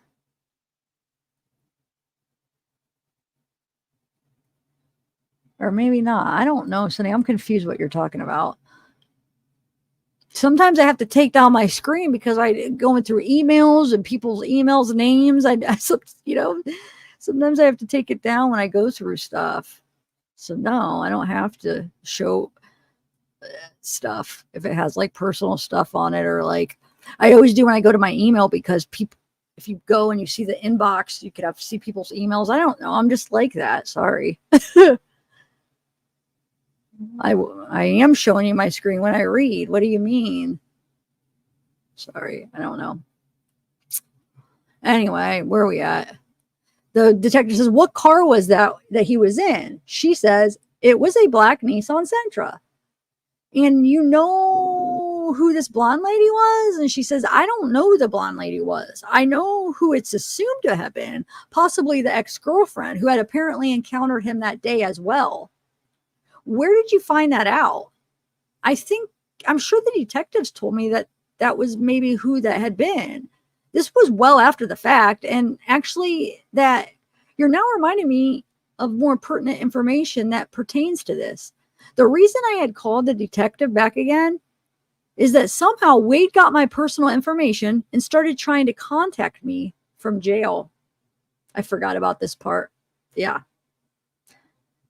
How freaky. So this murderer that is on her property ends up somehow getting her information. Well, because he was in her car, he had her address. I mean, probably found something in her car, gets her information and tries to contact her from jail. I know, I'm sorry. I just got defensive. I'm sorry. At first I was thinking you were saying other stuff, but I was wrong. Sorry. No, you're good. Dude, I know this is scary. Anyway, and that's when I started to feel thoroughly traumatized by this experience. He had tried to contact me via jail mail and also collect calls. Gotta be kidding me. So this, I thought I had anonymity, that word, I can't say that word. Sorry, guys. Anonymity up until that time. And obviously someone who is not in jail that he was communicating with was able to help him find out my contact information to try to reach me and speak to me. That's true. Because even though if he somehow maybe knew her name, but to get her contact information and stuff, that's creepy. Knowing somebody's on the outside getting in her information, dude, I would be freaked out. And the detective says, what more do you know about those contact attempts? Was there any writing that you could see? Any questions posed? And she says, no, I never accepted the invitation to communicate via jail mail. And I never accepted to collect calls. So there was nothing more. The detective says, and you didn't know him previously? No. Okay, any other observation or facts of which you are aware? She says, no. Okay. So phone number, jail mail. So she would have to somehow get the email, or how do you do? So jail mail, does that go by your email or whatever information you had to know to get to send her the jail mail? And then freaking calling her, trying to call her. And then the detective says, ma'am, you didn't accept any of the phone calls from jail? She says, no. And you said there was some mail? Was it like an email to you? Yes, an email jail mail request. And I should have added that. So after receiving this, his into trying to initiate contact, that's when I called back to the detective, very upset about the fact that, I was really wanting no connection to this whatsoever. I actually even said something about, did I need to invoke Marcy's law or anything? And they were like, no, you don't have to worry about anything like that. If you don't want to talk to the news, don't talk to the news, things of that nature. And then I just kind of felt like, okay, I've given my statement. I'll never hear anything again. So like I said, attempts were made to contact me. I couldn't, and I got back in touch with the detective. And then they reached out to the jail to make sure that he was notified.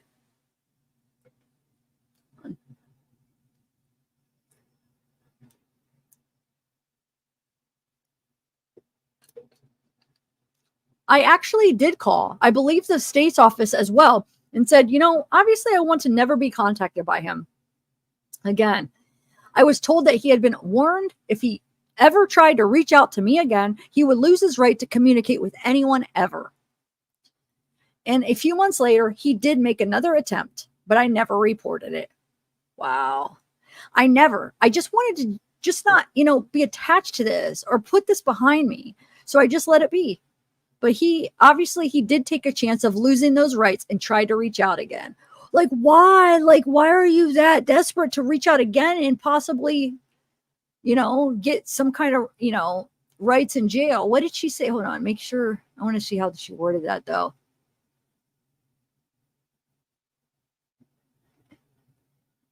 Yeah. So, sorry. I was told that he had been warned if he ever tried to reach out to me again, he would lose his right to communicate with anyone ever. And he took that chance and reached out again. So what the heck why is he trying so hard to get in contact with this person? That's weird. I want to know what the heck is so important. It's worth losing your rights to what? Anyway. The detective says, okay, you turned over whatever was sent to you to the police. And she says, nobody ever requested anything that was sent over. And it was simply an email asking that I had an invitation to communicate with this inmate via jail mail. And the detective says, and so you didn't, and that was the end of it. And correct. And then the calls, there were a few collect calls, and they were just, and then I think there was even a text message about the jail mail saying, and then also a recorded call saying that this inmate was trying to contact me, but never did I speak to anyone or reply in any way to any of that. Dude, I'd be scared, especially then the 2 houses being burnt down. Oh my God. The detective says, do you know for sure how he got your information? And she says, absolutely not. I just have that it was in fact verified that he didn't have internet access to do research on his own. So it was clearly somebody who was communicating that did, and that was able to give it to him. And I was, as you can imagine, very upset to know that there was someone that wasn't locked up that had taken that kind of interest in me and had, obviously invaded my space and privacy and whatnot.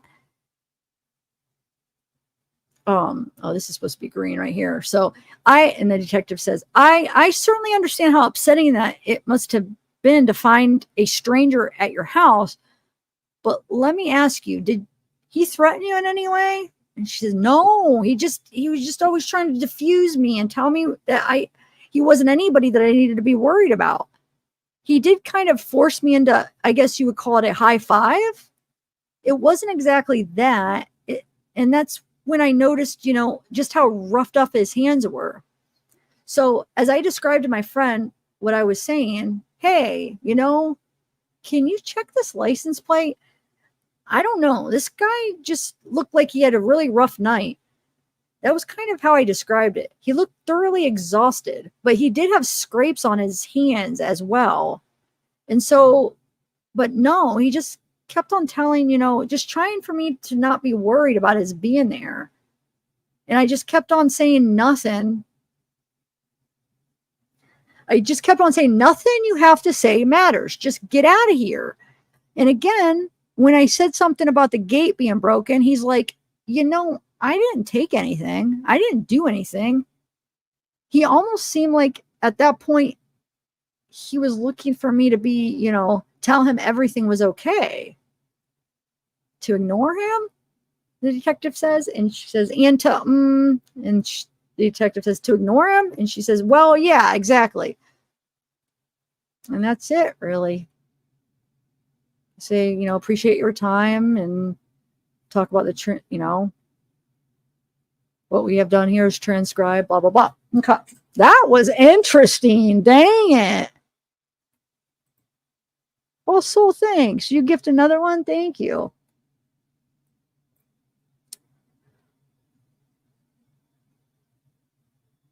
I believe if I remember right, that cop that, hold on, let me get back to chat real quick. I'm going to decide what's the next definition. But that cop that did the body cam, he testified, which we're going to watch the trial tomorrow together. If I remember right, though, he said he was Fort Myers PD, right? So, hold on one second. If we do, hold on one second.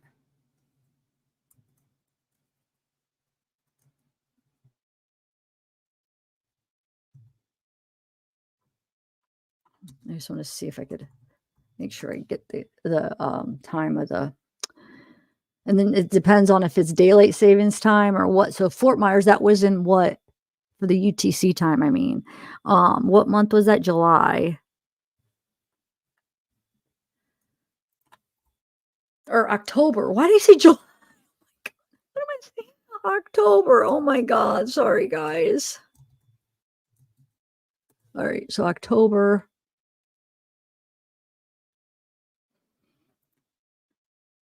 So right now it would be that's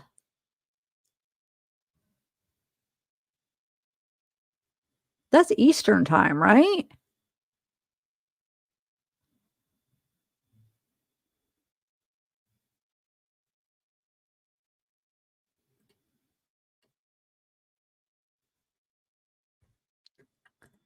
Yeah, Eastern time.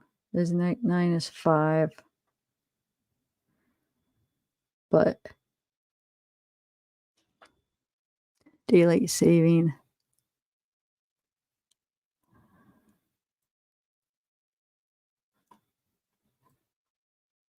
Just give me 1 second, guys.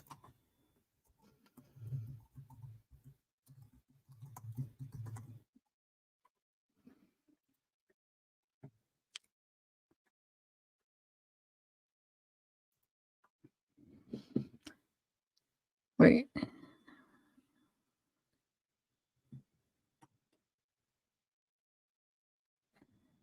So it'd be -5, I'm pretty sure.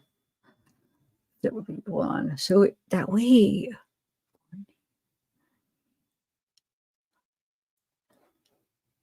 No, that can't be right. Because if that's the case, that time, that body cam would be 10 a.m.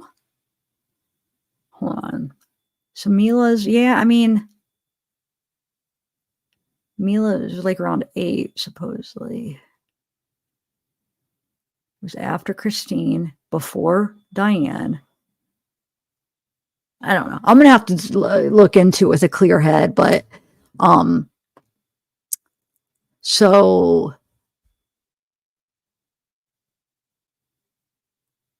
well, regardless, it doesn't matter. Oh yeah, it would matter because we know she can't. Hold on, let's read her deposition because she gives more. She'll give more timelines too, probably. Because all I'm trying to figure out is, I want to know if that body cam was before 11 o'clock, because we know Mila was setting it up with the cops on the phone, trying to set it up where Wade met at Joe's Crab Shack so they could arrest him. Okay. So we know that doubt that was Mila because that whole time she's on the cops are there and everything. So she wouldn't, that couldn't have been her over the fence because she was there talking with, trying to set this up with the cops.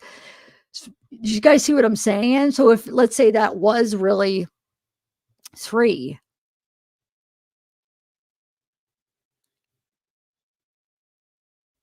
That wouldn't make sense. No, I think it's probably more is like 10, but anyway. So the only way it could be Mila is if like it would be after that, right? So the cops follow him and then he leaves and then somehow Mila gets in contact with him and meets him or something. But I don't know, guys. I don't think that was her, because how could that have happened? It doesn't make sense. But let's read her deposition real quick. I'm hungry though, guys. I just want to get a snack. I think this energy drink sometimes makes me hungry. Oh my God, it's so good though. All right. So the next one we'll read. Let's do Mila. Right. And I'll figure out.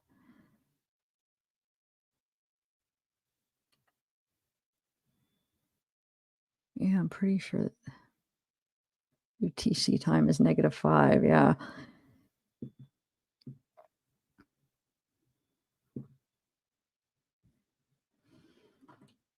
Eastern time is -5, but daylight savings time it'd be -4.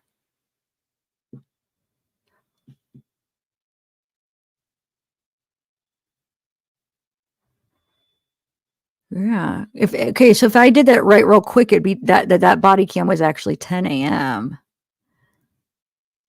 Does that make sense? Does that go along? But I don't trust myself right now because I need to focus to make sure. I'm really OCD. I want to make sure 100%. But like I said, let's see what Mila says on her deposition. And, that's bothering me because I always forget about that with body cams. Some of them have it taken into account.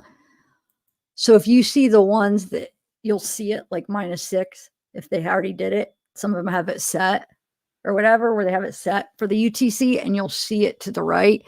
That's why this one doesn't, I don't think it does because it's not there. So you'll see the minus. Oh my God, my eye. But yeah, so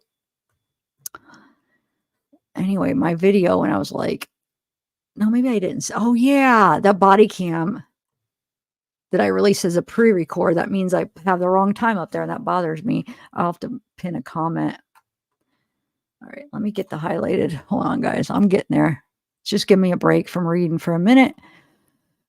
Okay, so Mila, we're gonna do Mila's. So the only the ones I have ready for today highlighted, we have Mila's, we have Steven's wife, and then we have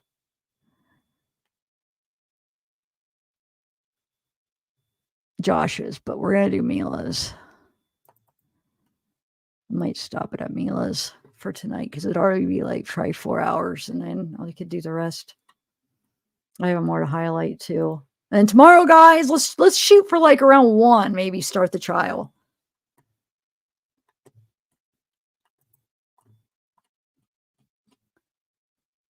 All right, here we go.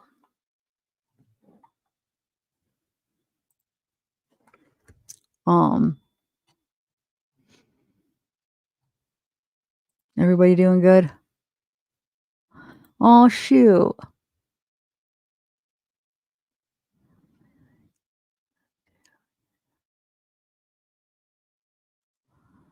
Wait, what do you mean? You know? Why, do you know Wade's dad? I'm confused what you're... Are you, like, you know him?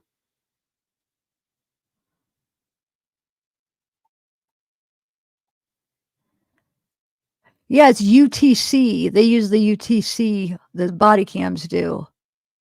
Thrifty Divas. And then you gotta, depending on, you know, where you're at, you have to subtract or whatever. And it depends if it's daylight savings. So sometimes it's -6, sometimes it's -4, sometimes it's -5. From what I just did real quick, I'm pretty sure at that time it was -5. I'm Eastern time. Where are you at, Sonny? Well, the wife is, that one's not as, that's kind of boring. I mean, she's never met him. She never even met him. So it's not as interesting as what I think people are thinking. I'd rather do Mila's right now, considering we're trying to figure out some timeline of this whole thing. You know what I'm saying? This whole thing of this blonde. I would like to do hers so I could see what she says. And I'm just saying that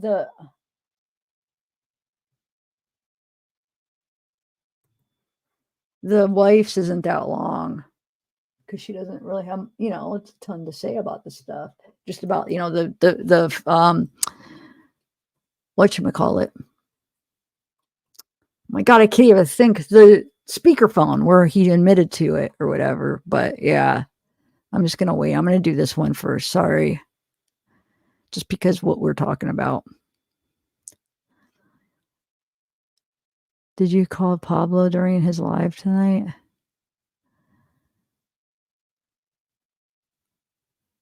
No, I didn't call him. Somebody called him? What? What do you mean? About Breezy? Been trying to... No, but what about Breezy?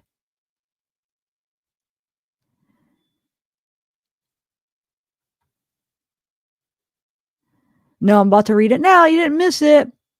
I listened to the calls. I listened to them while I was working, so I want to listen again. But yeah, another woman. Oh, I saw okay. No, but people were talking about it. Yeah, people were talking about it just a little bit ago, how she died of a drug overdose. That's crazy. So I guess she died of a drug overdose in February, they said, right? Wow, she OD'd. All right, you guys ready? So here's Mila's.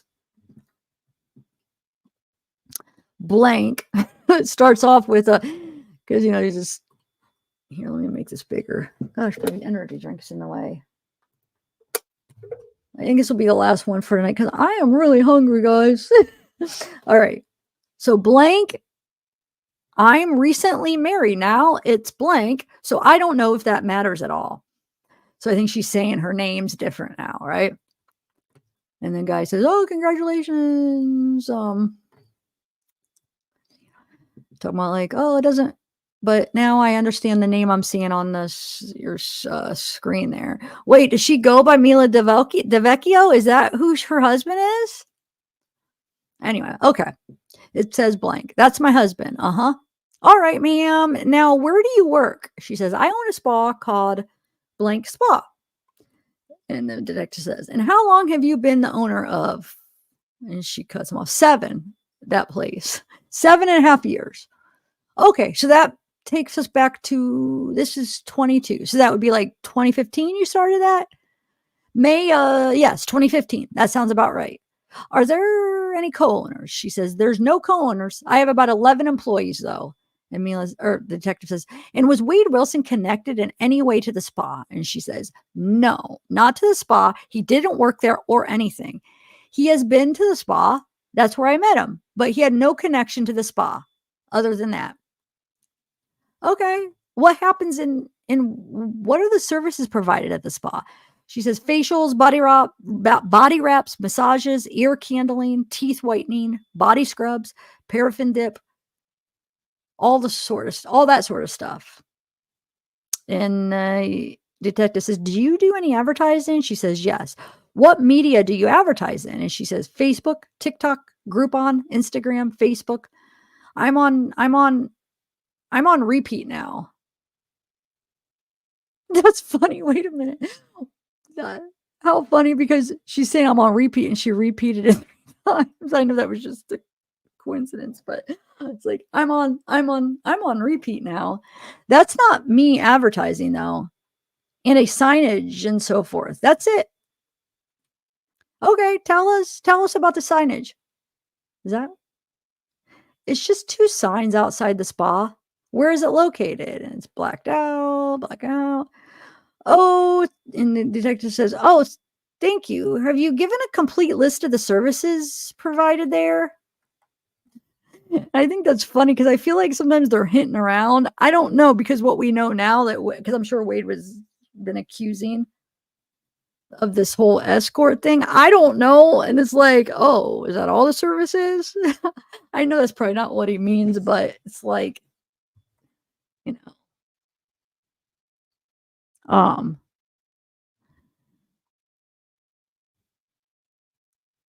Oh, thanks, Badon. I will.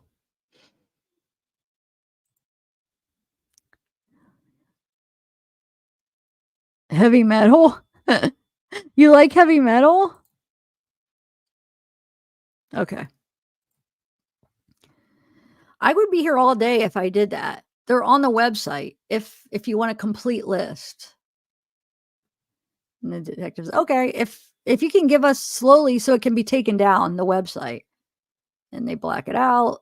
How do you spell blank spa? Mila.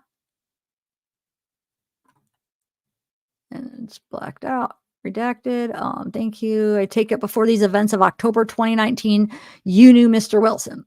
She says, I can't remember the day I met him. I actually met him through my ex-boyfriend, who me and my girlfriend were cleaning the spa, getting ready for our day. And my ex-boyfriend, is Tommy, showed up at my door, just knocking on my door unexpected. And he had Wade Wilson with him. And then we met briefly. And then my reconnection with him was, they were calling me late last night, blank, whatever, that owns blank graphics, started calling me, wanted to know if I wanted to hang out. And then that was my reconnection with him.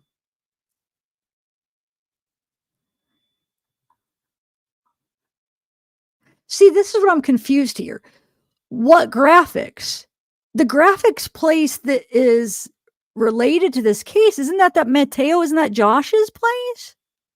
Is that the same place? Help me out here, because the reason I ask is they're saying that they wanted me to hang out, the person that owns that graphics place, and that was his reconnection with Wade, which means this person was with Wade and brought hanging out with Wade, or is that somebody else?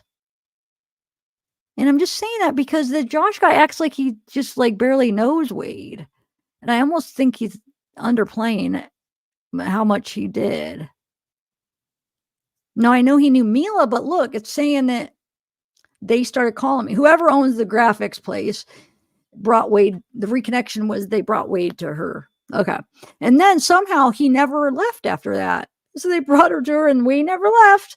And then we kind of formed a weird relationship. It wasn't boyfriend or girlfriend or any, I don't know what that was, but it was, you know, obviously that's how it began.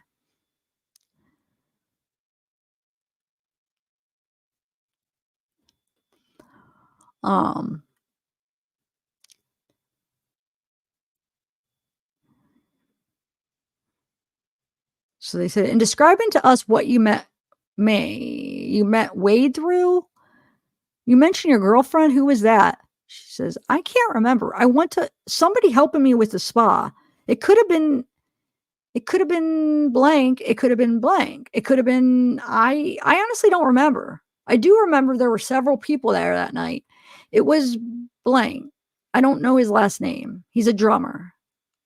I don't know. I'm sorry.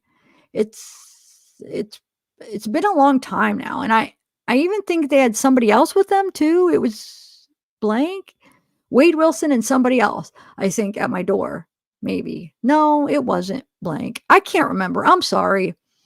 And the detective says, and you mentioned, we'll come back to that in a moment, but you mentioned a reconnect. And from the way you spoke of it, I couldn't tell whether that's recent or back during, she says, no, these events. No, the reconnect of how we ended up actually forming a relationship was the first time I met him, you know? Met whom?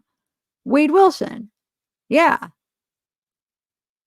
She's not making much sense, really. And she says, and then it was just a strange meeting because he was with my ex-boyfriend and they didn't know what to do with him. I guess the guy in the keys, he was working for him. So that must be Eric, right? He owns a marina. He kicked him out. He was like stealing from him, dealing drugs, all this kind of stuff. Kicked him out. Told Blank to just go drop him off at the gas station along the road somewhere and just leave him there. And then Blank felt guilty, so he brought him all the way back to Fort Myers here. Or Fort Myers, where Blank lives. And they housed him in different scenarios, on couches, like my cousin's couch one time he stayed on, which was friends with Blank. Oh, this got turned up. Hold on. And then he lived with Blank for a minute and he was like just bouncing around kind of thing because nobody wanted him kind of thing. And the detective says, can you say more about what Blank was trying to do, bringing Wade into the spa? And she says, he was bored. He was just passing by the spa, knocked on the door, wanting to see what I was up to. I don't think he had an agenda, if that's what you mean. And the detective says, was he trying to get Wade a job? She says, no, definitely not. He's not a massage therapist. That was not of any realm at all. It was just, hey, what are you up to? Do you want to drink a beer kind of thing? It wasn't a job scenario, no. And the detective says, did Wade provide or offer to provide security services for the spa? She says, never. He's never once done that or offered or anything. And he says, from that day when Blank brought Wade in, how did your relationship with Blank progress? She says, well, Blank and I are still friends today. I just saw him. So, I mean, I'm friends with most of my exes. I'm a good person. Obviously, I had a lapse in judgment when I got with Wade. Obviously, he's a different person. Obviously, than I usually get with. And Blank and I are still friends. And the detective says, how did your relationship from that day that Blank introduced you to Wade, how did your relationship with Wade progress or develop? And she says, yeah, that was the weird thing about, like, the next time they connected, Wade was with Blank and they were running about wanting to see what I was up to. And the detective says, wait, Blank who? Wade was with Blank? She says, with Blank something. Okay. Owner of Blank Graphics. I'm thinking Josh, right? And then he says, I understand. And she says, and they were running around, called me. I guess they were just bored. And then they swung by the spa. It was like 8 or something. I can't remember. And then one time Wade was downtown partying with blank and all that. And he walked over to the spa and like, we hung out for a little bit. And I think I was there with me. I think blank was there with me, my girlfriend. I had her as also a business. That's probably what your question meant. At that time, I did share ownership with blank at that time. So if that was in the question, yes, that happened at the time, but no longer is that the case. And the detective says, take us through the various phases of your relationship with Wade. And she says, yeah, he lashed on like a leech and didn't leave. And we started dating, and then he started getting into huge drug use, selling of drugs, all this kind of stuff.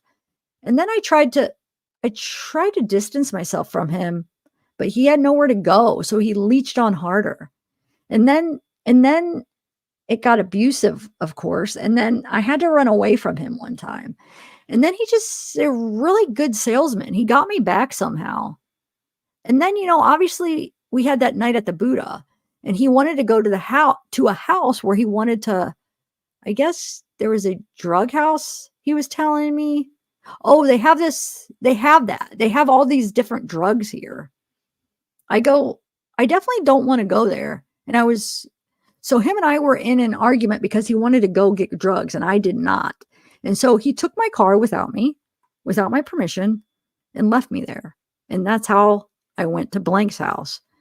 And that night, the night in question that you know about, obviously, and the detective says, so at one point there was a boyfriend-girlfriend relationship with Wade? She says, I guess if you want to call it. Looking back, I was being so stupid, but...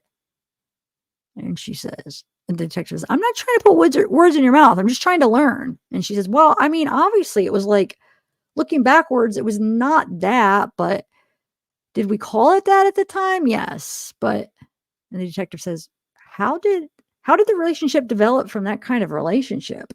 She says, he murdered 2 girls.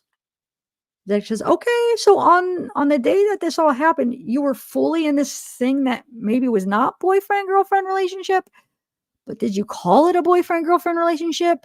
She says, yeah, I introduced him as my boyfriend. Yes. She says, and what does that mean when you said you introduced him as your boyfriend? To whom? She says, out in public, at bars and so forth, and clubs. She says, okay, so on this day that we're talking about, you were at the Buddha bar with Wade? She says, yes. And he says, how did it come to be that you went to the Buddha bar on that day? She says, I pretty much go out every night anyways. So that was our bar of choice that night. And the detective says, when you go out every night, what are you doing? And she says, drinking, hanging out with friends, staying until the bar closes. Then we either go home or go to somebody's house. We're very social,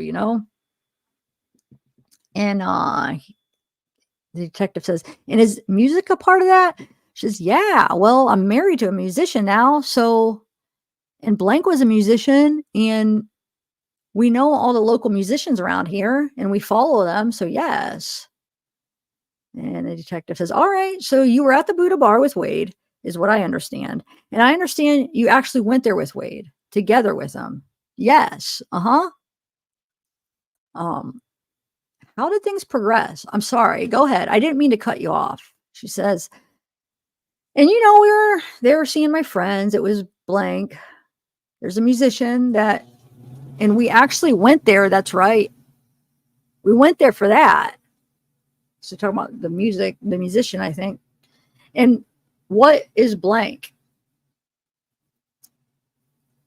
And then blank, we went there to see blank. And then, like I said, like we weren't connected all night long. I was hanging out with my friends, and he was jumping around, hanging out with different people. We sat down a few times together. And then, like I said, then he was trying to make, and then Mr. Tyndall stops and says, can I stop you a minute, ma'am? Is somebody else present in the room there with you? And she says, yeah, are they allowed to be? And Mr. Tyndall says, no, not really. And the witness says, oh, nobody told me that. Mr. Tyndall says, oh, I thought it was Miss Tyndall. I guess it's Mr. Tyndall says, yeah, I'm sorry, but yeah. And Mr. Youngblood says, it's okay. Mr. Tyndall says, we don't know if it will, but maybe it won't, but we don't know if it will influence what. And the witness says, all right. Mr. Tyndall says, you say. So she's worried it's going to influence what she says. And the witness says, he's leaving. All right, I'm alone now. And the witness says, I was not pre-warned about that. And Mr. Youngblood says, that's okay. That's all right. And Mr. Tyndall says, it's not your fault. All right. So she says, okay, it's just such a sensitive thing. You know, I've been crying all day about this. And so I'm just trying to get through it as easy as possible. That's all this is about, you know? And then Mr. Gardner says, well, blank. The concern obviously is when you're given your deposition, the defense counsel and we just want to know, what you remember, what you saw, what you heard, that type of thing. That's it. So essentially what they're asking is that you want your answers to be uninfluenced by anything else. And the witness says, yeah, I'm sorry. You're right. And Mr. Gardner says, okay, that's all.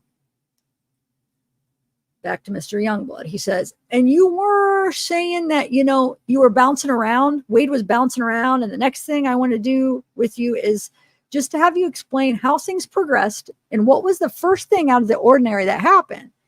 And she says, you mean as in him getting violent with me?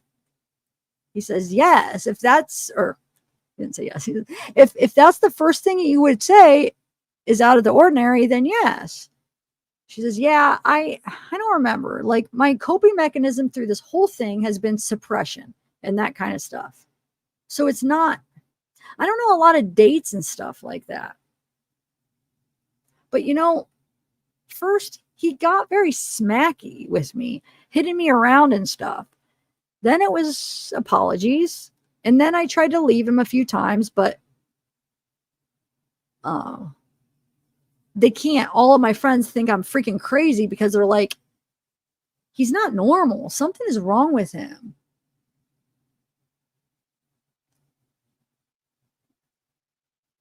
What are you doing? This is not like you.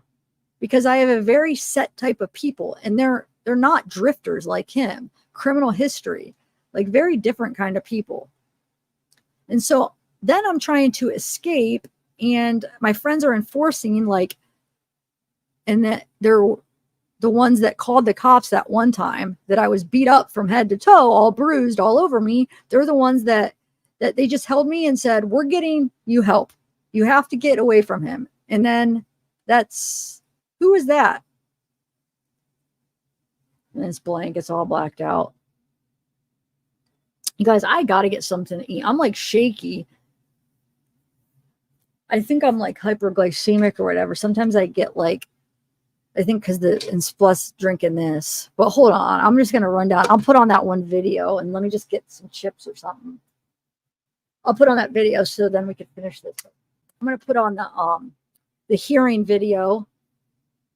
It was after the trial, but it's from, they're talking about like pushing off the sentencing, which they do. But let me just play that while I get my chips, my almond chips. Have you guys ever had them? So good.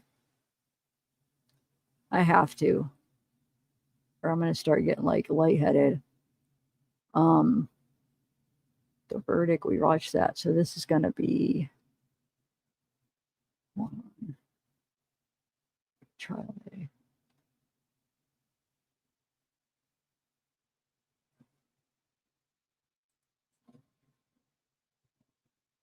Okay.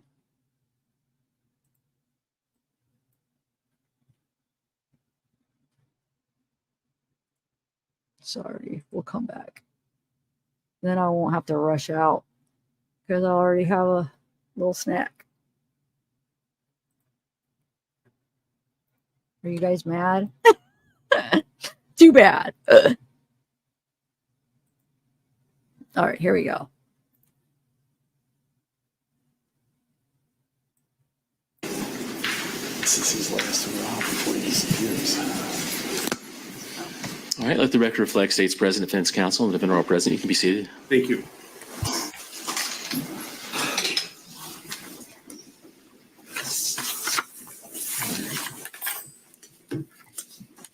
All right, so I have reviewed the court file and listened to the arguments regarding the motion to continue. As I said before, in the motion for new trial and judgment of acquittal, I've reserved ruling on that. The motion to continue, I believe I need more information. So what I'd like to do now is get those doctors on the phone so I can talk to them about their availability. I don't have their phone numbers with me. All right, well, I can look them up.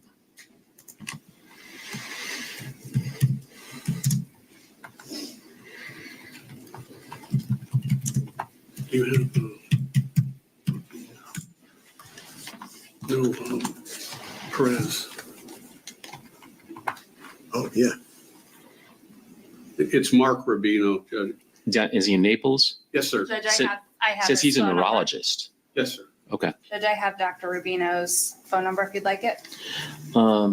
Yes. 239? Well, no, here, you can write it down. And Yes. Oh, yeah. there we go. Text.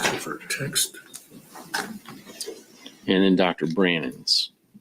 Right, those are the two doctors that you're. That's it. Okay. Here.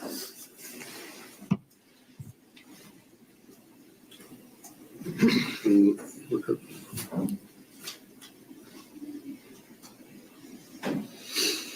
Okay.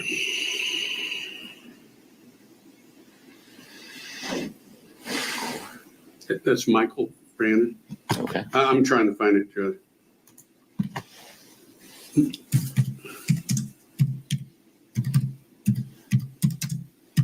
Here's Dr. Mark Rubino's room. Thank you.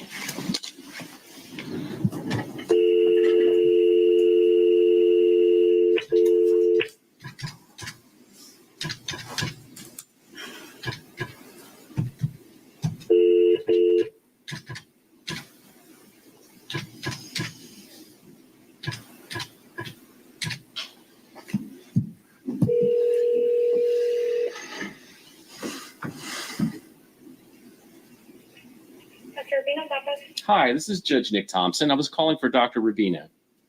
Oh, he is back with a patient right now. Is it urgent? Fairly, yes. How long before you think he might be done with the patient? It's going to be a minute. So can I put you on hold real quick? I'm just going to have him get out of the exam room. That's fine. And we're on speakerphone here in court. Hold on one moment. All right. Here's Dr. Michael. Oh, you got Fort Lauderdale? Yeah.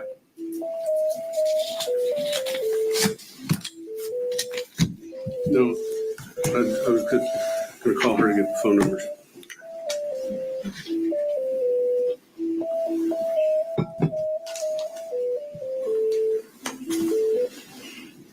Hello, this is Dr. Rubino. Dr. Rubino, this is Judge Nick Thompson. We're here in open court. I've got you on speakerphone, and this is regards to the Wade Wilson case. His attorneys are here. He's present, and the state attorney's office is present. Right. And I was calling to find out, it appears, are you not available to testify for the Spencer hearing on Tuesday of next week?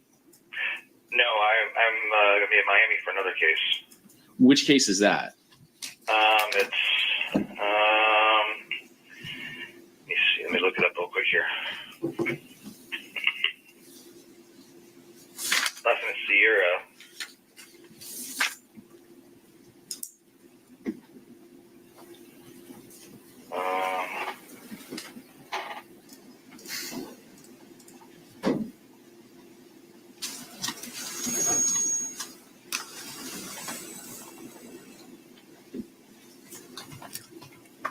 Alberto Sierra.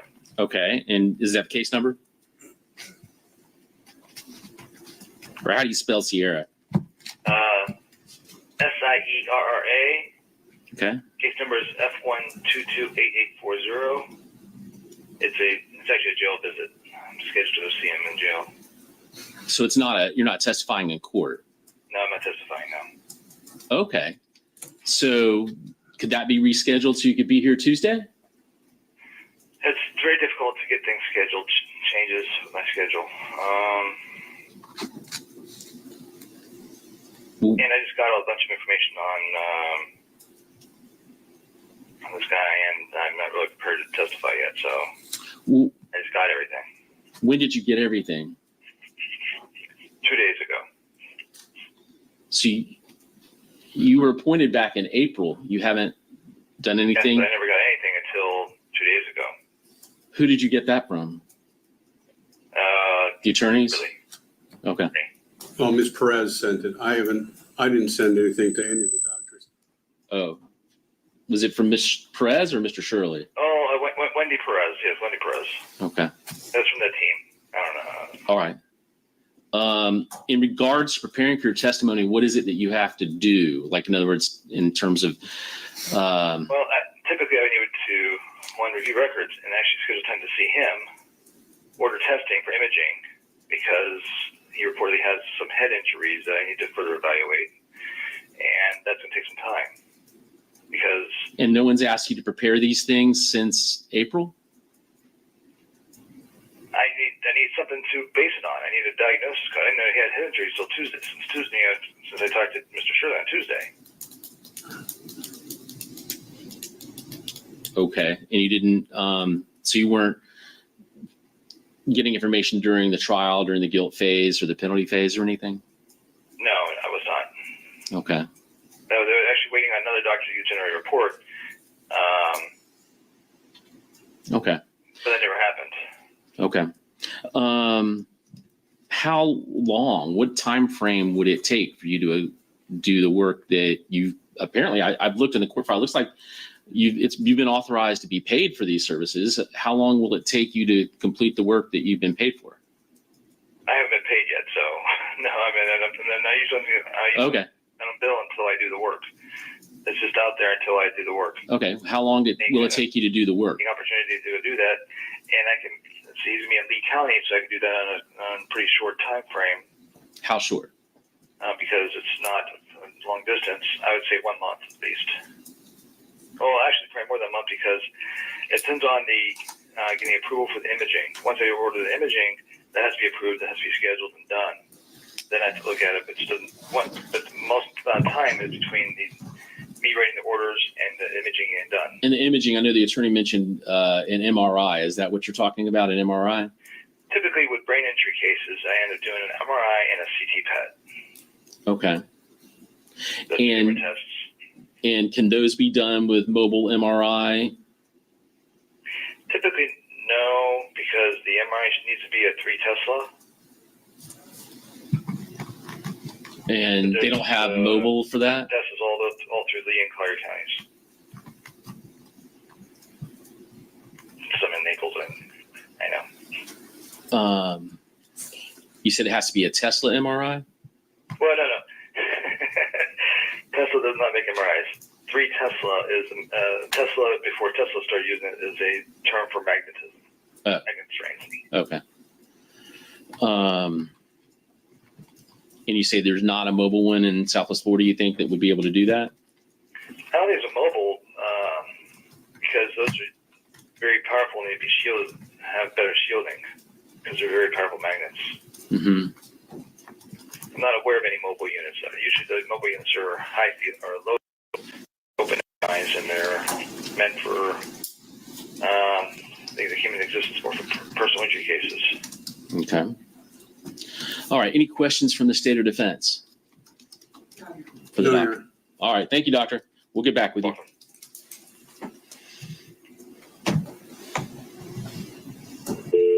Judge, I apologize. I thought he had the documents well in advance because he's the one who mentioned CT scans to me in our telephone call on Tuesday.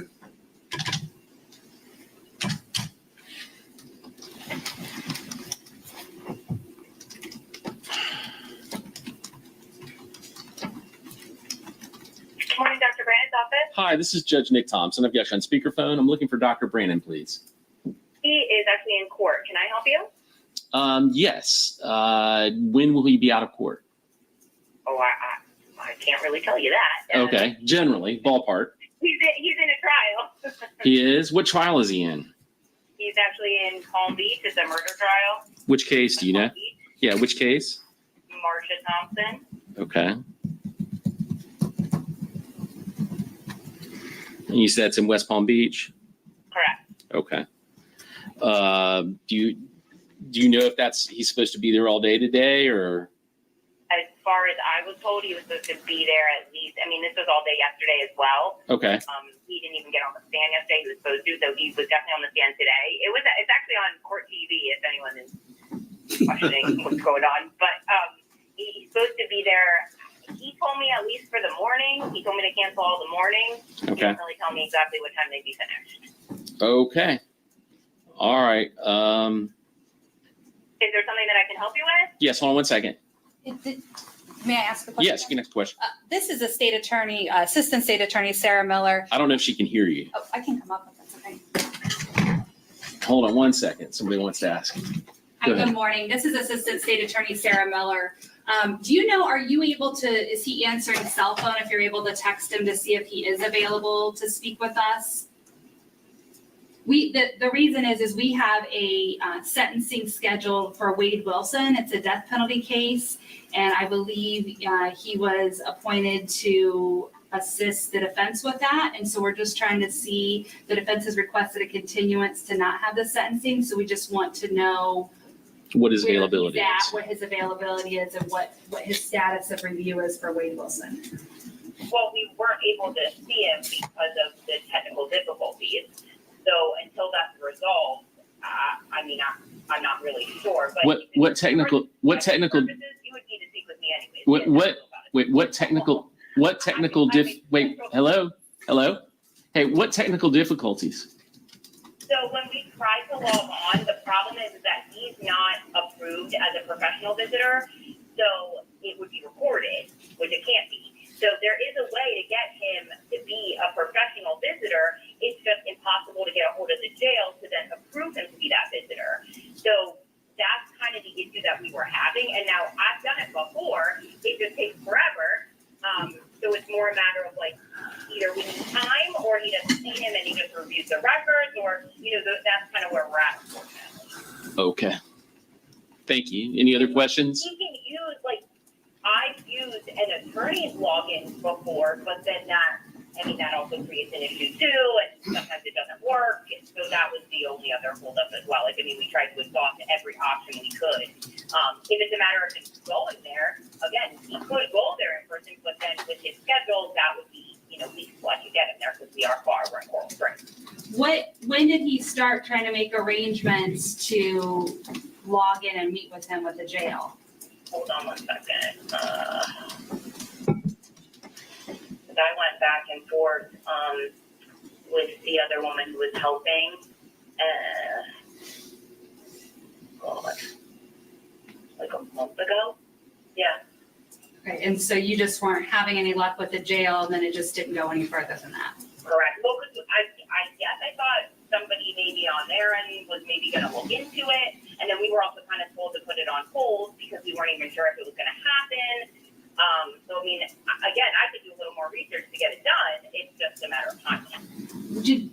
Has he already reviewed the records of Wade Wilson? I don't want to speak 100% for him, but I believe so. I'm not sure. Okay, so I'm not sure if he put that on hold because he didn't see him, because sometimes he likes to interview the people first. But again, maybe because he knew that he wasn't going to, maybe he did. Judge, I just approved a bill he submitted to JAC for, I think, 10.1 hours of record review. Oh, then he did. Then for sure. Yes, perfect. Okay, so what would the time frame be if he could do this? So he's able to do his testing via Zoom? Correct. Okay, so when would? But if he's like a professional video, visitor, only because then it's it can't be video just because of the tests and stuff. Okay, so if that were to be arranged with the jail, because obviously that's something the state can assist with, we've just not ever heard of any of this. How long would it be before he could do this? Like, what's his availability to do that as well as to testify in court? I would say I'm just looking. I'm looking at August is not horrible. If we could get it situated, he has availability to do the evaluation. I would say first 2 2 weeks of August, and then usually it takes about a week for him to write a report. If that. Okay. I don't have any questions. Okay. All right. Thank you. Any other questions, Mr. Shirley? No, because Mr. Hollander says that they can use his account, which would be like. I'll let you all talk to each other about that. All right. Thank you very much. Yeah, no problem. Just keep me posted. Let me know. All right. Bye-bye.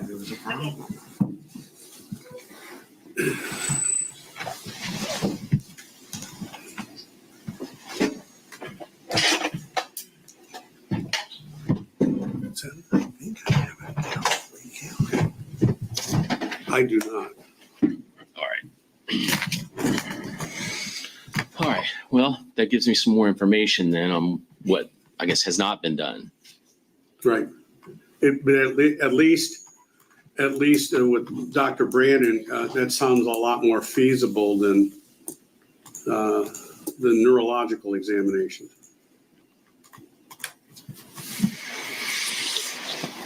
All right. Well, State. Judge, As far as Dr. Brannon, his schedule seems reasonable. I think Dr. Rubino is someone who's, we should not continue over 30 days for him, given that he hasn't reviewed anything. And not only that, but he's wanting to order this expensive testing that's really not probably going to happen. JAC is likely not going to fund it, and to send him out to do MRIs does not seem necessary given the lack of evidence we heard regarding brain damage. To me, it's just a fishing expedition to try to say that he has some sort of brain damage when the records and all the evidence that came out don't support that. That's my opinion on Dr. Rubino. As far as Dr. Brannon, I would leave that to the court, whether a continuance should be allowed for him to do his work and to testify. All right. Sure. Judge, I'll try and get everything I can done with both of these within whatever time frame you set.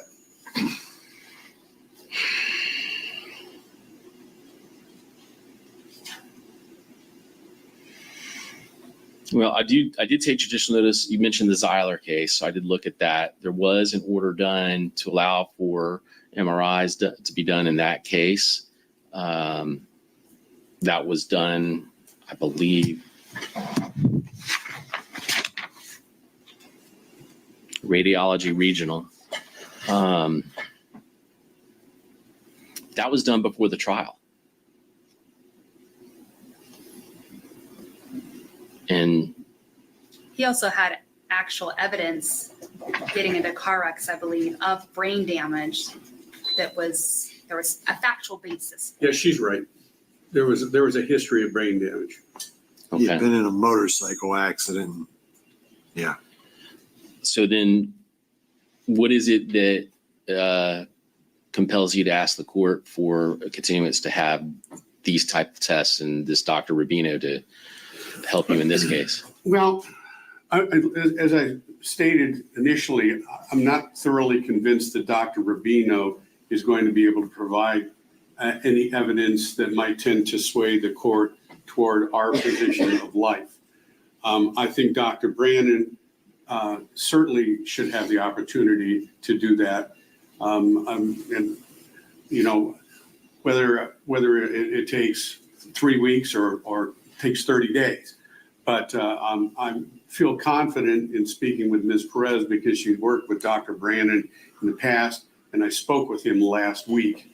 And he's already reviewed all of the documents. So he's got all the background information. I think he can hit the ground running, and we can at least use his testimony in order to provide some information to the court at the Spencer hearing. So, all right. If I continue this, let's say I continue it to August 27th is a date that I have open.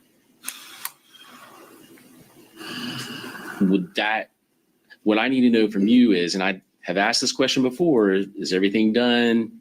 Everybody is going to be able to have their work done. The answer I got was in the affirmative. So I'm asking this again, though, but I really need to know. I will not be back in front of the court asking for further extension. All right.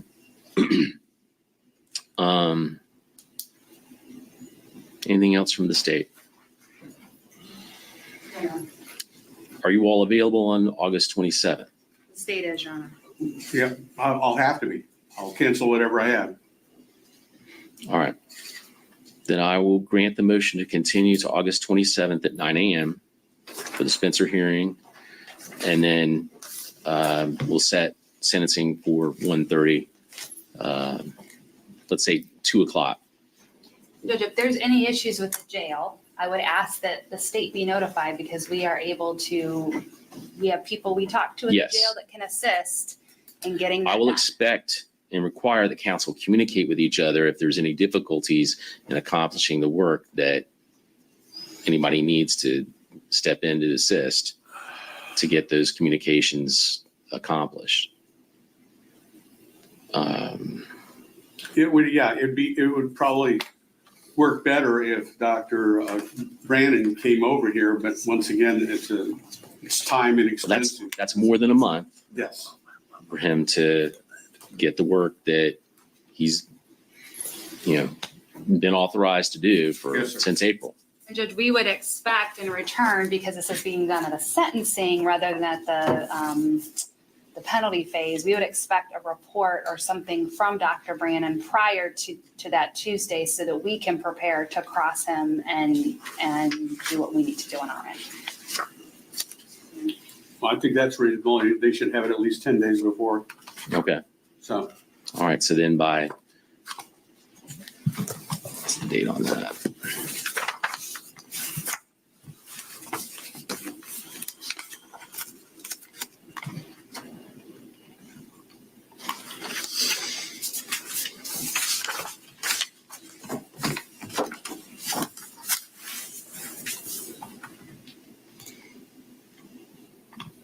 So by close of business, Friday, August 16th, should I have any reports to the state? That's fine. All right. If there are any other issues that could potentially cause delay, please file an appropriate motion and notice it for hearing, get contact with the other side, make sure that you coordinate with them and contact my office to coordinate any other further hearings in that regard. And Judge, obviously, the other thing the state would request is if Rubino is going to do his job of getting brain scans, that order be done. Needs to be right away. Right away. Right. First of all, I have to find somebody who will do it because radiology regional won't do it again. Okay. Well, if it becomes necessary, if you deem it not necessary, obviously it's not an issue. Right. If it's something that you in good faith belief is necessary, then I think I would like to explore having it done as a mobile thing if possible. I understand what Dr. Rubino said on the phone, but I don't know if all the capabilities out there. But I would prefer that it be done mobile, that it be brought to, I guess, the core. They could do that at the core facility. Right. Okay. So if there's any issues with that, again, file a motion, contact opposing counsel, and contact my office, and we'll set it for a hearing. Yes, sir. Anything else from the state or defense? No, sir. All right. We'll be adjourned. Thank you.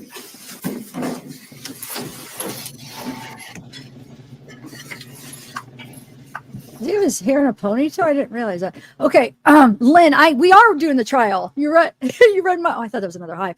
We're starting tomorrow afternoon. We're gonna start. We're gonna watch it all together.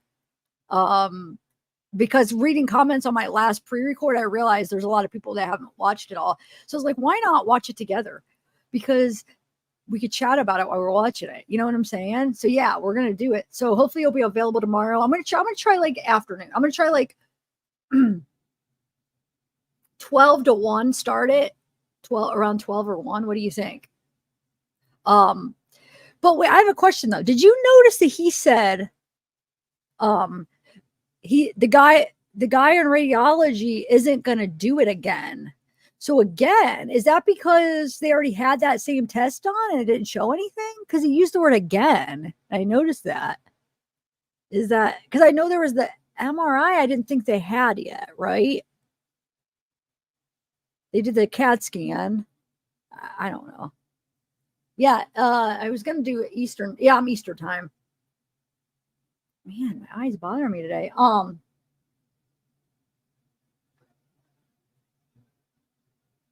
Wait, what's so disrespectful?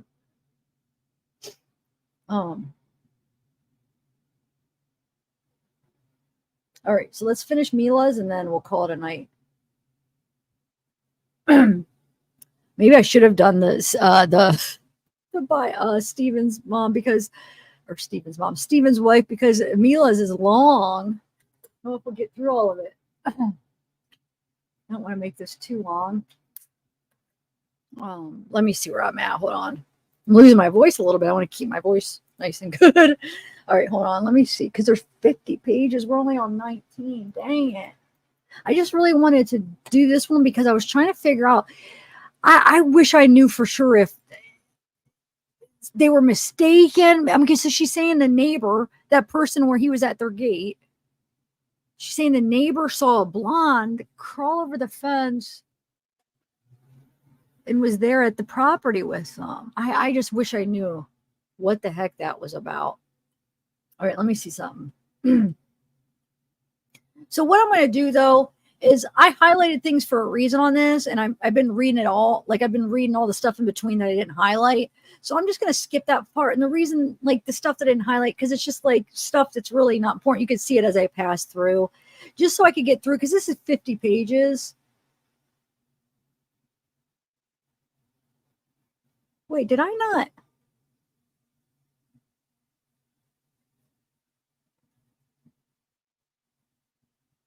Oh, I didn't finish doing the highlights on this. Or yeah, I did. Okay.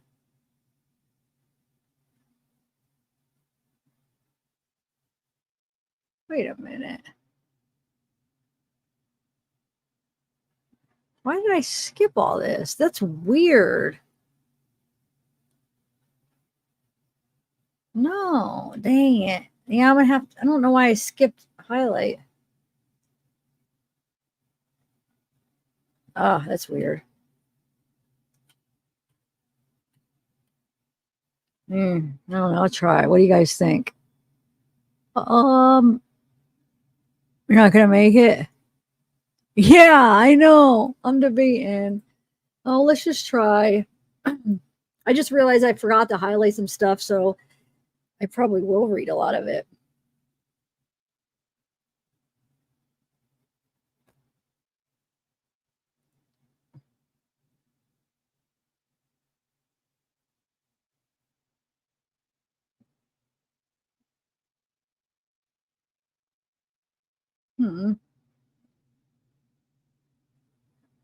Exit out of this. Okay, well, I'll just continue and see how much I can get through. Are you guys bored with it, the Mila stuff? I just don't want to lose my voice. Oh, okay. All right, so where are we at? So his father beat me up. Wait, what? Oh, wait. Fine, hold on. Where are we at?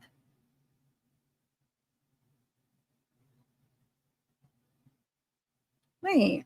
Oh, I'm at the wrong spot. It's like, wait, we didn't get to that part. Okay.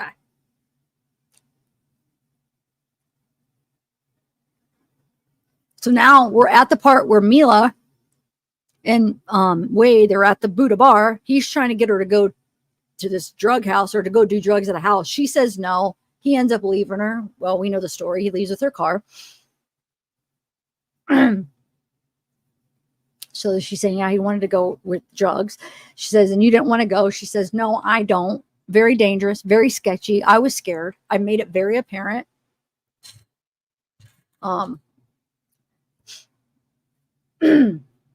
then so now she is telling, I think it's her husband's with her. I'm guessing. I don't know who was with her, but remember she had somebody with her, and people were like, you can't have somebody with you. She's like, oh, sorry, I didn't know. He'll leave. So I'm guessing she said he'll. So I'm guessing it was her husband. So he must keep coming in because she goes, can you please leave? I can't concentrate. I'm sorry. He keeps coming in here to get stuff, but I can't even concentrate. And the detective says, did Wade leave? Did Wade leave at that point and go to the place? That place? She says, yeah, he already had my keys. I can't remember. I don't think I had a purse on me, and I didn't have pockets. So he already had my keys. I didn't give him my keys. And so he doesn't know how to help cat. What? I don't know if you know what that is, but it's a stick shift. And he didn't know how to drive a stick shift. So he obviously had somebody help drive it, or somebody else drive it. And I can't speak to who, but through all of this, we think it was the guy whose house he was trying to go to that. So was that your car? Yes. Okay. After he left, did you see him again? No. When was the next time you saw him? When he beat me up outside of the spa? How many days later? It was the next morning. So she's basically saying he showed up with somebody else's car. She didn't know the girl. She didn't know Christine. And then he says, and when you saw Wade that morning that you're referring to, what happened? How did things end? She says, yeah, so I kept saying I didn't want to be with him because he left me and I was with blank. I just wanted my keys back to my car. I wanted my car back because he still had it. I said, please give me my car back. Can you meet me? And then I think I was either going to give him blank's address or whatever. And she freaked out. She was like, I don't want him at my house. And let's meet him at the spa. So however it happened, I said, okay, meet me at the spa. I want to just get my keys back. And I thought he was still in my car. I can't remember if I thought he was in my car or not. Oh yeah, he did say I had to leave it somewhere. It ran out of gas. So I think that's what happened. And then, then I said, okay, just tell me where my car is and give my keys back. Then we pull up and he pulls into the spa, not parking. Blank pulls in behind him in her car. I just walk up to his window. His window's down. I'm just asking for my keys on repeat. And he goes, get in the car, get in the car, get in the car, over and over on repeat. And when he notices that I'm still on repeat, I'm refusing. And I just want my keys. He starts trying to grab me and get me inside the car through the window. And then I start struggling away and he gets a hold of my dress. I'm wearing a long dress and then the dress starts ripping off of me as I'm struggling to get away. Yeah. And when he notices the dress is ripping off and I'm starting to get free, he opens the car door, doesn't even put the car in park, and the car tackles me to the ground. Not the car. She stops. He tackles me to the ground. The car starts to run over us, like on his leg, and bumps into the car in front of us. Or a parked car already in the parking lot. I get punched a few times. We're wrestling. And then I realize that I'm screwed. Nobody's helping me. People are around taking videos of me and not helping. And so I'm just like trying to get into survival mode. Okay, what do I have to do? And then I just keep, she said, what's he trying to do? He's trying to get me in the car with him. Okay, were there telephone calls? Yes. Or messages before this? She says the cops said that that's the most pings they've ever had for a 911 call. Ever. Everybody was calling the cops all around. And the detectives, no, I mean, I understand that, but did you have any telephone calls, conversations with Wade either during the night or during the morning before? She says, so all night long, I did not hear from him. And then, I gave him my phone.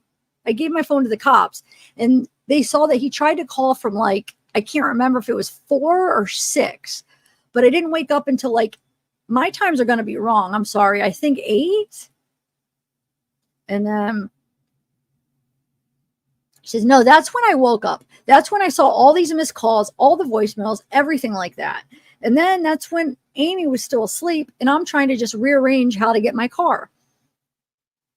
Oh, they forgot to redact that. All the other times they redacted it. Man, my throat, I keep having to clear it. Hold on.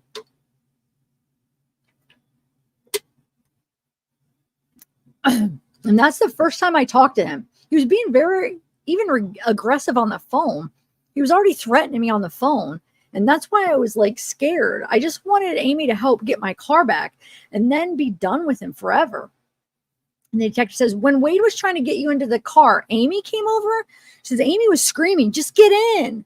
She was actually telling me to get in the car. And I know that was a bad decision. Because she was, and then the detective says, why did you think it was a bad decision that Amy wanted you to get in the car? She says, so Amy was trying to save me from getting beat. She goes, if you just get in the car, I'll follow you. I'll follow you. Don't worry. Because I'm getting pummeled like all over my face, all over my body, just getting hurt really bad. Yeah, right, dude. You follow him, but then you lose him, and she could have got killed. That was bad advice, dude. He may have killed her if she got in the car. Wow.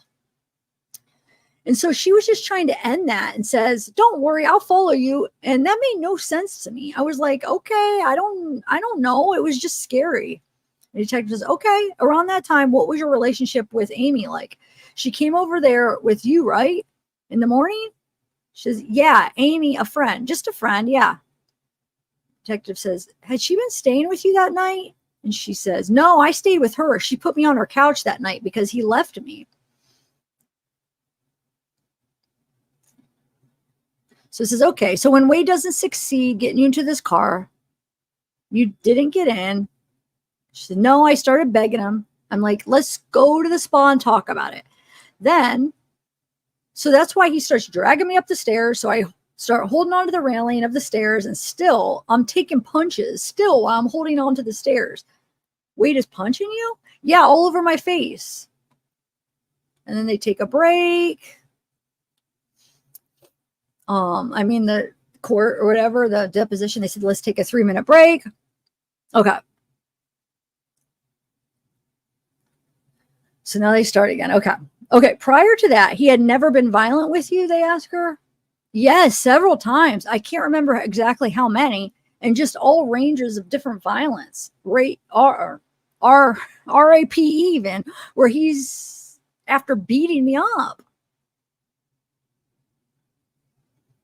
And then they're talking about like something like address or whatever. Somebody hands our address.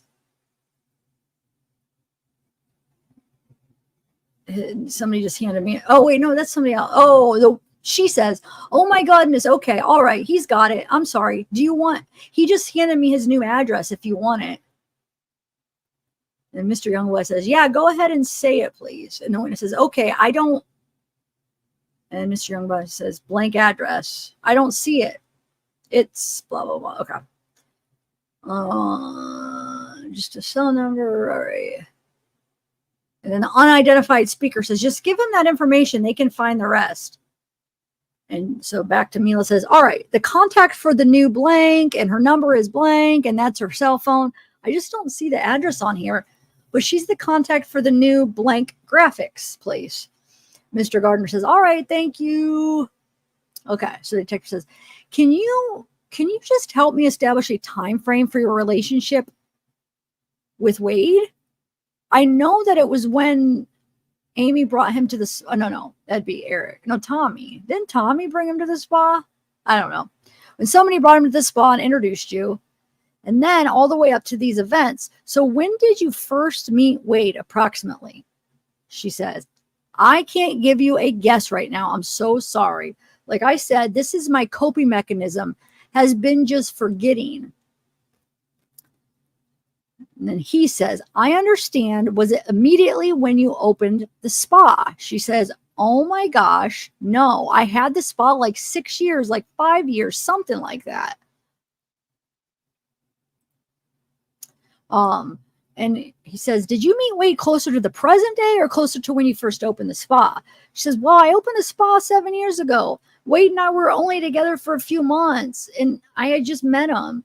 And then a week later is when this all happened really fast.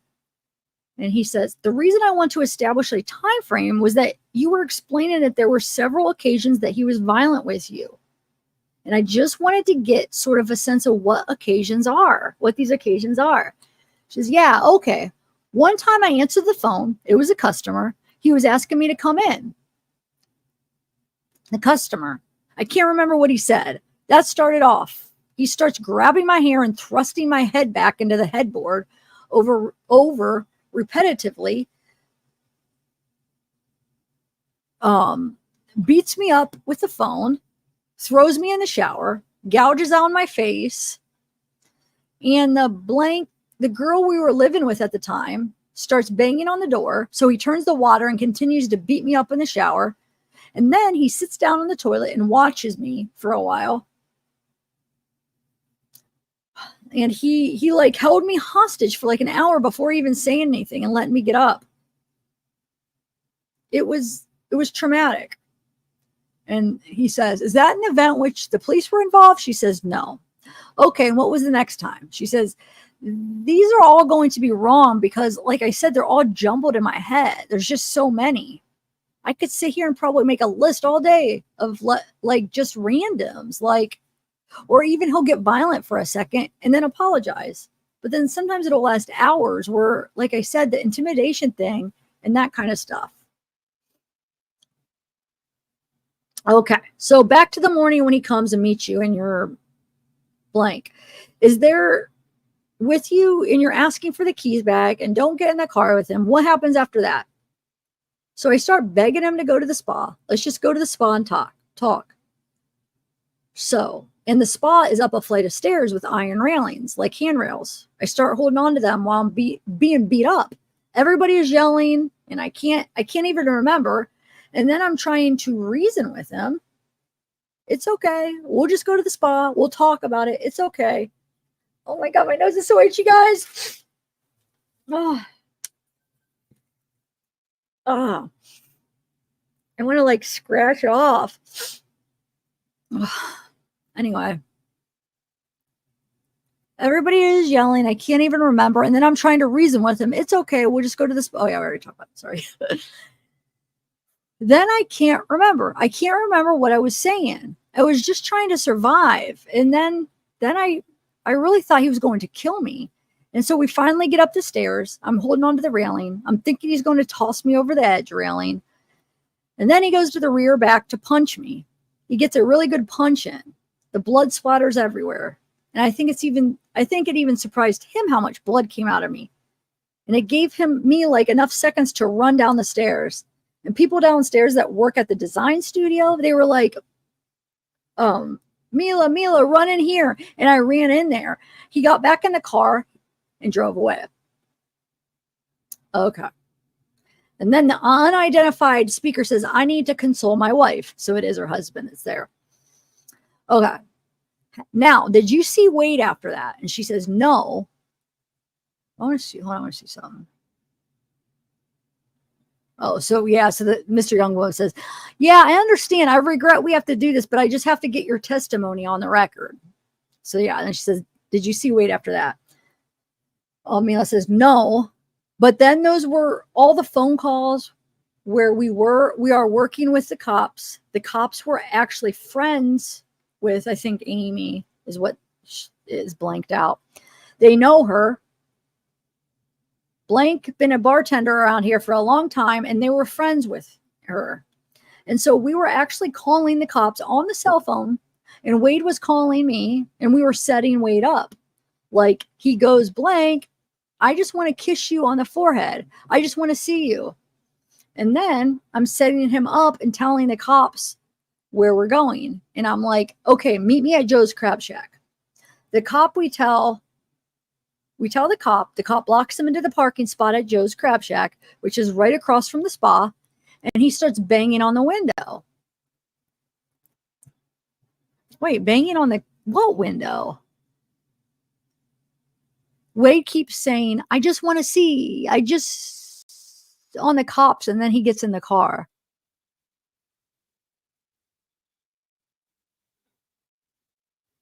Oh, it must have been right before the body cam started. He's still in the car, and then he almost runs and hits into the trooper's car. And then the cop didn't follow him. He said it was at this point we didn't know anything else happened. Oh, he's saying at this point he didn't know about the murders, okay? At that point. At this point, all we thought he was he just beat her up. And we didn't know anything about the other girls at this point at all. We just thought this was a domestic thing. Then the guy says, okay, different topic. Let me ask you this. Have you ever been to the Conch Key Inn down in the Keys? She says, yes. Well, okay. Is that the place that blank? Is that the name of it? Well, you tell me, blank owns what? So I think he's asking this because the whole escort crap. And because remember, Wade said something like the guy from the Keys that owns the hotel or whatever, or that runs this ring. That's what I'm thinking. Like they know stuff about this and they're hinting around. Don't you think? I think that's the person that he said was was a part of it that owned the hotel, though. I think that's who he's talking about. I could be wrong, though. But anyway, she says, I don't know the name of it. I said yes, assuming that we were talking about the same place, and I don't know the name of it.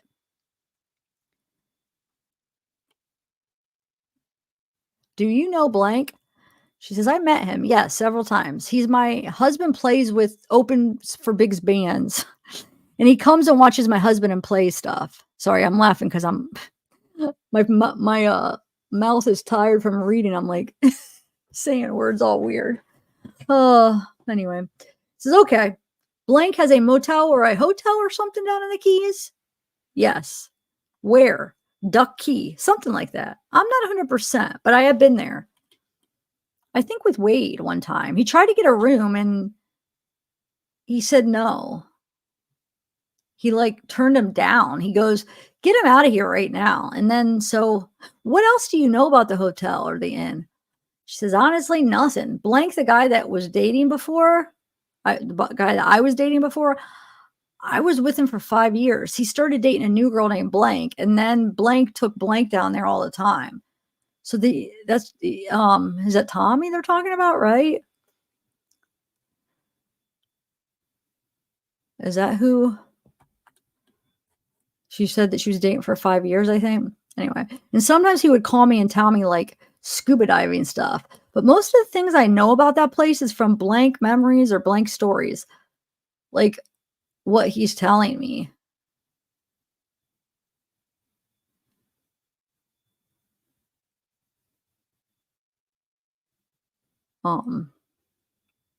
What's the relationship between Blank and Blank? Blank, I guess it was a work relationship. I'm not exactly sure the duties he did there. Help drive boats, but they loved to spearfish and scuba dive and all that kind of stuff. So it was a nice little connection for them. So if he worked for him or something, I'm not 100% sure if he was titled as an employee or just helping him out for the cool stuff, like the jet skis and the spearfishing and scuba diving equipment and stuff. I don't know exactly. And he says, do you know if Blank has a brother? And she said, I do not. I don't know that. And he says, does the name Blank ring a bell? And she says, nope, does not. And he says, you don't know Blank? She says, oh, he's not related. Blank is a huge bodybuilder dude that's friends with Blank, but that's not his brother. Okay, I didn't even know. I didn't even know Blank was Blank's last name. Sorry, all these blanks, all these redaction. So he asked her, so I unintentionally misled you by saying brother then. I apologize for that. So there are two Blank, but not related? Yeah, I mean, as far as I know Blank and I know Blank. They look totally different. And I met them completely different scenarios. If they're related, that would be weird. So I don't think so. And he says, do they know each other? She says, I would not know that. But pretty much Blank links all his friends together. So I wouldn't be surprised if they did know each other. She said, and then he asked, do you Blank? And she says, no, I don't know that name. And he says, did Blank? You said he had some business or working relationship with Blank? Do you think maybe Blank worked for Blank? Oh my God. I probably sound silly. Blank, Blank, Blank. Oh my Lord. Why do they got to redact so many names? Anyway. I don't know if it was paid thing or he helped him out. I know he was there a whole bunch. They partied together. He went spearfishing a lot, scuba diving. I don't know if that coincides with work or play. I don't know. And he asked, do you Blank? She says, no, that doesn't sound familiar at all. Blank. Yes, I know. Blank was Wade's ex-girlfriend. I never met her in person. Her and I spoke on the phone a lot. Not a lot. Several times. She was also trying to get me to leave Wade. I bet you that's Kelly, right? Because we know Kelly was trying to get her to leave Wade, but maybe there could have been more than one ex of Wade's that was trying to get her. But do you think that's That's who they're talking about, right? This one. Anyway. And her and blank, also the ex were always calling me all the time, telling me how crazy and stupid I'm being constantly. And the guy says, crazy and stupid about what? And she says, dating Wade, that he's dangerous. He's going to put you in the grave. You're on death. He's going to kill you. And then Mr. Youngblood says, oh, I guess Mr. Youngblood is different than that Q. Okay. But anyway, he says, I don't think I have any other questions. Oh, yeah, I guess it was. Never mind. Sorry. Oh, I'm getting tired.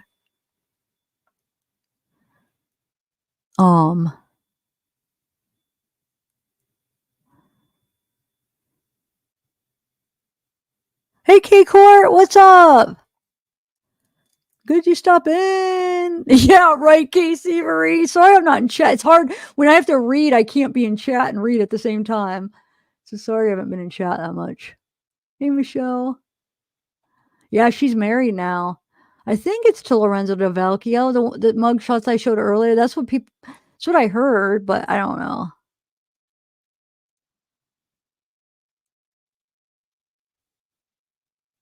Okay, I'll continue. Sorry, I just wanted to check in with chat. Oh, no problem. Thanks for listening. All right, where are we at? Okay, so oh, sounds like me. You're on mute. I'm always on mute. So I don't think I have any other questions, Young. You're on mute. I'm sorry. You said, how long was your relationship? Well, let me shut this off. Somebody just keep trying to call in. How long was you said that you finally categorized it as a boyfriend and girlfriend relationship. How long did that go on with Wade? She says a few months. I'm not exactly sure. 2-3 months, maybe less. Wasn't she saying 6 months then? Anyway. Okay, can you give us an idea of when? When was that?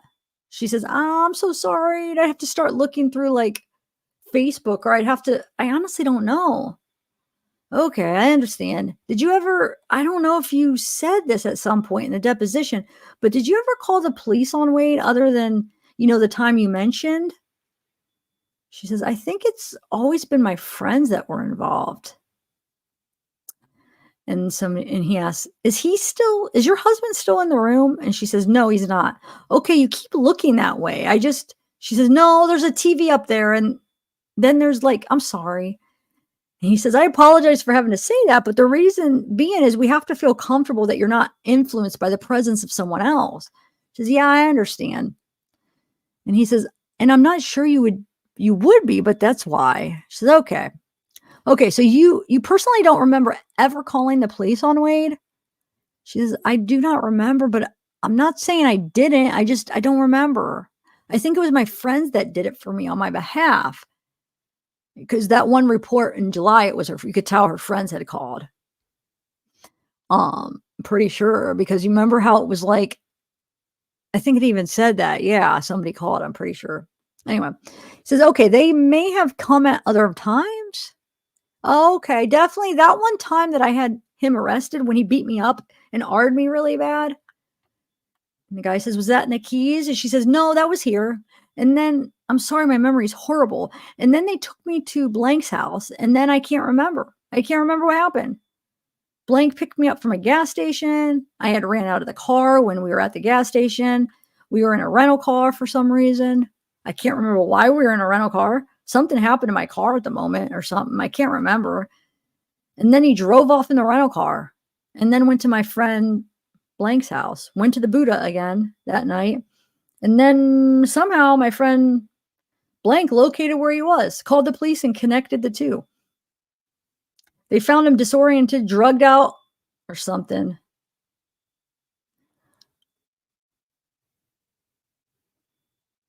I know my dog was still in the car, so I was worried about my dog.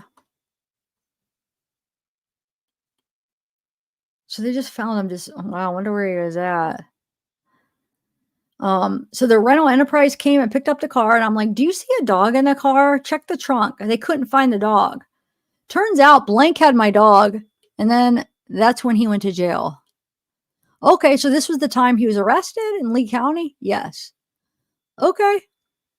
Other than that, was other than one time, did your friend ever call where he was arrested another time? She says, not that I remember. I'm sorry. And he says, all right. And the car that you spoke of that you went to Buddha that night, was that your Hellcat? She says, that was my Hellcat. Yeah. I can't remember how we had a rental car. I'm sorry. That's a blank to me. But it was definitely a rental car that night. And he says, when was the rental car? She says, the time that he was arrested the first time. Okay. Did you ever seek or get medical attention as a result of what the different things that we did to you? She says, no. They did take pictures. The cops did. That a second time, I had busted lip, busted nose, road rash all over me from the struggle. They took pictures, but I mean, I was in the military. I'm pretty tough, so I'm okay. And he says, okay, I read that. She says, yeah. So when you say the second time, where are you referring to? I'm sorry, tell me what you mean. He says, when you said the second time. She says, the time of the incident, the murders. Okay. But for we know,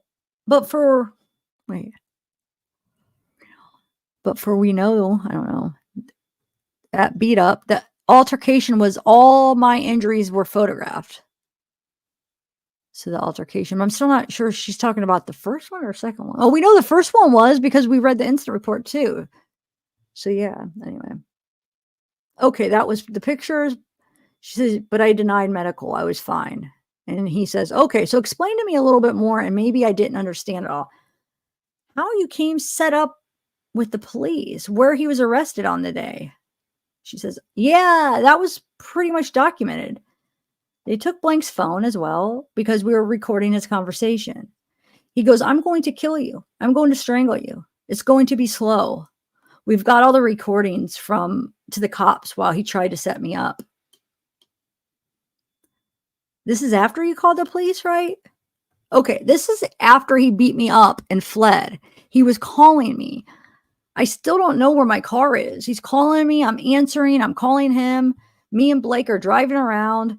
She's recording the phone, the conversation on her phone with me on my phone. And I had him on speakerphone where he was going back and forth erratic, like he's on drugs, because he is. Dude, well, what if that was her and it's because she hadn't got her car back yet? Amy's driving her. They're trying to find him to get her car. So maybe she sees him over there. He tells her somewhere he's at or something. She sees him in that property, jumps over the fence to go try to get her car or something. I mean, that could be an explanation. Depending on what time that was, she's trying to get her freaking car. I just got to figure out what time the freaking body cam was. I don't know. But the whole thing is though, why wouldn't she be honest about it? I don't know. Anyway, I'm still like confused about that scenario. Anyway, so he says, so he's asking about drugs, like what kind of drugs? Cause she's like, he's on drugs because he is. She, what kind? She says, he'll go from anything he could get his hands on. He was a glutton. Like he wanted everything. Nothing. It was, and the guy's asking, can you name some? And she's, yeah, I'll go all around the board. Ecstasy, meth, cocaine, crack, anything he can get his hands on. So we're driving around. He says, trying to get your car back. She's recording. He's threatening to kill me. Then he'll go back and forth with, oh, I just want to see you. I just want to give you a kiss on the forehead. Right after threatening to kill me. And then he'll go back to that. I'm like, okay, meet me here at Joe's Crab Shack. And then I'll talk to you. And so that's where he parked. And if I remember, he backed in where he could have an eye on the spa because Joe's Crab Shack is kitty corner to my spa. So he could have a good view of my spa, backed in. That's where the cop, I guess he didn't do a good job of blocking him in because he did say he'd park in front of him, but he almost hit his cruiser when he was evading, trying to escape. So that's as much as I know about that. And he says, do you remember what time it was when you first made contact with him? She says, I don't remember. It's all documented, though. It's all taken down to the minute on the records. So, okay, just one more time. What were the circumstances in which you guys separated that night? When you had gone out and you went to the bar and you were together. And then all of a sudden, she says, yeah, he was taking off, leaving me in my own car. Because I made it very clear, we're not going to a drug house. that I'm not going to be involved. My car is not going to be there. Anything. So he just left without me. And he says, how long were you at the Buddha before it happened? She says, I'm sorry. I could guess. I would say 2 hours, but I don't know how accurate that is at all, honestly. So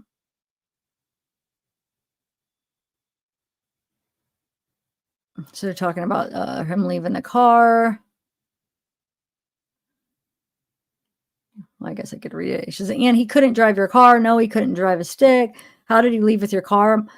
Our assumptions, this is just a guess, is the guy. I heard stories. I'm not sure who I heard him from. Somebody else drove? Huh? You assume somebody else drove your car. Well, I know somebody else drove because he can't even get in it. Get it in. He can't even leave a parking lot. That's how bad he was with his stick shift. Oh my God.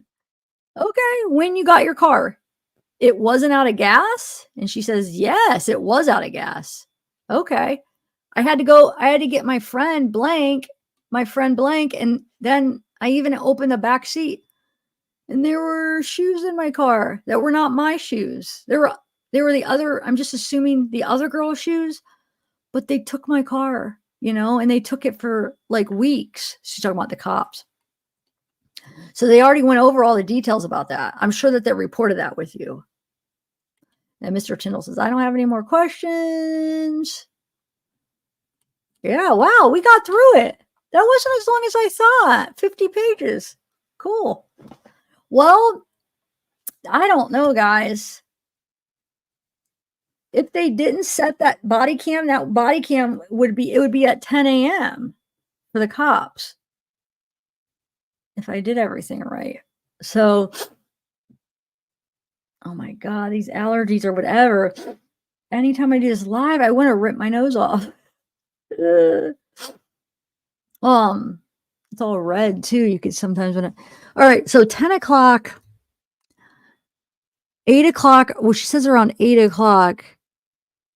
We know around 6 o'clock he leaves Christine, so he kills her like around 6. Then he goes around 8 o'clock to the spa, attacks Mila. Then what time? I got to look at the documents because what time supposedly was Diane going to work? What time supposedly did he pick her up? Because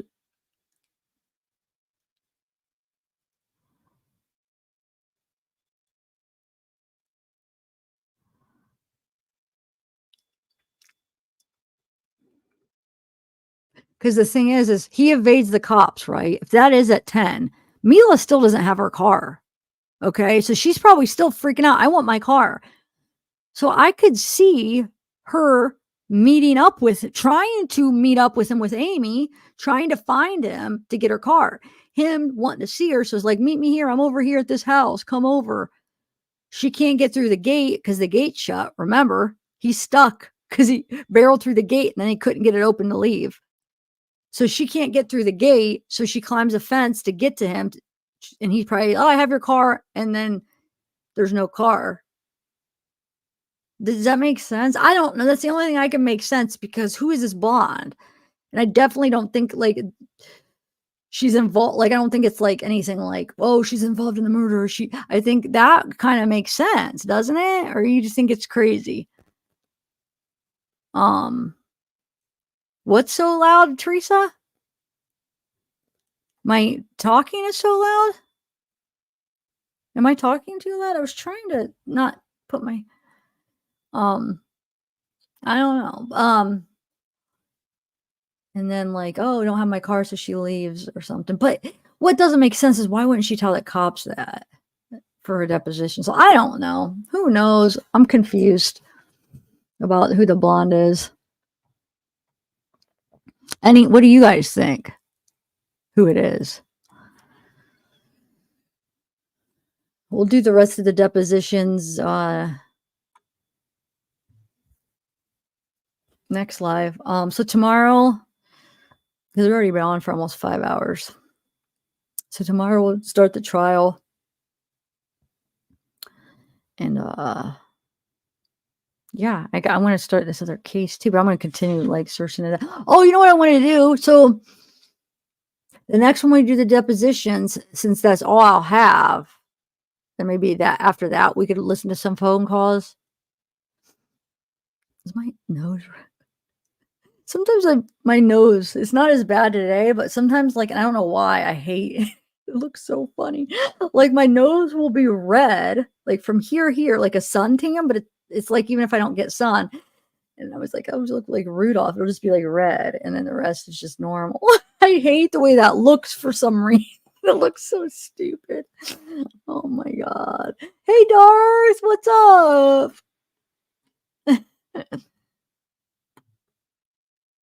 What did Wyatt say?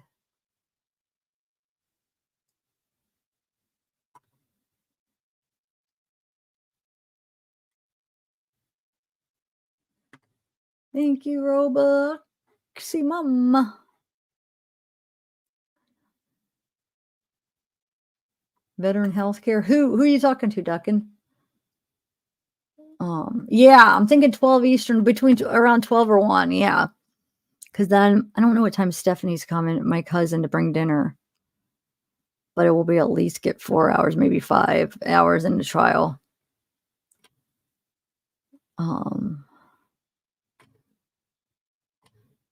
This was a good live though, guys. Well, thanks, Angie. I think, dude, that one deposition was so interesting. That person, her name's blacked out, so I don't know. But I do have a list of the names of the depositions, but I just don't know who's who.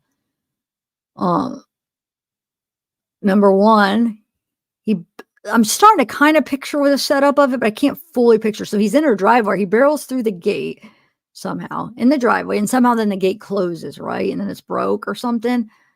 She comes home. The gate's closed, which she said is weird. Why is it gate's not usually closed? So that's what I don't understand. So why do you have to barrel through it if it wasn't closed? I don't know. Anyway, she sees the car there, like starts going inside. A guy, Wade, comes running up to her, asks to open the gate.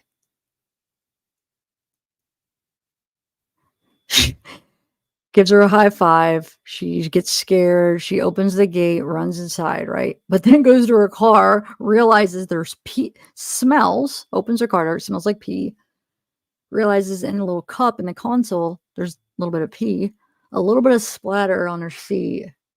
Huh. And then when she goes and tastes it getting clean, realizes it's all over the carpets, right? Or she said the carpets, right? Or the floorboard. So he pees in her car. Then she talks to the neighbor. Oh, and he comes out of the detached garage. So he's in there doing what? Talks to the neighbors like, oh, do you got a guy living back there? No. Oh, there's a blonde girl that hopped over the fence with him. And then he tries to contact her in jail through jail email, and then tries to call her. What is weird? That was the most interesting one. I might have to cut that out. Not cut, it'll be in my live, but I might have to make a clip and upload it as a pre-record. That is interesting. I need to figure that out, dude. That's going to keep me up trying to figure out who the heck. Do you think there's any chance that the neighbor is mistaken and there's no blonde girl? But how do you mistake a blonde girl climbing over a fence at the same time with Wade? Like, Wade is there at the time. The guy is there at the time. So it would be at the somewhat same time. Like, I'm sure Wade got there first. I don't know, but they're there at the house at the same time. Can that be? I mean, could it be mistakenly? Could it be a lie that the neighbor told her? But why? And it's almost like you can't mistake in that. You would have to be hallucinating. You know what I'm saying? I don't know, Elizabeth. I'm confused. I know. And the thing is like, why is Wade so concerned about getting a hold of this girl, okay, from jail, when she calls the jail to complain and get him to stop contacting her, take him out, like block him from contacting her. And he's told if he does it again, he will be blocked from contacting anyone Yet he still does try to contact her after that, taking the chance of losing his contact privileges. And we know how important that is, because that's how he flirts with the ladies to get his commissary and get all the money that he needs. So for him to take a chance on that, there's something important why he wants to get a hold of her so freaking bad. Because, well, who cares? He was at her house. What was he going to say to her? Hi, you remember me? You want to talk? I mean, like, what? Unless if he wants to threaten her, like, hey, don't say a word about, I don't know. I mean, what? She already went to the cops and said the incident.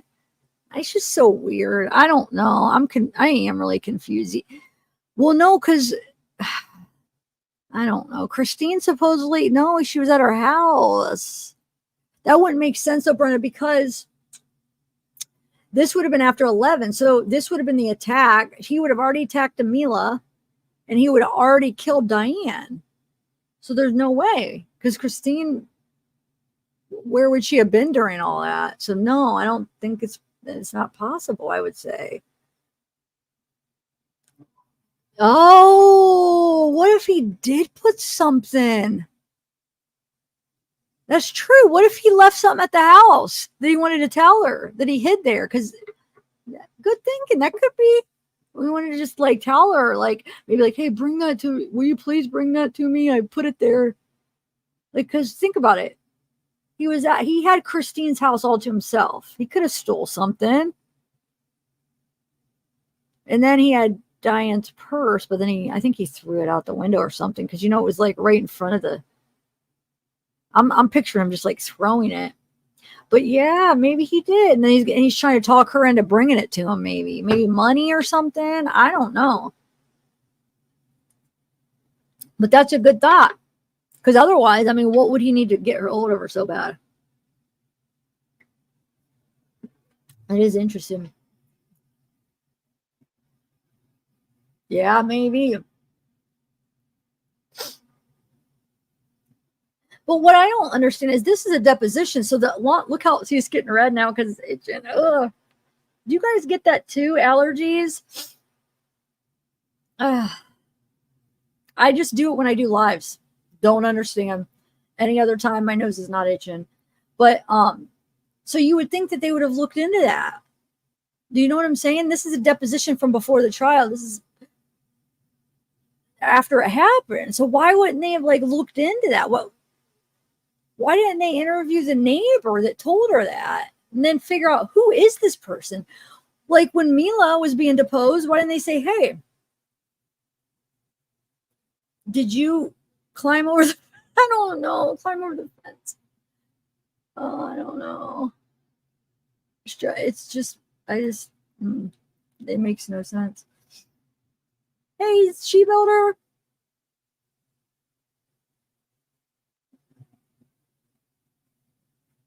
I played, the only time I played the calls is I did a little bit, I played a few calls a few lives ago. I played one with his dad. Yeah, the one they got their last combo. But I think tomorrow or my next time maybe tomorrow night or the next night, or whenever I do the next night live and I read the rest of the depositions, I'll probably do the jail calls. Because both lives I was going to do them at the end, but both lives ended up being so long. Like the last live, I was like, if we have time at the end. Now we're already going on 5 hours again, and I'm tired. I'm actually not really that tired, but I know I should go to sleep because of this. But like, so hopefully I'll do it next time. But those will always be interesting to listen to again. Maybe it'll be better to have a little bit of time pass and then re-listen. But I'm trying to think of which ones because I don't want to play them all. But which ones would be good to listen to next? They're all so good, and she keeps putting more out. Like every day, there's like a new one. I don't know. Yeah, I don't feel like it's just already too late right now. I don't want to go over 5 hours, but oh yeah, allergy central. I love that. Yeah, right, Angie. That's a good point. Oh, thanks, Teresa. Wyatt, you need to get some sleep. School tomorrow, yeah. Hey, Katie. Angie. Who's it? Oh yeah, that's somebody's comment on. That's funny. That's a good one. What disorder? Katie or Alicia? What do you guys have? Yeah, Melanie, climb it up, burn.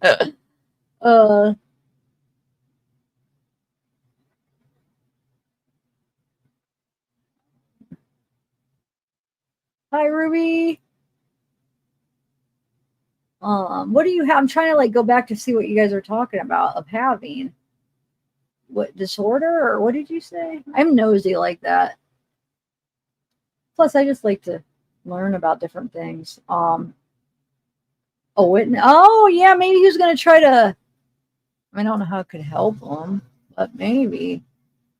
Oh, nice to meet you too. Yay, you'll be back. You better.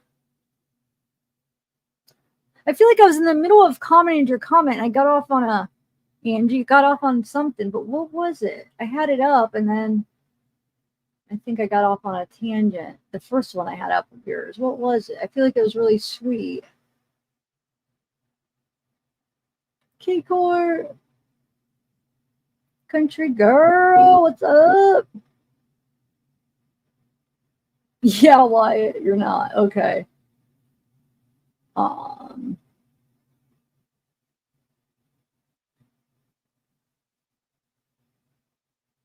Yeah, right?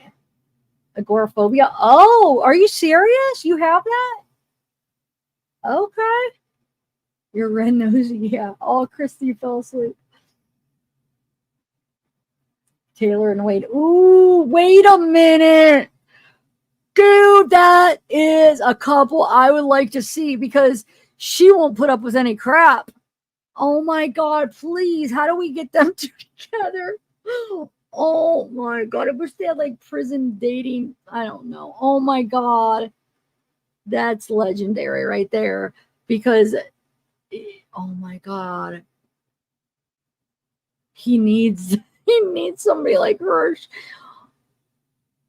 Oh.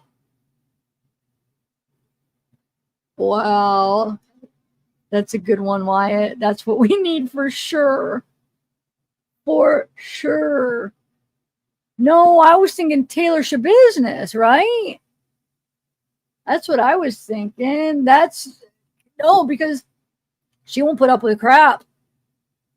Make him freaking her, what is the word? I can't think of the word, but oh my Lord.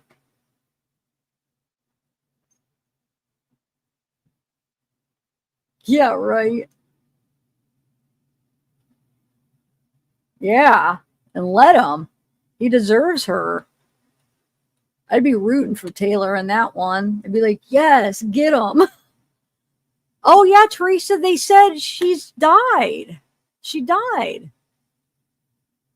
Actually, hold on. I'm going to look her up because maybe I'll do some digging on her, see, for next time. But they said she overdosed in February, which is sad. Wonder if Wade knew about it, you know? Yeah, here she is. Look, here we go. That's her. It's gotta be. Because thank you to Dawn Bodine, gave me her full name, and that's her. Pretty sure. I don't know. Let's read it. Yeah, February.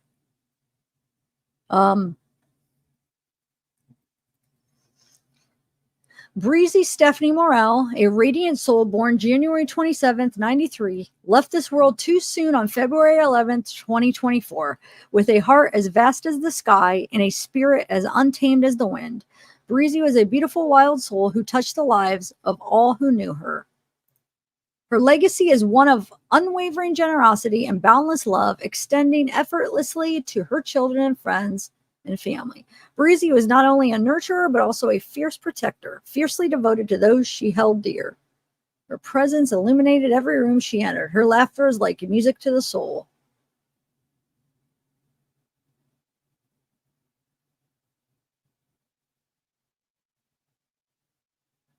me see if she has any kids. No. She does. Never mind. Her precious children, Jackson, Raiden, and Liam, who were the lights of her life. Wow. Yeah, I just typed in her name. Because what's her name? Dawn earlier gave me her name. I just typed in her name and that's what came up. The obituary, and it said Fort Myers. I'm like, yep, that's gotta be her. And everybody said she died in February. Let's see if there's any. Hold on. Oh yeah, here's more.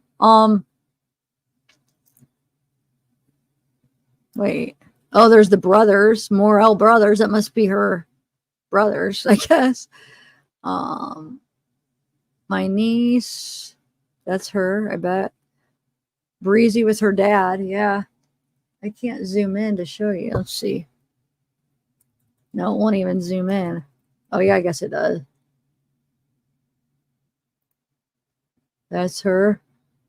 Wow, that's sad. That's her right here. Wait, so he told her that the perfect body type, remember on the message, she said, you have, if I had to pick like the perfect body type, you have it. Remember he told her that? So this is his perfect body type, I guess? I don't know. I'm just curious what his, you know what I'm saying? Wonder what picture she sent him. Is she pregnant? I can't, that just so says she has kids. This is her, this one.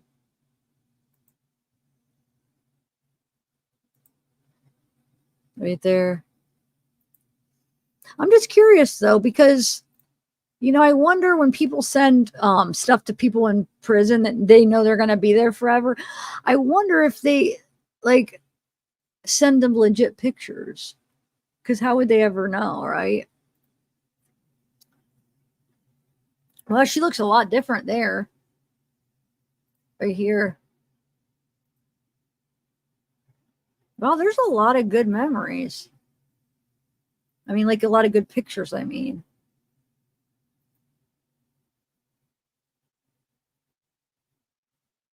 She's got pretty eyes. You guys probably can't see. She's got like really pretty eyes. I don't know. Is this one of her exes maybe, or boyfriend at the time? Dude, that's sad. She had 3 kids. Drugs are just... I wonder what year this is. Because, oh, wait, 22? Or wait. Is that 22 then? Is that what that means? 7, 26, 22 maybe?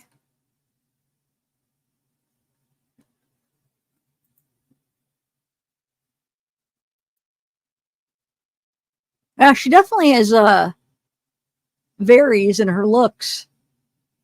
She looks like a lot different between years. But there's Breezy. You guys still here? Oh, the chat disappeared for a minute.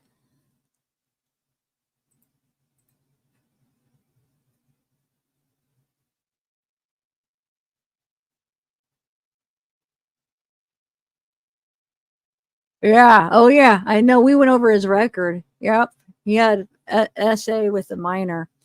Did you see the mugshots? Oh, yes. I bet. RV, are you watching the beginning? I bet ya.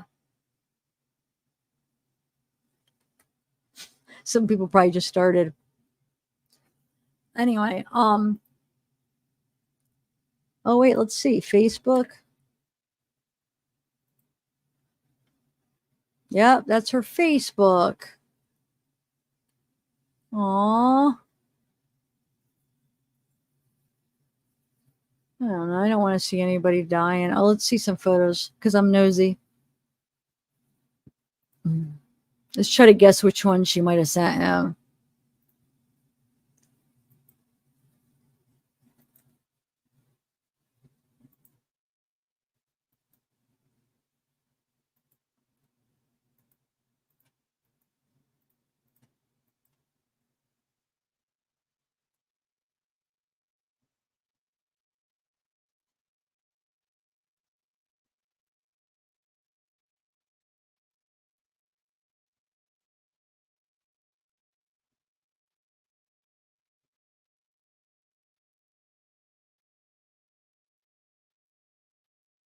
You can't hear me?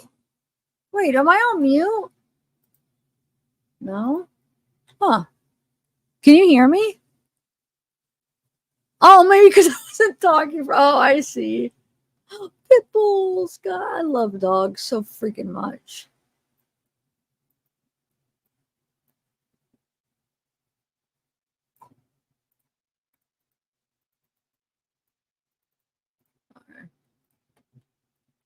Oh, she got a lot of pictures.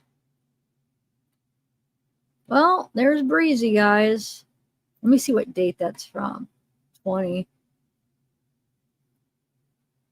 So that was when 2019. It could be into 2020, maybe those calls.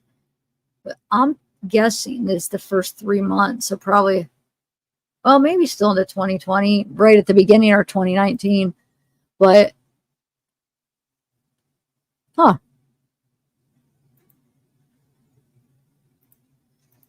Well, I wonder who the next girl's going to be.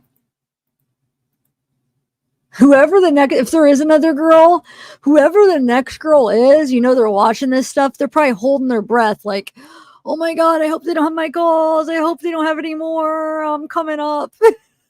Because I wouldn't, oh my Lord, I wouldn't want to. Well, first of all, I wouldn't be one to be contacting him, but I would never have that problem. But still, if I was,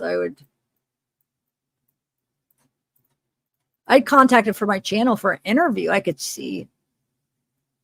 Probably not him because that's what he like. I feel like he just is desperate for anything because it's stupid and funly. He just wants money, but and so many lies, you know what I'm saying? But like I would like, you know, for cases, I would interview the defendant. Are you kidding me? Dude, if Ted Bundy was still alive, I would love to interview him. I'm a true crime, of course. It just sucks though, because I feel like somebody like me does it. I would get so much crap like, you're giving them a platform. But yet, like, news channels could interview people like that, talk shows, documentaries, they're fine. But like, it seems like sometimes when it's like an independent one, we get blamed like we're supporting them or something. It's like, no, we're like a reporter too. We're just independent. We want the story. You know what I'm saying? I want answers. Like, I like watching the interviews. You know, if you get to talk to him yourself, are you kidding me? Ask questions. I want to understand people. You know what I'm saying? And get like just get answers and see what they say. So yeah, I would. Like I said, I don't know him because I feel like we wouldn't get much out of him because all he would care about is what he could get out of it, which if he would actually give us like answers, but it would just be like more of these messed up stories. I don't know. Who knows? Who knows? I mean, maybe we'd have to come up with some good questions, but I'm just saying, like, yeah, I would like Taylor Shabusiness. I would love to interview her. Any of the people. Wouldn't you guys? You would love to watch those interviews, right?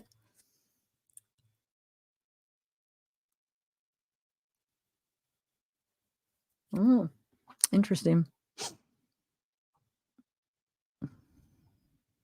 Oh, does she? I should look her up.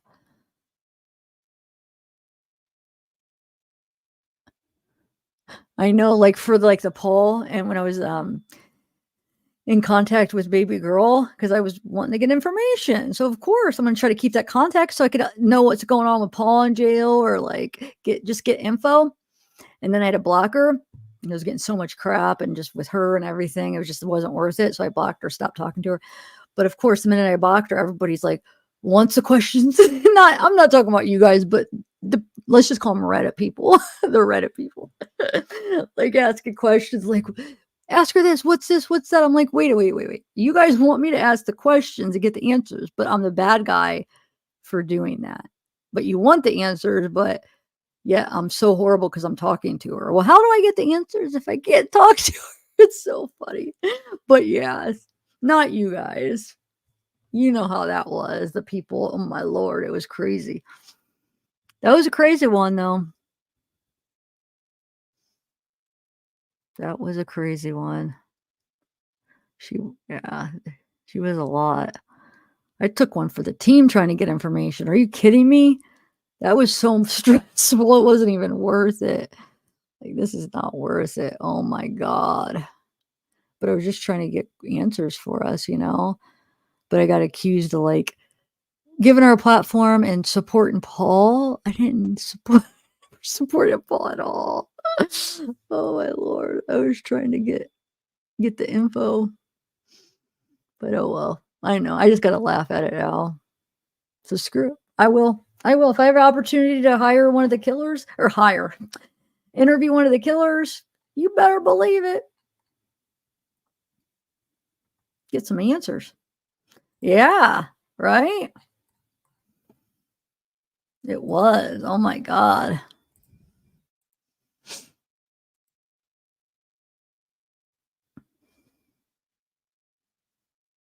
Any like reporter or talk show or anybody would jump at those kind of interviews. They all, Dr. Phil or, you know what I'm saying? Anybody wanted to do it. It's a good, not only entertainment, but for my purpose, it's more for like knowledge. Like I like to learn. I want to know stuff. I want to see how they act, see how they answer. Just feel them out, you know?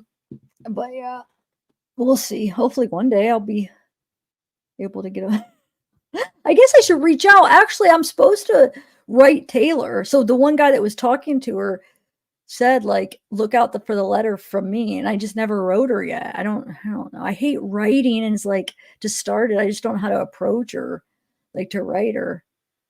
But I would like to, you know, she's a freaking unique, like very interesting. Like I'm just into psychology. Like I want to know what the heck is in these people's brains, their thoughts, just like what's going on. I want to know more. I don't know. I just always want to know more, I guess.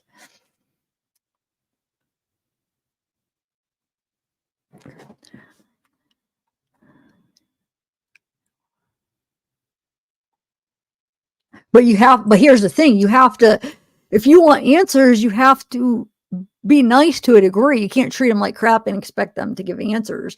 So then that's another thing. It's like, why are you being so nice to them? How are you supposed to get answers if you be a jerk? Of course you got to be nice to them, you know? Like, yeah, at least doing what that would be my approach. I'm going to be nice. I'm not going to be like fake, but I'm going to be respectful and nice enough so that person wants to talk to me. You know what I'm saying? And feels like they could trust me, because in order for them to not give you lies and maybe open up and tell you, actually be honest and tell you the truth, they need to trust you. So you have to kind of play their game. You know what I'm saying? You have to be nice and gain their trust because you want good information. You know what I'm saying? You don't want like crap. You want them to be like, oh, I trust this person. You know, I'm gonna open up to them. You want that. So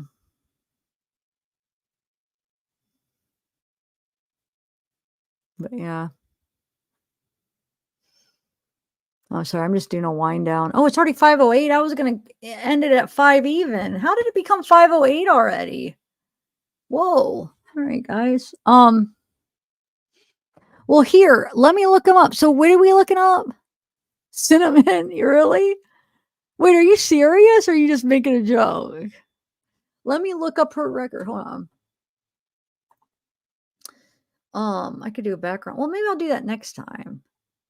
Yeah, because it's already 5:08. I'll do it next time because we should end it so tomorrow.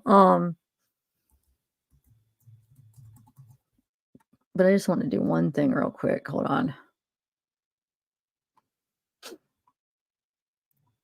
Where was that site? I knew I should have saved that site. Hold on a second. Hold on 1 second. No, not that. Just give me 1 minute.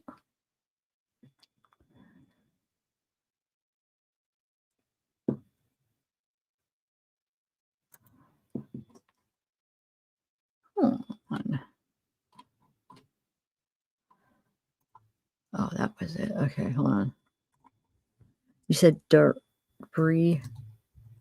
Oh, I had her name from. No. Hold on. Wonder. Oh, it's 2 R's and 2 L's. Hold on. Wonder. What's her. Oh, yeah. Here she is. Here. Hold on 1 second. 1 second. Let me share my screen a different way because yeah, that will be better, I think.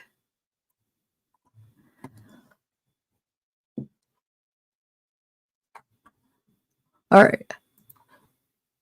Dang it. Hold on. I got her mugshots. Just give me 1 minute. Okay. I'm trying to get this off. There we go. Where is it's right here. Okay. So we have Marie Morel. So she probation violation. This is 2021.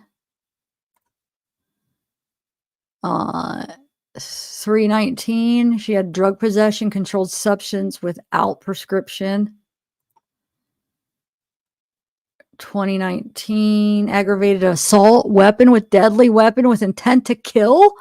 Aggravated assault weapon with deadly weapon without intent to kill, probation violation. So we have, without, I read that wrong. It is without intent to kill, sorry. Aggravated assault, though. Anytime it's aggravated, it's always, well, hold on. I looked that up once, what some of the meanings of aggravated. I think, we'll look it up in a minute. Hold on. 2020 probation violation. Did we already do this one? Yeah, that's all. That's all of them. Yeah.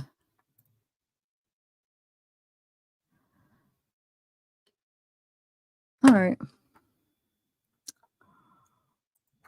But I could do like an actual background search too. But I think, we got a good idea. I'll do it next time. So I'll just do like a whole thing on it. But it's probably going to be the same kind of stuff like drug possession, that intent. Under 18. But I will do that next. I will. And we'll just do that. We'll do depositions. But tomorrow we're going to do the trial. That'll be kind of good because I'm looking forward to it because I'll just be able to like watch it and be in chat with you guys and chat with you. You know, I could even be walking around the house a little bit sometimes, just chatting. I don't know why I'd want to walk around the house, but I just mean like if I needed to go do something, I don't know. I'm being silly. All right. Well, thank you guys. I had fun. I really did. I can share. Oh my God, you guys. And the reason he says that is I did both. I shout. Well, wait, that sounds really bad. I was saying, wait, let me clarify that before I go say I showered it. I never showered on a live. Well, it was Rumble though, wasn't it? I was saying, but I had a panel. I had a couple of people up on panel. I really needed a shower, so I stayed live. And of course, I shut my camera off. I went in the shower, but I was listening to the panel because I have a shower speaker. So I took a shower and I had the shower speaker. So I was still like listening to the live and I showered and then I came back and got back on the live. Hey, it's just me. Melanie, thank you. DJ Holiday, Anna Gillespie. Hey, Brandy Little.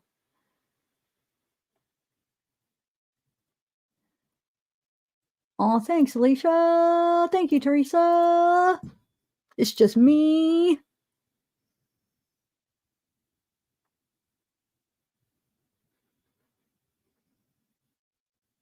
Oh, the one that I said, Katie. Yeah, I could just do a thing. Here's the thing. Once I start, then I can be like, oh, I could just do this. Then I could just do that. I feel like I have to stop somewhere. I won't be able to stop. you know, because here I am already. Wait, why did that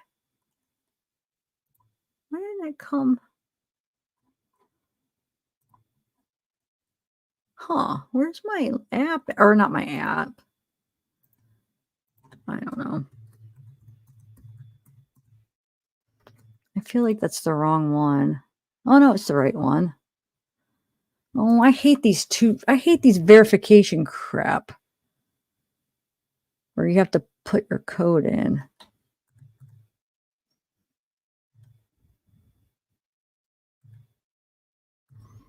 I just want to see what comes up.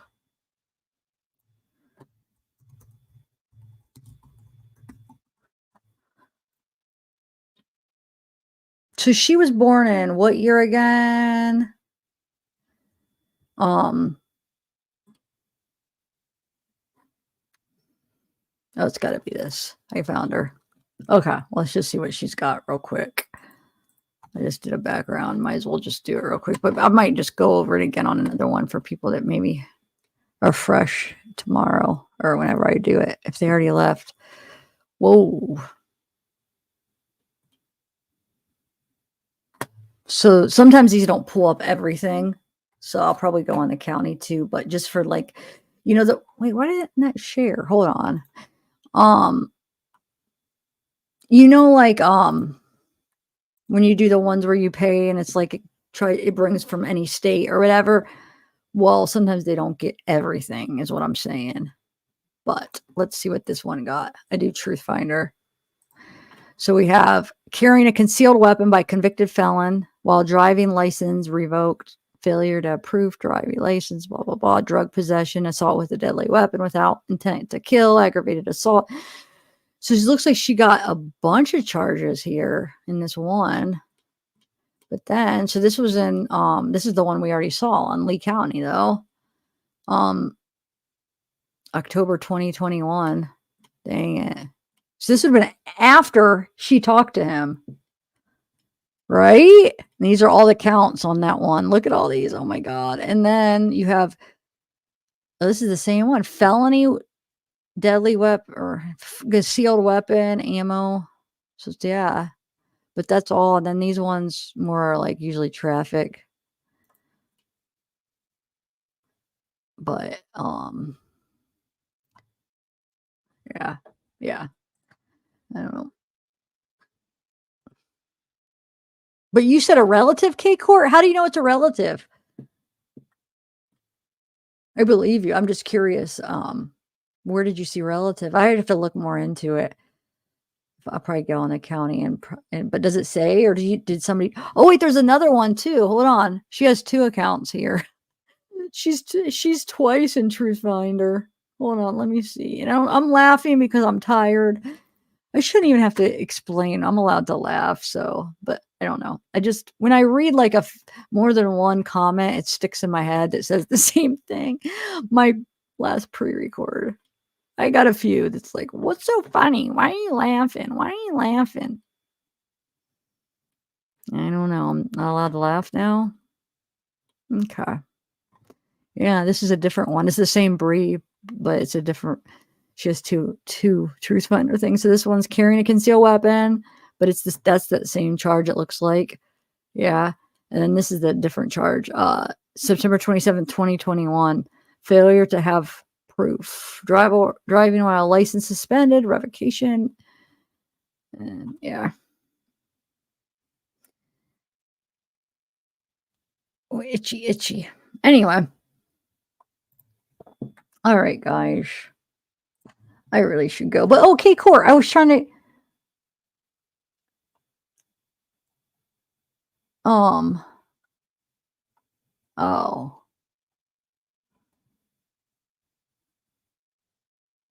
Oh, it was the same last name. Okay, thanks. Wow. Was it, wait, do you know? No, she's not married or anything. Because I was going to say, was it like her boyfriend? Is she married? And that's why it's the same last name? But no, you probably would have realized that, right?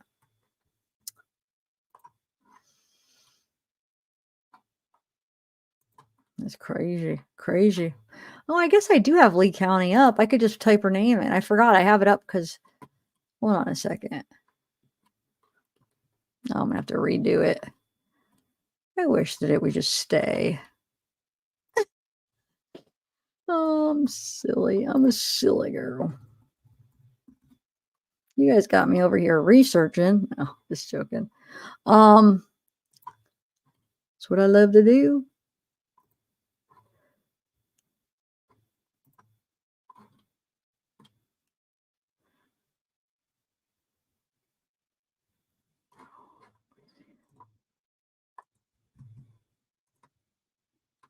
There it is. Okay. Domestic violence. Wait, how old is she? Hold on. Let me look back. How old is she supposed to be? 26 in 2019. So, but 31 if she was alive. So it's 31. Okay, hold on a second. There's a reason I asked because I'm trying to figure out something here. Hold on. No, that can't be. So, yeah, this one can't be her then. Hold on. Never mind. So the / the domestic violence, this is a different one. Yeah,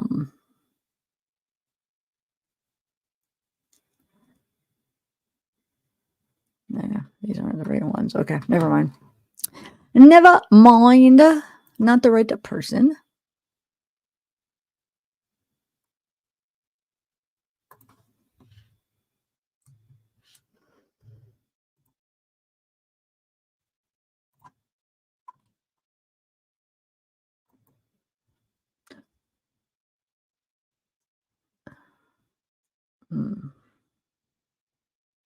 I don't know.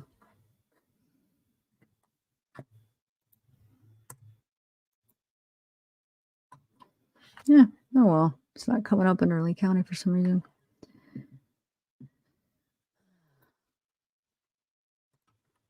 Which is weird because that's these mugshots. Stephanie Ariel. Lee County. It's Brez. But hold on, I'm just talking to myself, guys. I try that.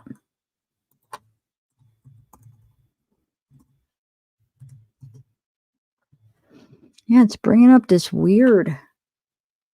Sorry, it's not her.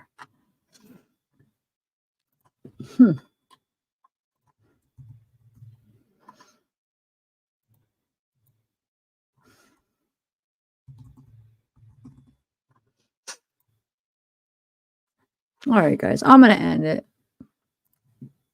I'm all itchy. Now my eyes all itchy. Why can't I have... Those of you that are new, you'll understand I have a trouble ending my live sometimes. Yeah, I'll think and tell you. Like, I don't... Ooh. There's something going on with his eye. And it's driving me... I got issues now. Wait, what's that song where it's like, I got issues? Hold on. What's the next verse? I actually like that song. I haven't heard it in a while. I need to listen to that. It's a pretty good song. Do you guys know what I'm talking about? It says it in a really, I like the way that they say it or sing it. It's like, I got issues. Wait, I can't say it in the right key or tone or whatever. Does anybody know what I'm talking about? I love that song. What is it? What's the name of it? Does anybody know? Tell me. I'll look it up and see if you're right.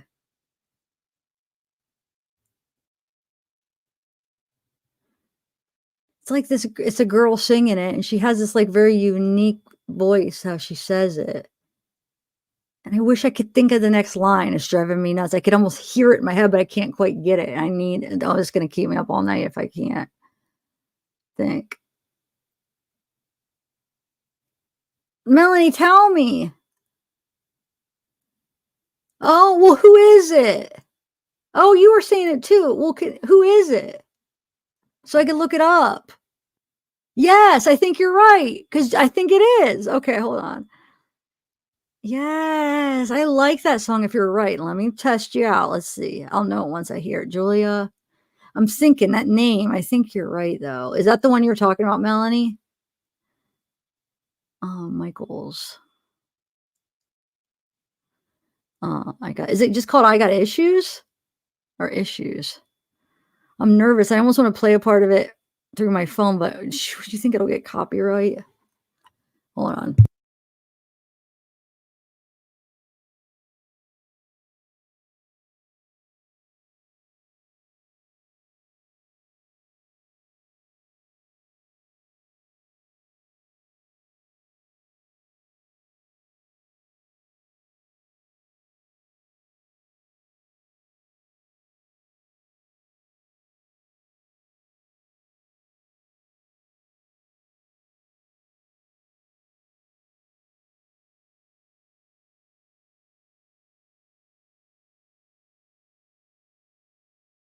This is the first time I saw what the girl looks like. I've always just heard it like on the radio or whatever music I'm listening. I don't know if it was like, I don't know, whatever other thing I was listening to music on.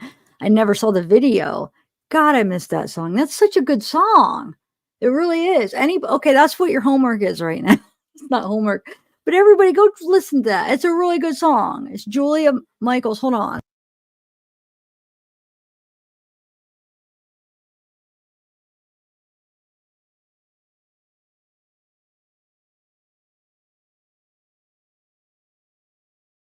I'm going to share it. Everybody go, and then I'm going to go. Maybe it'll help me get off because I'll just be like, okay, go listen. Bye. It really is good, though. Hold on. Let me share the link, and then I'm out, buddy. I didn't even mean to say buddy. I'm out, people, and then we'll see you tomorrow for the trial.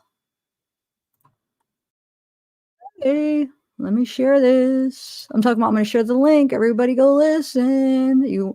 I'm sure you won't regret it. It's really good. I don't know why I'm singing, but it's really good. Bye, guys. Here, go listen. Relax. Excellent song. How many have not heard it before? I want to know. Has anybody not heard that song?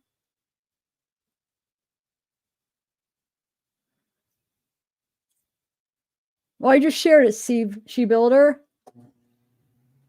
Anybody not, though? I want to know if anybody hasn't heard it. I want to know if it's going to be your first time hearing it. I want you guys to go listen. I just shared the link. I'm in a weird mood. Anybody not? And then we'll figure out who Blondie is. We'll get her dumb. Well, I shared the link, Alicia. There you go. I shared it right there. That's it, K-Court. All right. I wonder if, hold on. I want to see if there was another one.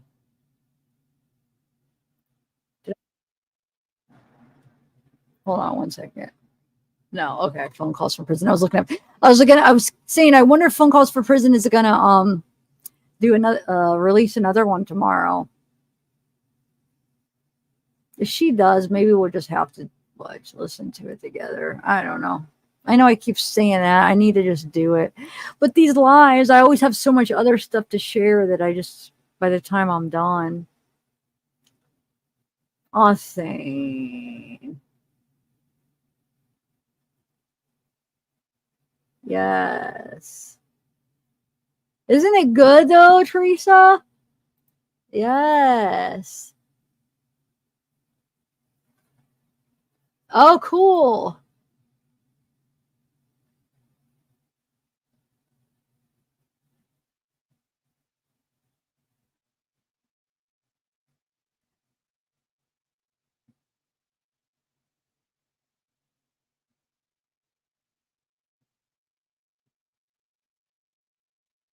Yeah, they're really good.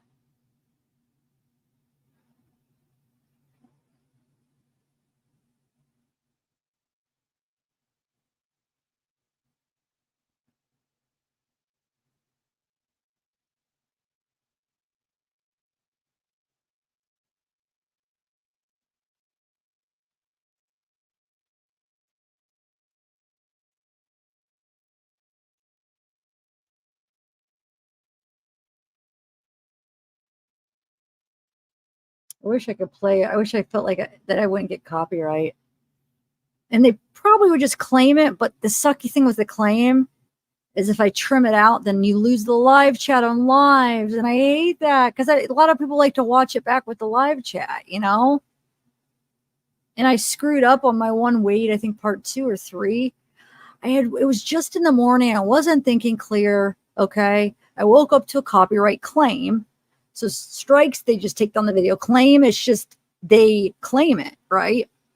Which isn't cool because it's like 5-hour video for a couple minutes or a minute. I mean, it's not fair that they claim it, you know, but so I wake up and I'm like, it was a song, background of one of the videos that was on Wade's Facebook. Remember that one? It was like I think it was part 3. And I'm like, shoot. So I was half asleep and I went in there and I trimmed it, forgetting it was alive. So therefore it took away the freaking live stream. And since it was just like a minute or under, I should have just muted it and it wouldn't have taken away the live stream. I was so mad at myself. Like after I woke up and had my coffee and realized, I'm like, shoot, why did I edit it out? Why did I trim it out? Now we lost the live stream. And it's not like I don't go back and watch my lives or look at it, but I know there's a lot of people that like to go and watch the live stream when they watch it. I know this because sometimes when I do trim it out, because I have to, because there's no other option. If it's not music, if it's like a video, you have to trim it out. You know what I'm saying? But if it's music, you can mute it because it's just the sound. But like, because people will be like, where's the chat? Where's the chat? So people get upset. And I get it. And if you want to rewatch and you want to, you know, you're a chat or you like the live chats, you're going to want to like what, you know, look at the chat. So I don't like to do that. But yeah, so I guess I could just play the sound, but no, the video, it would be the whole thing. I don't know though. I do think a music like that would definitely get copyrighted. I just don't want to take a chance if they strike it. Because I mean, people could always strike. It seems like when I first started my channel, more people struck. It seems like now, at least for like big things, like big names, like stuff like that, I feel like they're more likely to just claim it and then they just make the money. Now it's just like the jerk channels that want to be jerks and strike you and not give you the option. Like I've never struck anybody. I never would strike anybody. I wouldn't even claim anybody, but I get it. You know, I'm not going to be mad if somebody's like, you know, it's my stuff. And if people are using it disrespectfully, but I feel like you should always, if you do feel that way and you're like, no, then I always feel like you should give them the option and just like reach out, be like, can you take it down? I hate people that don't even give you the option, don't contact you, they just strike you. Like reach out and just be like, hey, can you take it down? Because most likely the person is going to take down the video rather than have a strike. You know what I'm saying? Instead, you're going to harm their channel. A lot of channels are like, this is our livelihood. Like I've been building this over 5 years. Like if I lost it, it's like I fired. Like everything I've been building, I just got fired from my business. I lost my business. You know what I'm saying? It's like in strikes, 3 strikes and you got 90 days. I mean, you lose your channel forever. You can't come back. And yeah, people come back and start channels under different names, but you never be able to have it as your job because you can't be monetized and make money because your name is forbidden. You're forbidden. You only have one social security number. You won't be able to get paid. So it's like, it's a huge deal. And I understand how sucky it is to get struck, that I will never do that to somebody. I don't care if they do steal it and use it horribly. I just do not do it. I don't care. It's horrible feeling because you're like one strike, you're just like on edge for 3 months. You're like, oh my God, I don't want to get another strike. You're like, at least somebody like me, this is all I have. You know what I'm saying? So it just sucks. But like if somebody feels like they have to, you know, then just reach out and be like, take it down. 9 times out of 10, they're going to take it down rather than take a strike. But there are some freaking jerky channels that do that. I got the one time, my first year of having my channel, I got 2 strikes by the same person. So therefore, if I got one more in 90 days, I would have lost my channel. I begged her, like, can you please retract it? I'll take it down. Because she was doing this video. She was striking a lot of people. So she was doing this video saying, oh, no, if people just reach out, I'll retract it. Just, reach out, say you'll give me credit, I'll retract it. After I had already reached out and asked her, I said, I'll take it down. Will you please retract them? No, she wouldn't. It's like, I'll take it down. Nope. So I reached out after I saw that video. I'm like, hey, excuse me.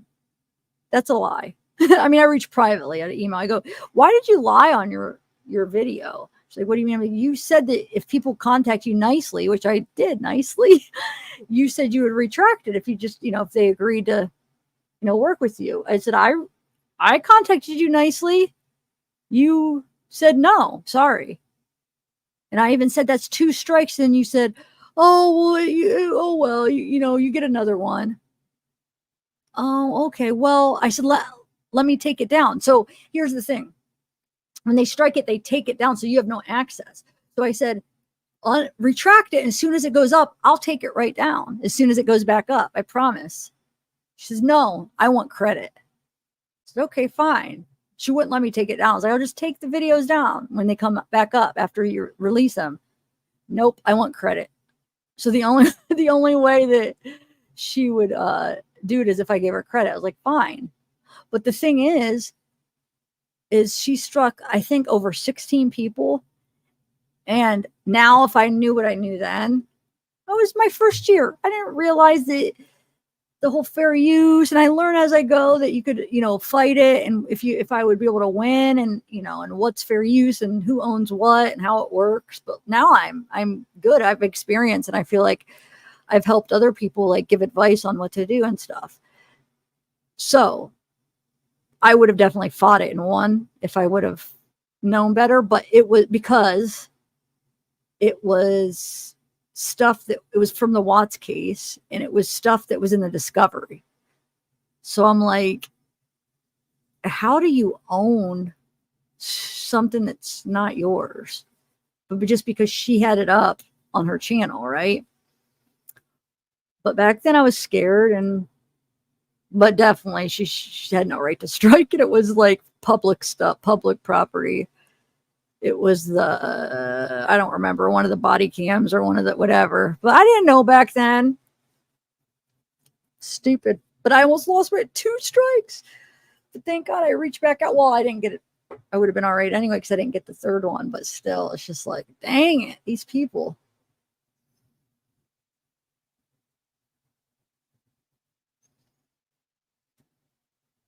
Oh, yeah, just me. It doesn't matter if you credit it. It's up to you, the credit or not. Of course, they could still strike. It's all up to the person. So the credit doesn't mean crap. It's up to the person if they want to strike. Yeah. But some people they'll be like, some people are like, well, no, if you credit me, I'll be fine. But as far as legal or for YouTube, it doesn't matter if you credit them or not. That means nothing as far as if they're able to strike you. But it might stop people from doing that because it's like, oh, they gave me credit, But like big companies, like for claims and stuff, I think a lot of these people, these companies, they'll have like automatic stuff on where like it just automatically claims any reused content. So like YouTube has this thing where people could go in manually and find it and then be like, oh, copyright.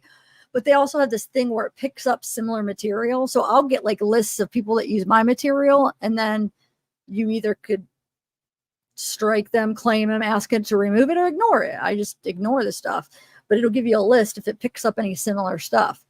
So I think some of the big companies, they just have it like automatically it claims or it strikes, or you know what I'm saying? Because I'll get like random, like I've gotten like an animal video, like this channel is not sitting there watching me. It's because it's the automatic stuff. So yeah.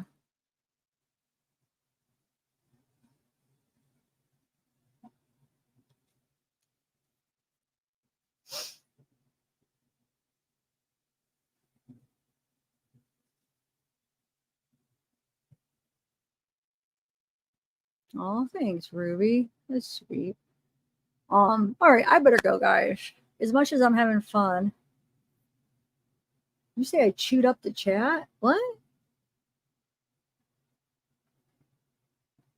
Oh, I got you. Oh, okay, Alicia. Oh, you guys.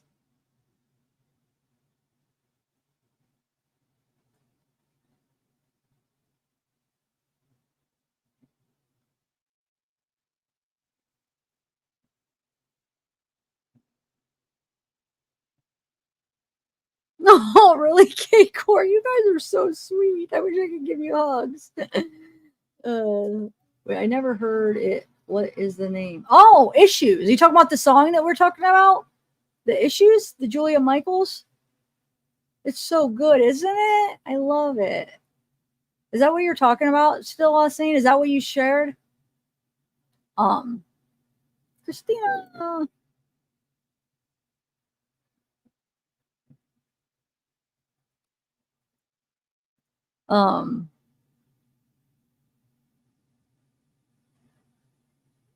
I know. I agree. I think he does have a type for women.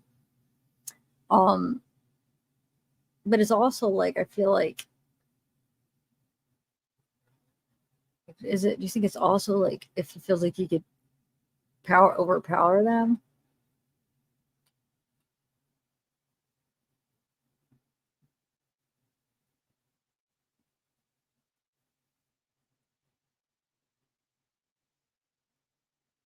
Wow, really? That's sad. Oh yeah, I guess I do have a obituary.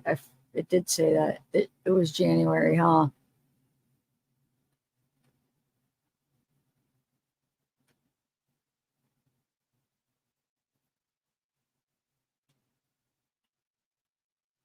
All right, bye guys. I am really leaving now. See you guys tomorrow. Bye.